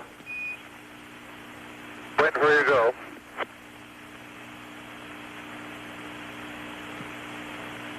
Out of 15,000 feet. Two copy lines, Houston. Airspeed 275. Go for auto to inner glide slope. Go for auto at 12,000 feet. Okay, we're on auto, Houston. Columbia now in auto land. Out of 10,000 feet at 288.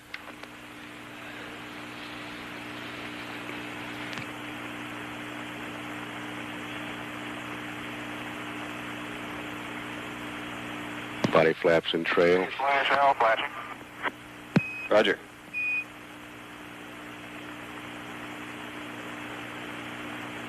$5,000 feet. Airspeed 280. Range about 3 miles.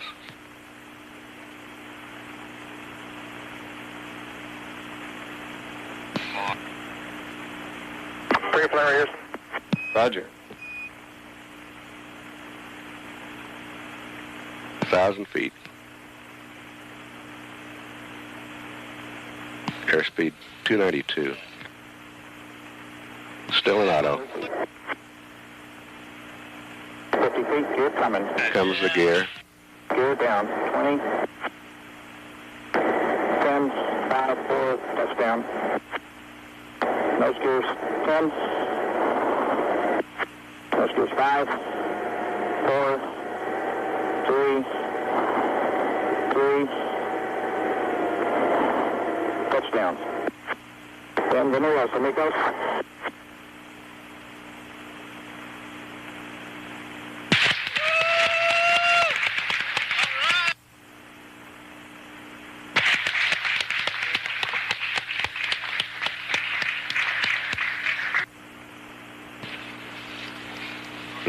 The mission elapsed time of touchdown, unofficially 8 days, 0 hours, 4 minutes, 49 seconds.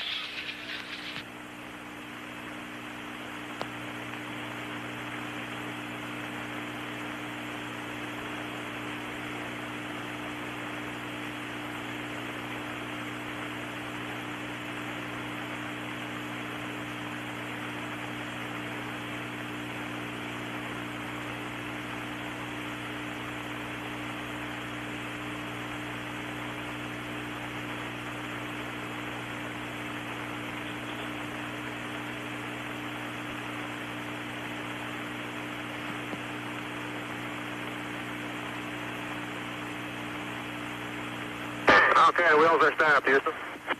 Okay, Columbia, welcome home. That was a beautiful job. Convoy 1, Columbia, read you loud and clear. How me? Welcome home. Area 5 square 2.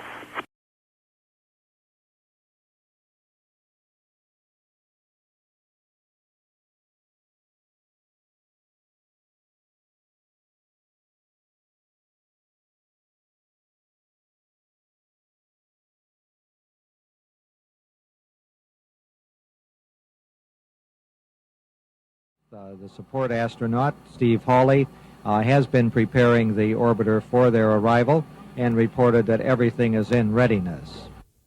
Here they come out, led by Gene String from NASA Security and George Abbey, the chief of the office, Ken Mattingly and Henry Hartsfield getting into the Astro van for the trip out to the launch pad. John Young accompanying them, John Young, the commander of the first flight of the Space Shuttle. He'll accompany them out to the pad, and then he will return to fly the shuttle training aircraft to determine that it is indeed possible for them to have a return to launch site aboard if that should become necessary, and to take another look at the weather at the shuttle landing facility.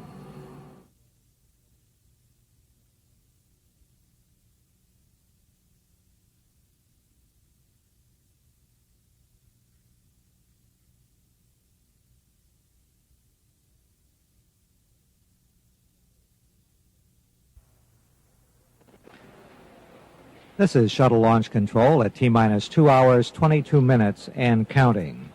The astronaut caravan carrying astronauts Ken Mattingly and Henry Hartsfield is on its way out to the pad. At the present time, they're on the road leading to the vehicle assembly building.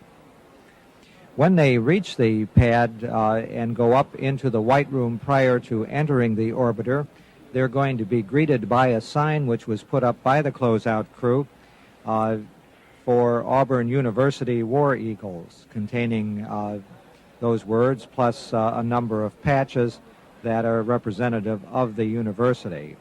Both of the astronauts, as well as Center Director at Kennedy Space Center Dick Smith, are graduates of Auburn University.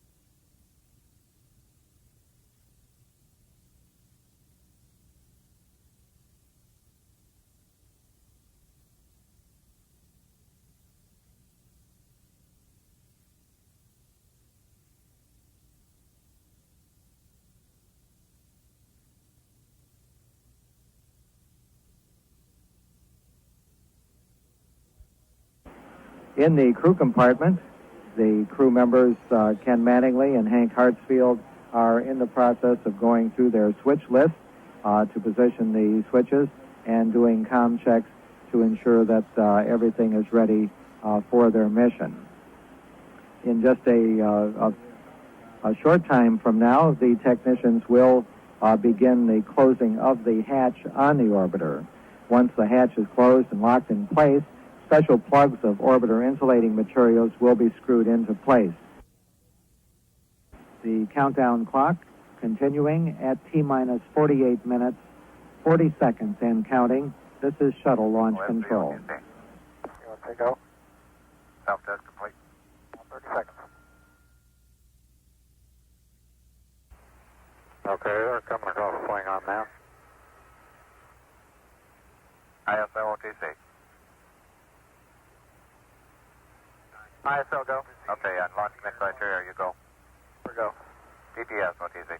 This DPS, we're go. HYD OTC. CHYD is go. DVD OTC. DVD is go. CWS. CWS is go. COFS. COFS is go. AFM. AFM go. GLS. GLS go. CCME. CCME go. MPL. MPL go. CGSS. CGSS go. CCSE. CCSE is go. NSC. NSC go. OFC. OFC go. GNC. GNC go. MPS. MPS go. SNE. SNE go. APU. APU go. FCT. FCT go. HGD. HGDs go. XFC. AFC. AFC go. CODS. ODS is go. And CMQ Roger, go. Thank you.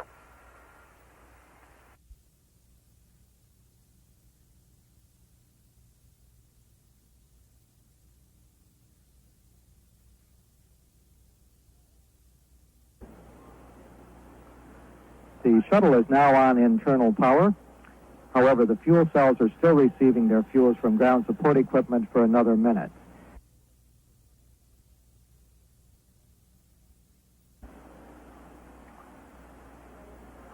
T-minus 90 seconds and counting.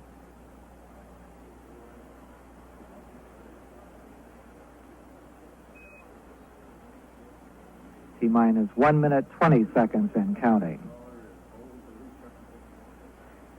The liquid hydrogen tank is at flight pressure. Coming up on the 1 minute point in our countdown.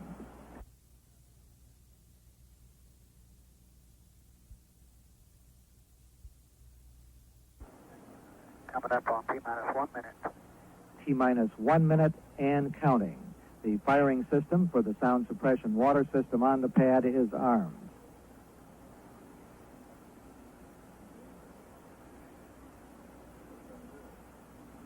T-minus 45 seconds. We're 14 seconds away from switching command of the countdown from the ground computers to the onboard computers. And the development flight instrumentation recorders are on. T-minus 35 seconds. The GOX vent arm is fully retracted, and we're switching control of the countdown to the onboard computers. T-minus 25 seconds. The SRB hydraulic power units have started. T-minus 20 seconds and counting. T-minus 15. 10. T-minus 10, 9, 8, 7, 6. We have main engine ignition. 4, 3, 2, 1. And we have solid motor ignition and liftoff. Liftoff of America's Space Shuttle on its fourth mission, and we have cleared the tower.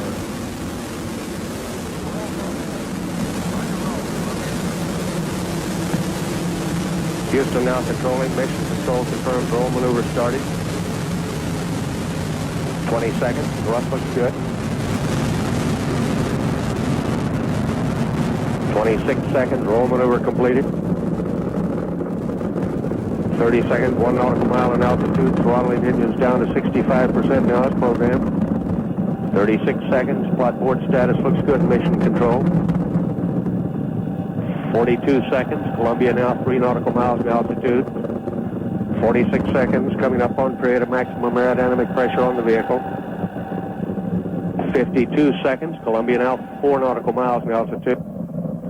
56 seconds. Pass through max Q. Still looking good. Throttling engine. Giving a go at throttle up.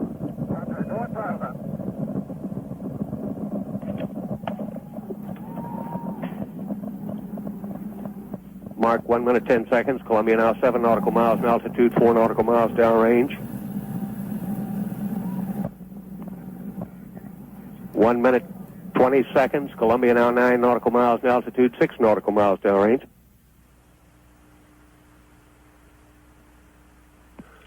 1 minute 30 seconds. Columbia now 12 nautical miles in altitude, 9 nautical miles downrange. Velocity now reading 3,900 feet per second.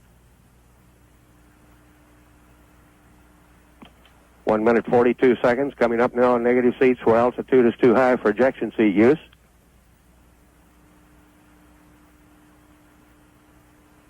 Columbia, Houston, negative seats.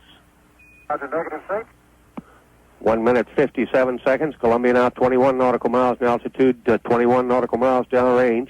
2 minutes 3 seconds. Standing by for solid rocket booster separation. Roger, PC 50.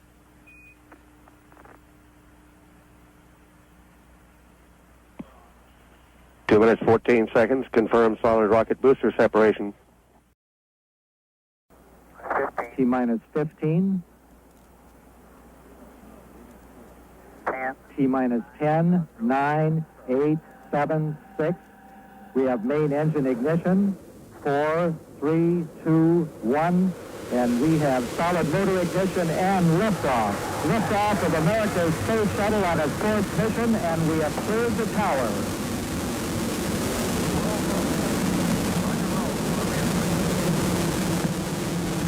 Houston now controlling. Mission control confirms roll maneuver started. 20 seconds. Thrust looks good. 26 seconds. Roll maneuver completed. 30 seconds. 1 nautical mile in altitude. Throttling engines down to 65% now as programmed. 36 seconds. Plot board status looks good. Mission control. 42 seconds. Columbia now 3 nautical miles in altitude. 46 seconds. Coming up on period of maximum aerodynamic pressure on the vehicle. 52 seconds. Columbia now 4 nautical miles in altitude. 56 seconds. Pass through max Q. Still looking good. Throttling engines. Giving a go at throttle up.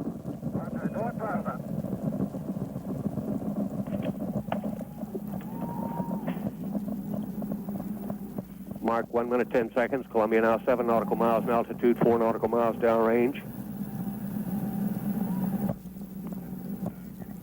1 minute 20 seconds. Columbia now 9 nautical miles in altitude, 6 nautical miles downrange.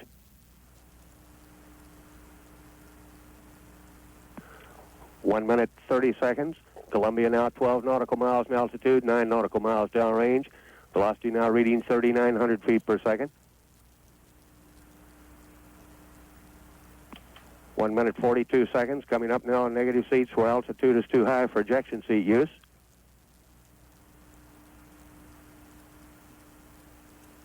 Columbia, Houston, negative seats. Roger, negative seats. 1 minute 57 seconds. Columbia now 21 nautical miles in altitude, 21 nautical miles downrange. 2 minutes 3 seconds. Standing by for solid rocket booster separation. Roger, PC 50.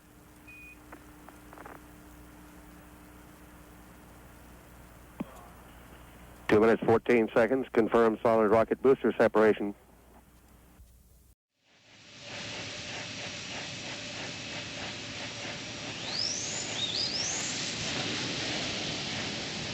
Ten, 9, 8, 7, 6. We have main engine ignition. 4, 3, 2, 1. And we have solid motor ignition and liftoff. Liftoff of America's Space Shuttle on its fourth. T-minus 10, 9, 8, 7, 6. We have main engine ignition.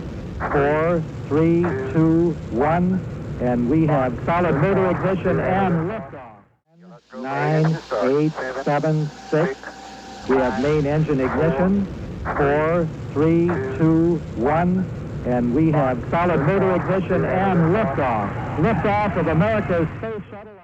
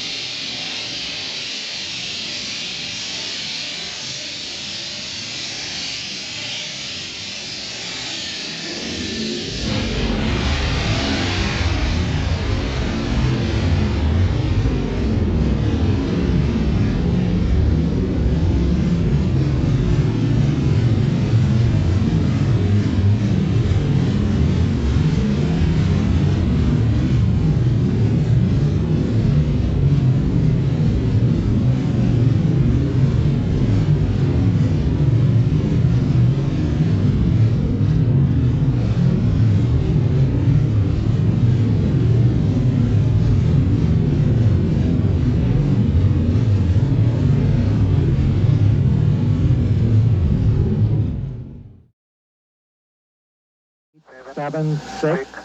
We have main engine ignition.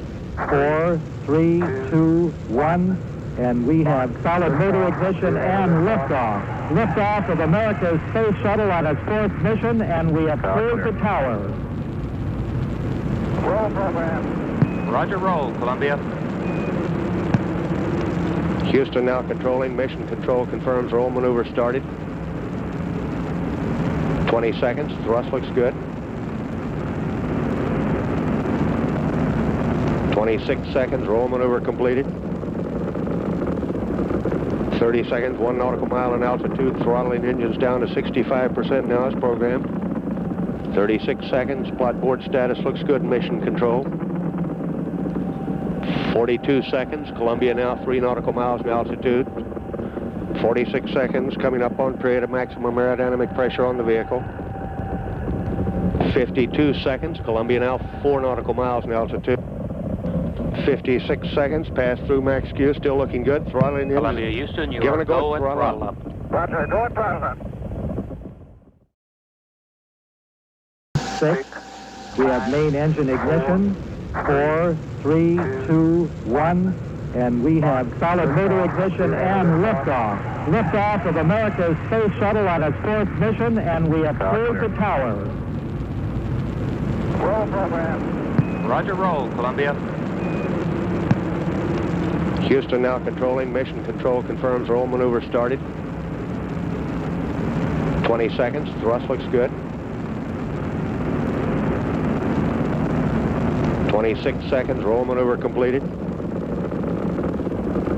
30 seconds. 1 nautical mile in altitude. Throttling engines down to 65% now as programmed. 36 seconds. Plot board status looks good. Mission control. 42 seconds. Columbia now 3 nautical miles in altitude. 46 seconds. Coming up on period of maximum aerodynamic pressure on the vehicle. 52 seconds. Columbia now 4 nautical miles in altitude. 56 seconds. Pass through max Q. Still looking good. Throttling engines. Columbia, Houston, you Giving are a go. go and throttle up. Roger, go and throttle up.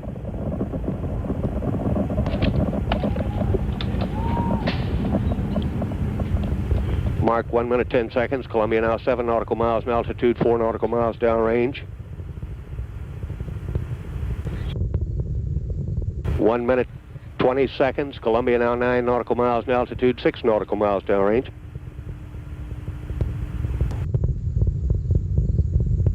1 minute 30 seconds.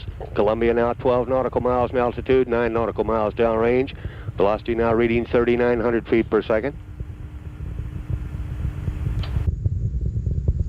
1 minute 42 seconds. Coming up now on negative seats where altitude is too high for ejection seat use.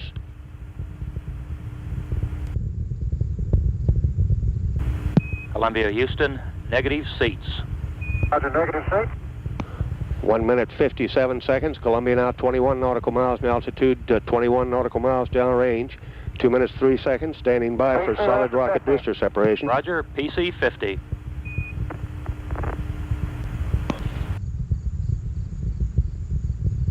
2 minutes 14 seconds. Confirmed solid rocket booster separation. 2 minutes 20 seconds. Onboard guidance is converging as programmed. Columbia is now steering for a precise window in space. Standing by for solid rocket booster separation. Roger, PC 50. 8 minutes 40 seconds. Confirmed shutdown. Columbia returned to space for the 4th time. Not yet returned to orbit. Standing by now for external tank separation.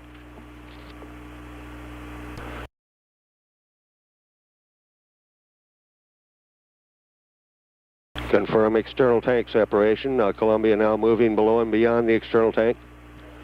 Go, no go status check and mission control by Flight Director Tom Holloway for the first ohms burn and shutting down the auxiliary power units.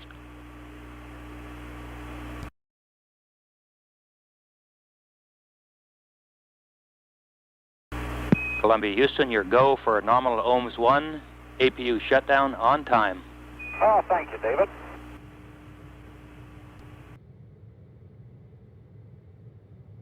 Columbia now in proper attitude for the first ohms burn.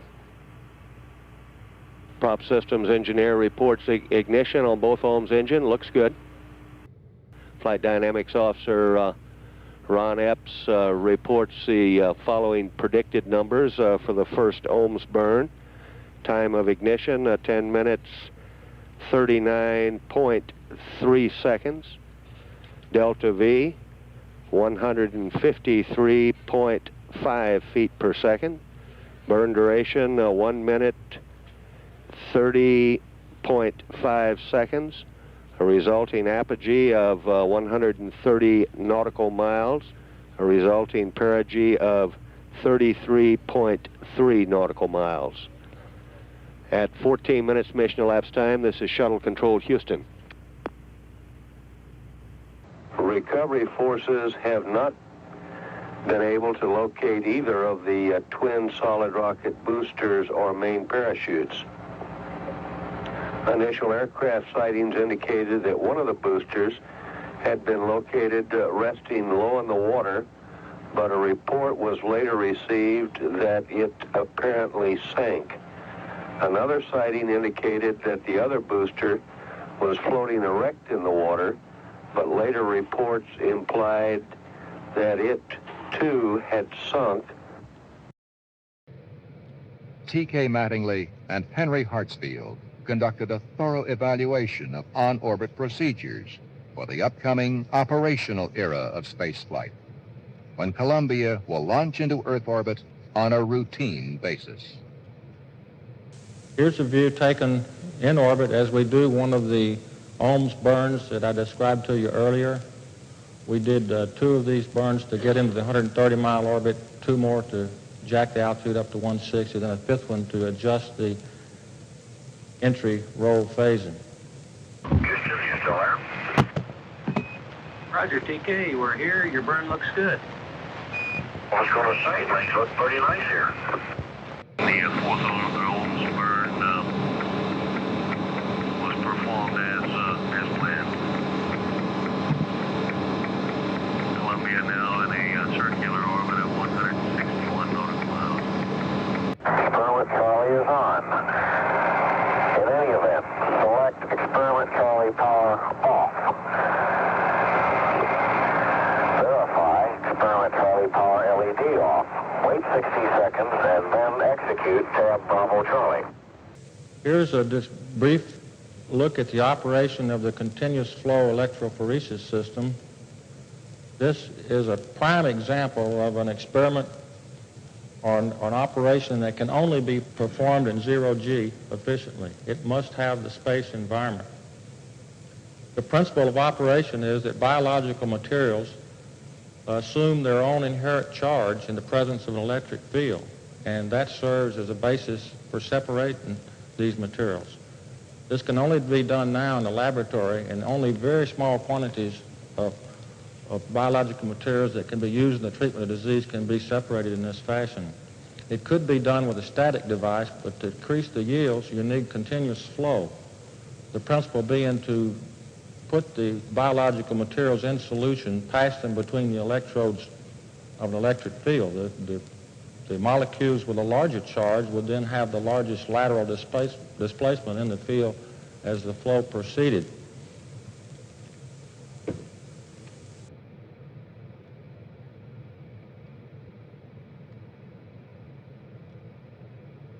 Now, the big enemy of doing this on Earth is gravity.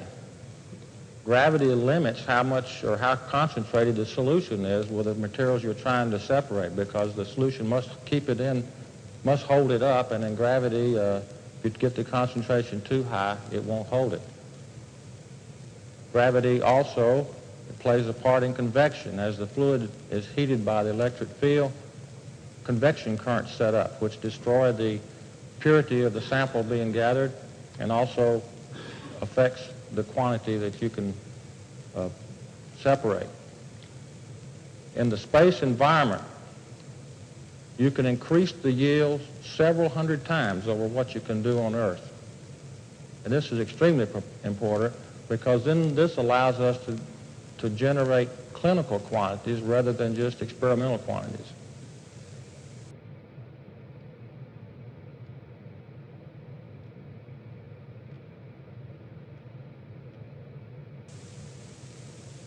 In the future, we may very well have factories producing biological materials using this same technique. And again, I say the importance is that it can only be done in a space environment where there's no gravity or very little gravity. The device is run, little microcomputer. Here we see the pilot making an input into that computer. The big factor here is the cost. To produce the same amount of material on Earth as we can produce in orbit under a comparable period of time would cost a fortune.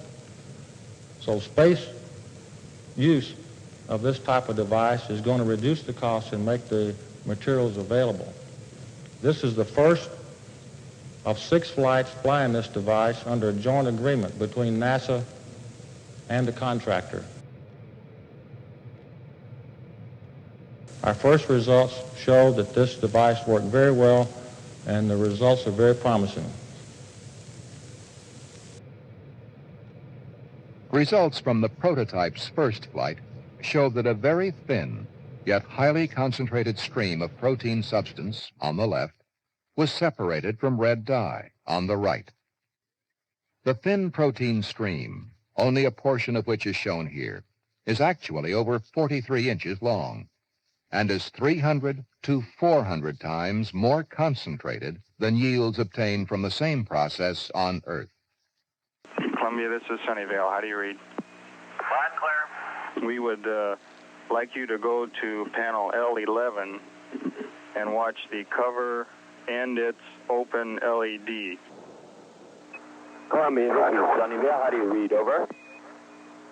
Hey, you're very weak, so speak slowly, sir. At 061730, their LED on. Okay, and I should be looking for operation during this period, and if I see it successfully, you want me to leave it alone, or you want me to still go to override? Roger, sir. We'd like you to go ahead and go to override in either case. Good enough to hold up these cameras. They aren't quite in the side of the mast, so during the burn, the camera rotates around. You got a beautiful picture of these engines. Troubleshooting procedure for the getaway special. According to my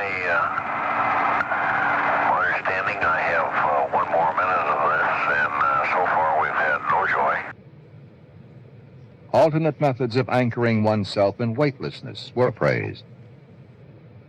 Lack of gravity also has some disadvantages in that you must somehow anchor yourself if you want to work in space. Here, the crewman puts his toes under the edges of the locker, and notice he has quite a bit of freedom then to move about without coming loose and floating around. Columbia, Houston, data on the capture and rigid ice looks good from down here. You are go for further operations. On Flight 4, the Induced Environment Contamination Monitor was used to check for contamination in and around the payload bay, created by thruster firings, outgassings, and water dumps. 11 separate components of Shuttle's induced environment were measured. The desk-sized monitor was the heaviest payload lifted by the remote manipulator system during the orbital flight test program. We tried to activate the getaway special and don't seem to be able to make it work. Mission Control, Houston, 2 days, 6 hours, 20 minutes mission elapsed time. Ground controllers and mission control and thermal experts have studied indications that they're getting from the spacecraft as to the possible continued presence of water on the underside tiles, and decided to go to a bottom sun attitude again tonight to be sure that they have baked all the water out of the tiles to avoid any possible problems on entry. It sounds to me like we owe somebody down there a great big cheer.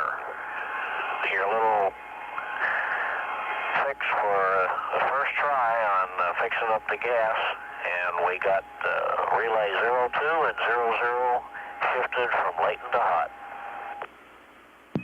Well, that's really great news. You're going to make a lot of folks happy down here. Thank you. Columbia's commander, Ken Mattingly, reporting during the Chagrin Pass that he has been successful in the getaway special repair, and that canister, experiment canister, is now activated. It's right in the middle of our picture, TK. It looks great. Yes, sir. That's a familiar sight. I don't know if you can see the SLF on your monitor. It just stands out like it was painted with a big arrow from here. And we'll sweep over and you can pick up things like Lake Okeechobee. Yeah, I think we can see the SLF. This is Shuttle Control.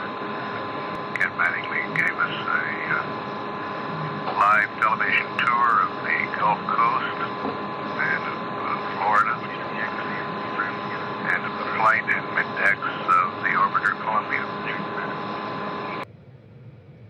An ongoing task on all 4 missions of the flight test program was to evaluate living conditions on board Shuttle.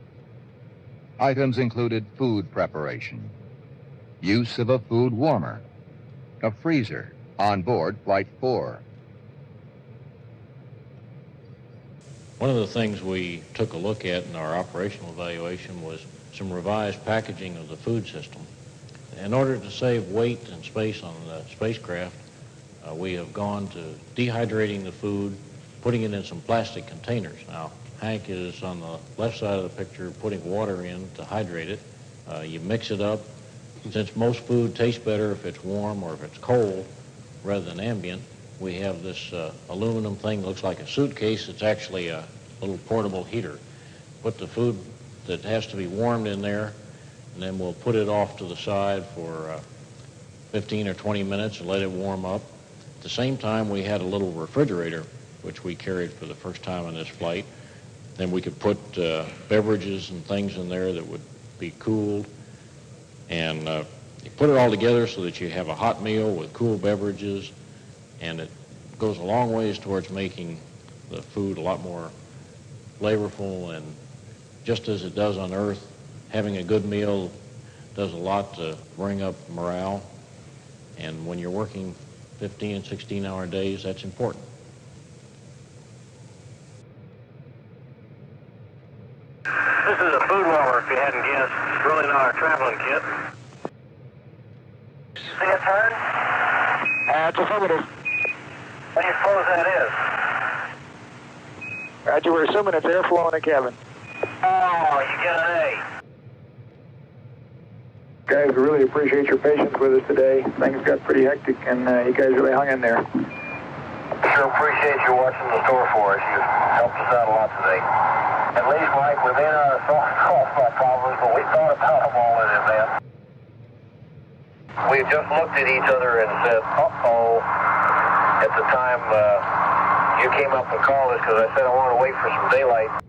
Did you get my comment about verifying that the doors close physically and that without any problem, that it looked like it was the latch mechanism that caused our problem? All right, we copied that comment, TK. Stand by. Mark. Close. Okay, they close normally. TK, everything looks good to us. You can continue with the normal procedures. Okay, thank you, sir.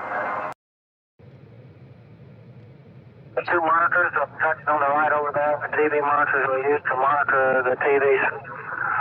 To the left of that is the control panel to control the autopilot, and there's the hand control that we use from the aft station, the one that's flying the vehicle from the aft station. George, this is a geologist's delight up here. I never had a chance to look at the patterns in Africa before, and you can see the rifts and the fault zones, and you can see all of the various volcanic sequences and trace them. It's really complex and fascinating. It's very much what you see out in some part of the western U.S., but on a much grander scale. Roger, TK. Wish we could be there. There is a chance of some thunderstorms over South America immediately following our next stateside pass over Venezuela, Colombia, and Brazil. if you have time, you might take a look at those. Okay, we got some spectacular stuff down around Rio and Buenos Aires the other evening. What was that, Flight Day 2? It was really dramatic, and I think we got 2 mags of that stuff. Henry we dark adapted the cockpit here and been sitting here since sunset trying to see what we can see when dark adapted, which is something we haven't had a chance to do much of. And Henry noticed that the obvious horizon is not the horizon at all, but it's the horizon of the atmosphere. And that he noticed you could see stars set through this apparent horizon and track it all the way down until it was occulted by the actual Earth's limb, which is nothing amazing to space-type astronomers when using satellites and all.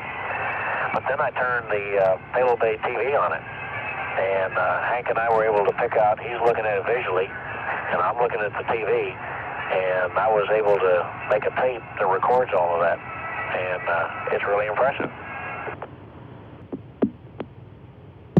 Roger, TK, we copy. Sounds like fun.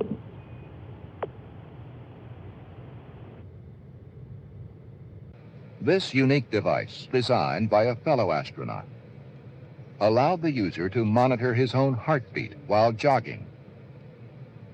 This is using the treadmill that we have on board. The harness that I have around my waist carries most of the load. The shoulder straps carry a small part of it. The bungees that pull down on that harness apply a load of about 160 pounds to my lower legs, which is about my approximate weight. So I'm really getting about a 1G load on my legs. TK got a good run on it this afternoon. We also caught some 16 millimeter of that. The idea of this device is to be able to keep up the muscle tone in the legs and keep the cardiovascular function in good shape such that during entry and also when we return back to the 1G and Earth, that the blood will not tend to pool so badly in the lower portion of the body. One of the devices we liked the most on flight for improving morale was a treadmill. It works exercise works in space just like it does on Earth. Clears your thoughts and makes you ready to charge again. We had a harness that attached to the lower torso, and those bungee cords there applied a force equal to the body weight. So your legs were seeing the same forces they would see in 1G on the surface of the Earth. This was a real morale builder for our flight, to be able to use this. There's also a device that's, I've got a clip on my ear in which I can monitor my heart rate. The little device also keeps up with how many miles, if I get that far, I run or jog or walk or whatever you want to call it on this thing. It can keep time for me and how long I was on it. This morning I have calculated that I walked about 6,000 miles. So it's a pretty good device. A third device we looked at are these little sandals with suction cups on the bottom. We evaluated this for several days during the flight and found them to be very useful. We probably still need to do a little more development on them, but the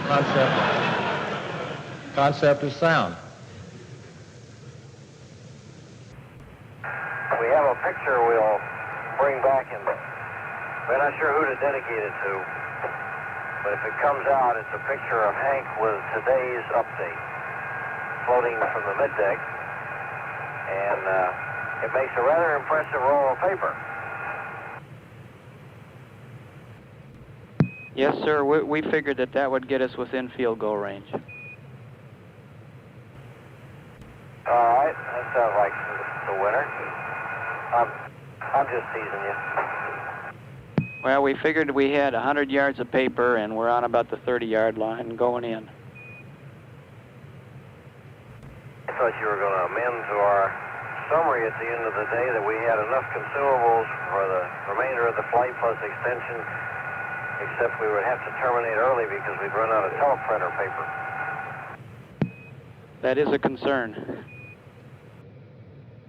Columbia, Houston, we've been looking around for something for you to do, but haven't been able to find anything, so we'll just let you finish your meal. The spacesuit to be used for extravehicular activity on Flight 5 was tried on during Flight 4 to practice the procedure. This is an example of donning the lower torso of a spacesuit. I'm wearing a liquid-cooled garment that provides cooling when you're outside. The pictures are taken inside an airlock that's in the back of the spacecraft cabin on the middeck. The airlock is something we've never had before. It allows you to go inside, and the hatch you're looking at is an exit into the payload bay where you have the vacuum of space. Inside, you can go in a shirt sleeve environment, don the suit, check it out, and then translate outside without having to depress the major part of the cabin. The purpose for this exercise in STS-4 was to prove that we had good mobility inside the airlock. And you've just seen me put my feet in a set of stirrups that are going to anchor my feet so that I can simulate opening the hatch into the payload bay. This was in preparation for STS-5, where 2 crew members will come inside, close off from the cabin, depress the airlock, and go outside to perform an EVA. Some interesting comments that might surprise folks. The dimension between my heels and my shoulders doesn't seem to have changed a bit. This is a perfect suit fit. I could do anything with it.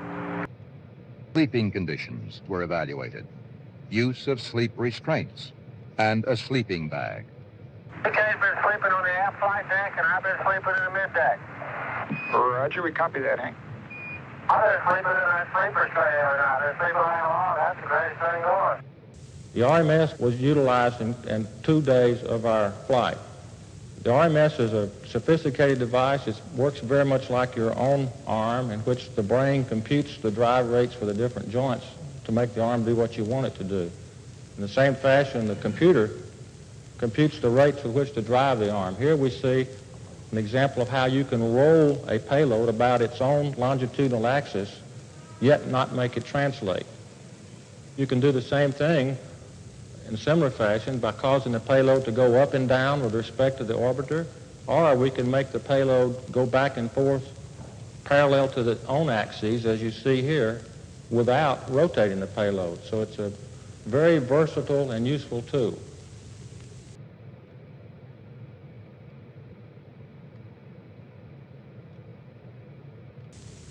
Here's a shot of an upfire in jet and side firing jets. This is the kind of firings we took the data on, as I told you, with the plume survey. There's one of the small vernier jets firing. We took that picture from the elbow camera on the RMS. It has a very bright, light blue arc next to the aerial limb, and it has an orange surface, and the sun is just about to pop up, and it's going to overwhelm most everything. And there's a very light blue surface on the outside. It's really a beautiful color to see, and it's not always the same. My hats are really off to the people who built this spacecraft and made it work. My hats are off to all you people down there that have worked to keep us up there and keep the flight going smoothly.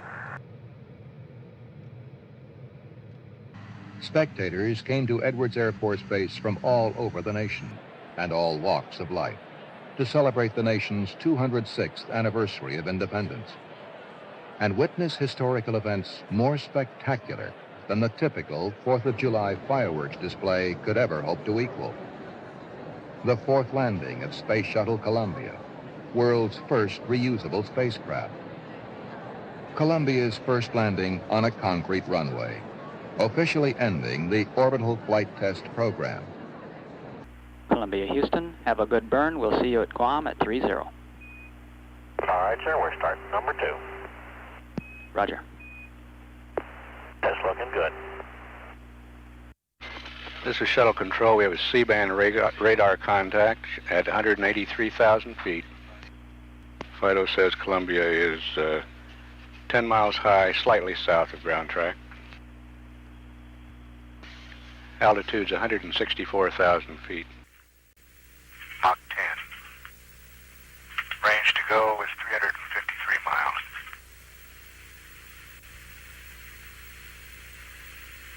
Crew conducting a series of aerodynamic maneuvers.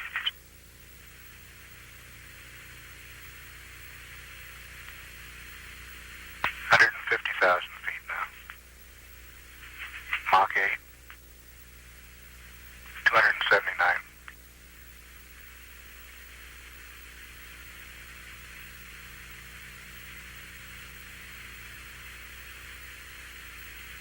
Range is 263 miles.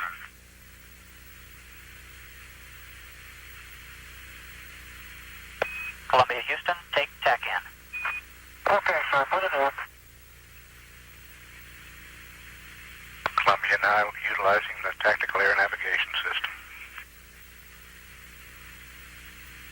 138,000 feet, Mach 7.3, 230 miles to go.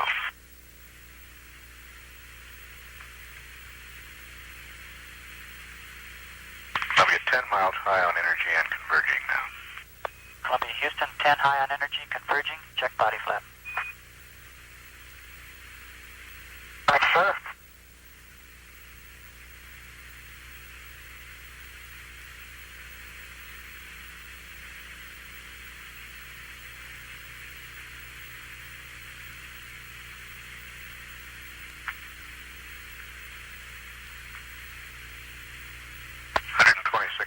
Feet, Mach 6.3, range to go 185.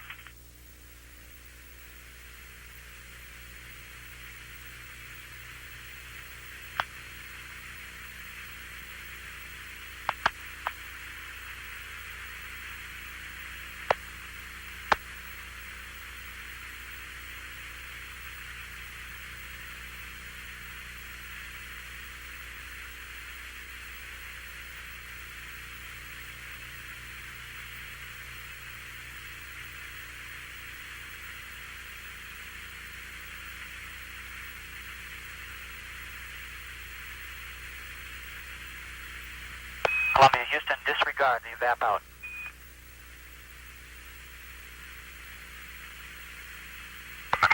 Disregard, let's come down. Columbia is over the Channel Islands now. Your transmissions are back normal.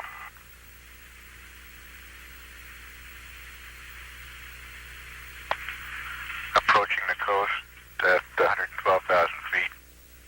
Mach 4.7.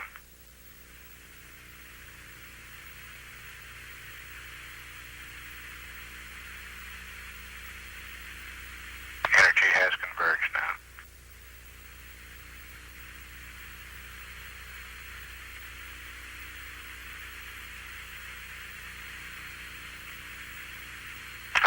Feet, Mach 4, range to go 110 miles.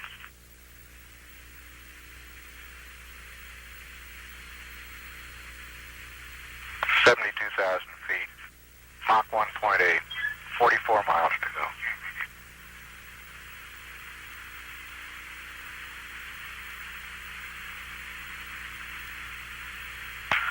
The Dryden long-range camera has acquired Columbia.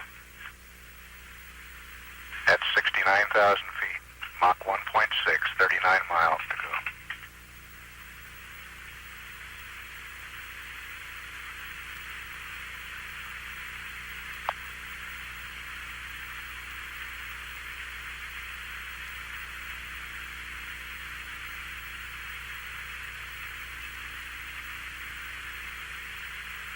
Columbia now about 5 minutes from touchdown at 61,000 feet, Mach 1.3.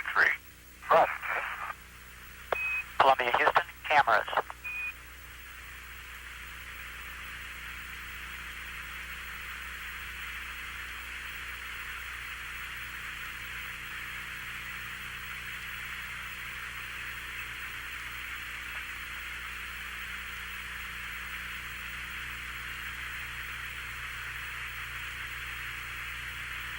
Columbia at Mach 1.1 now at 51,000 feet. Range 27 miles.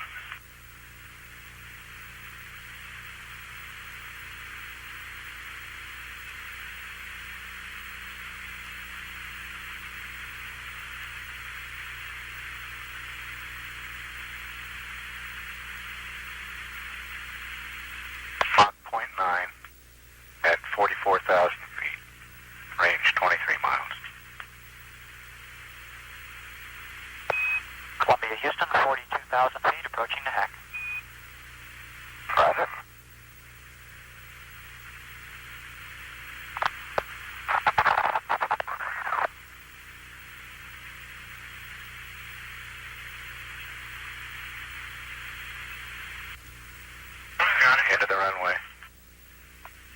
33,000 feet. Airspeed 258 knots. Coming aboard on the right.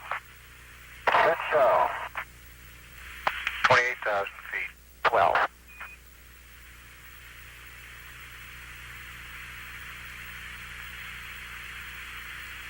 Houston, did you find another transmission path?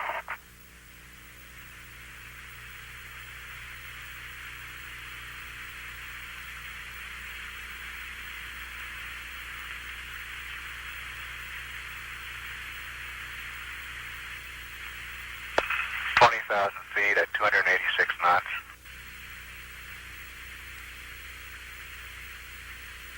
18,000 feet now.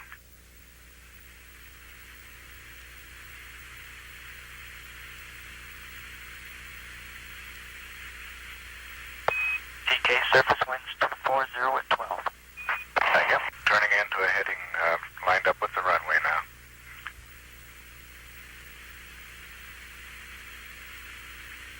14,000 feet. Airspeed 264. Roger. Columbia on final and looking very good. 12,000 feet.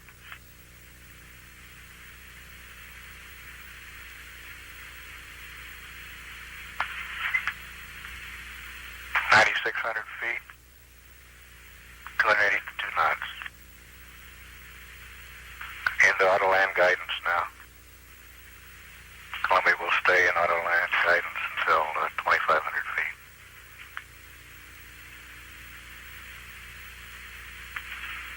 Ken Mattingly will take over at 2,500 feet for the landing.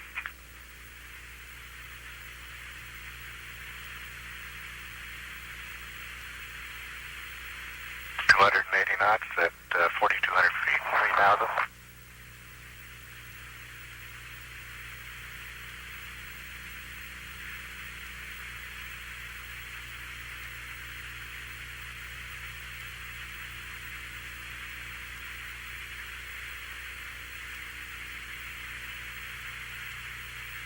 You're coming.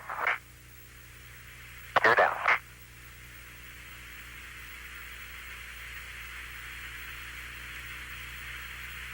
Gears down and locked.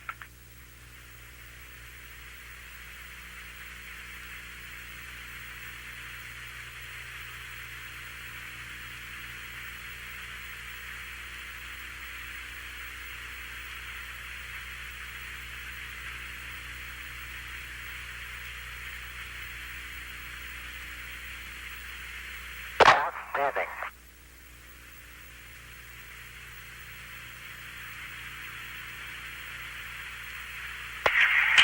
Shuttle control here, the unofficial landing time, 7 days, 1 hour, 9 minutes, 40 seconds. To repeat, the unofficial landing time, 7 days, 1 hour, 9 minutes, 40 seconds.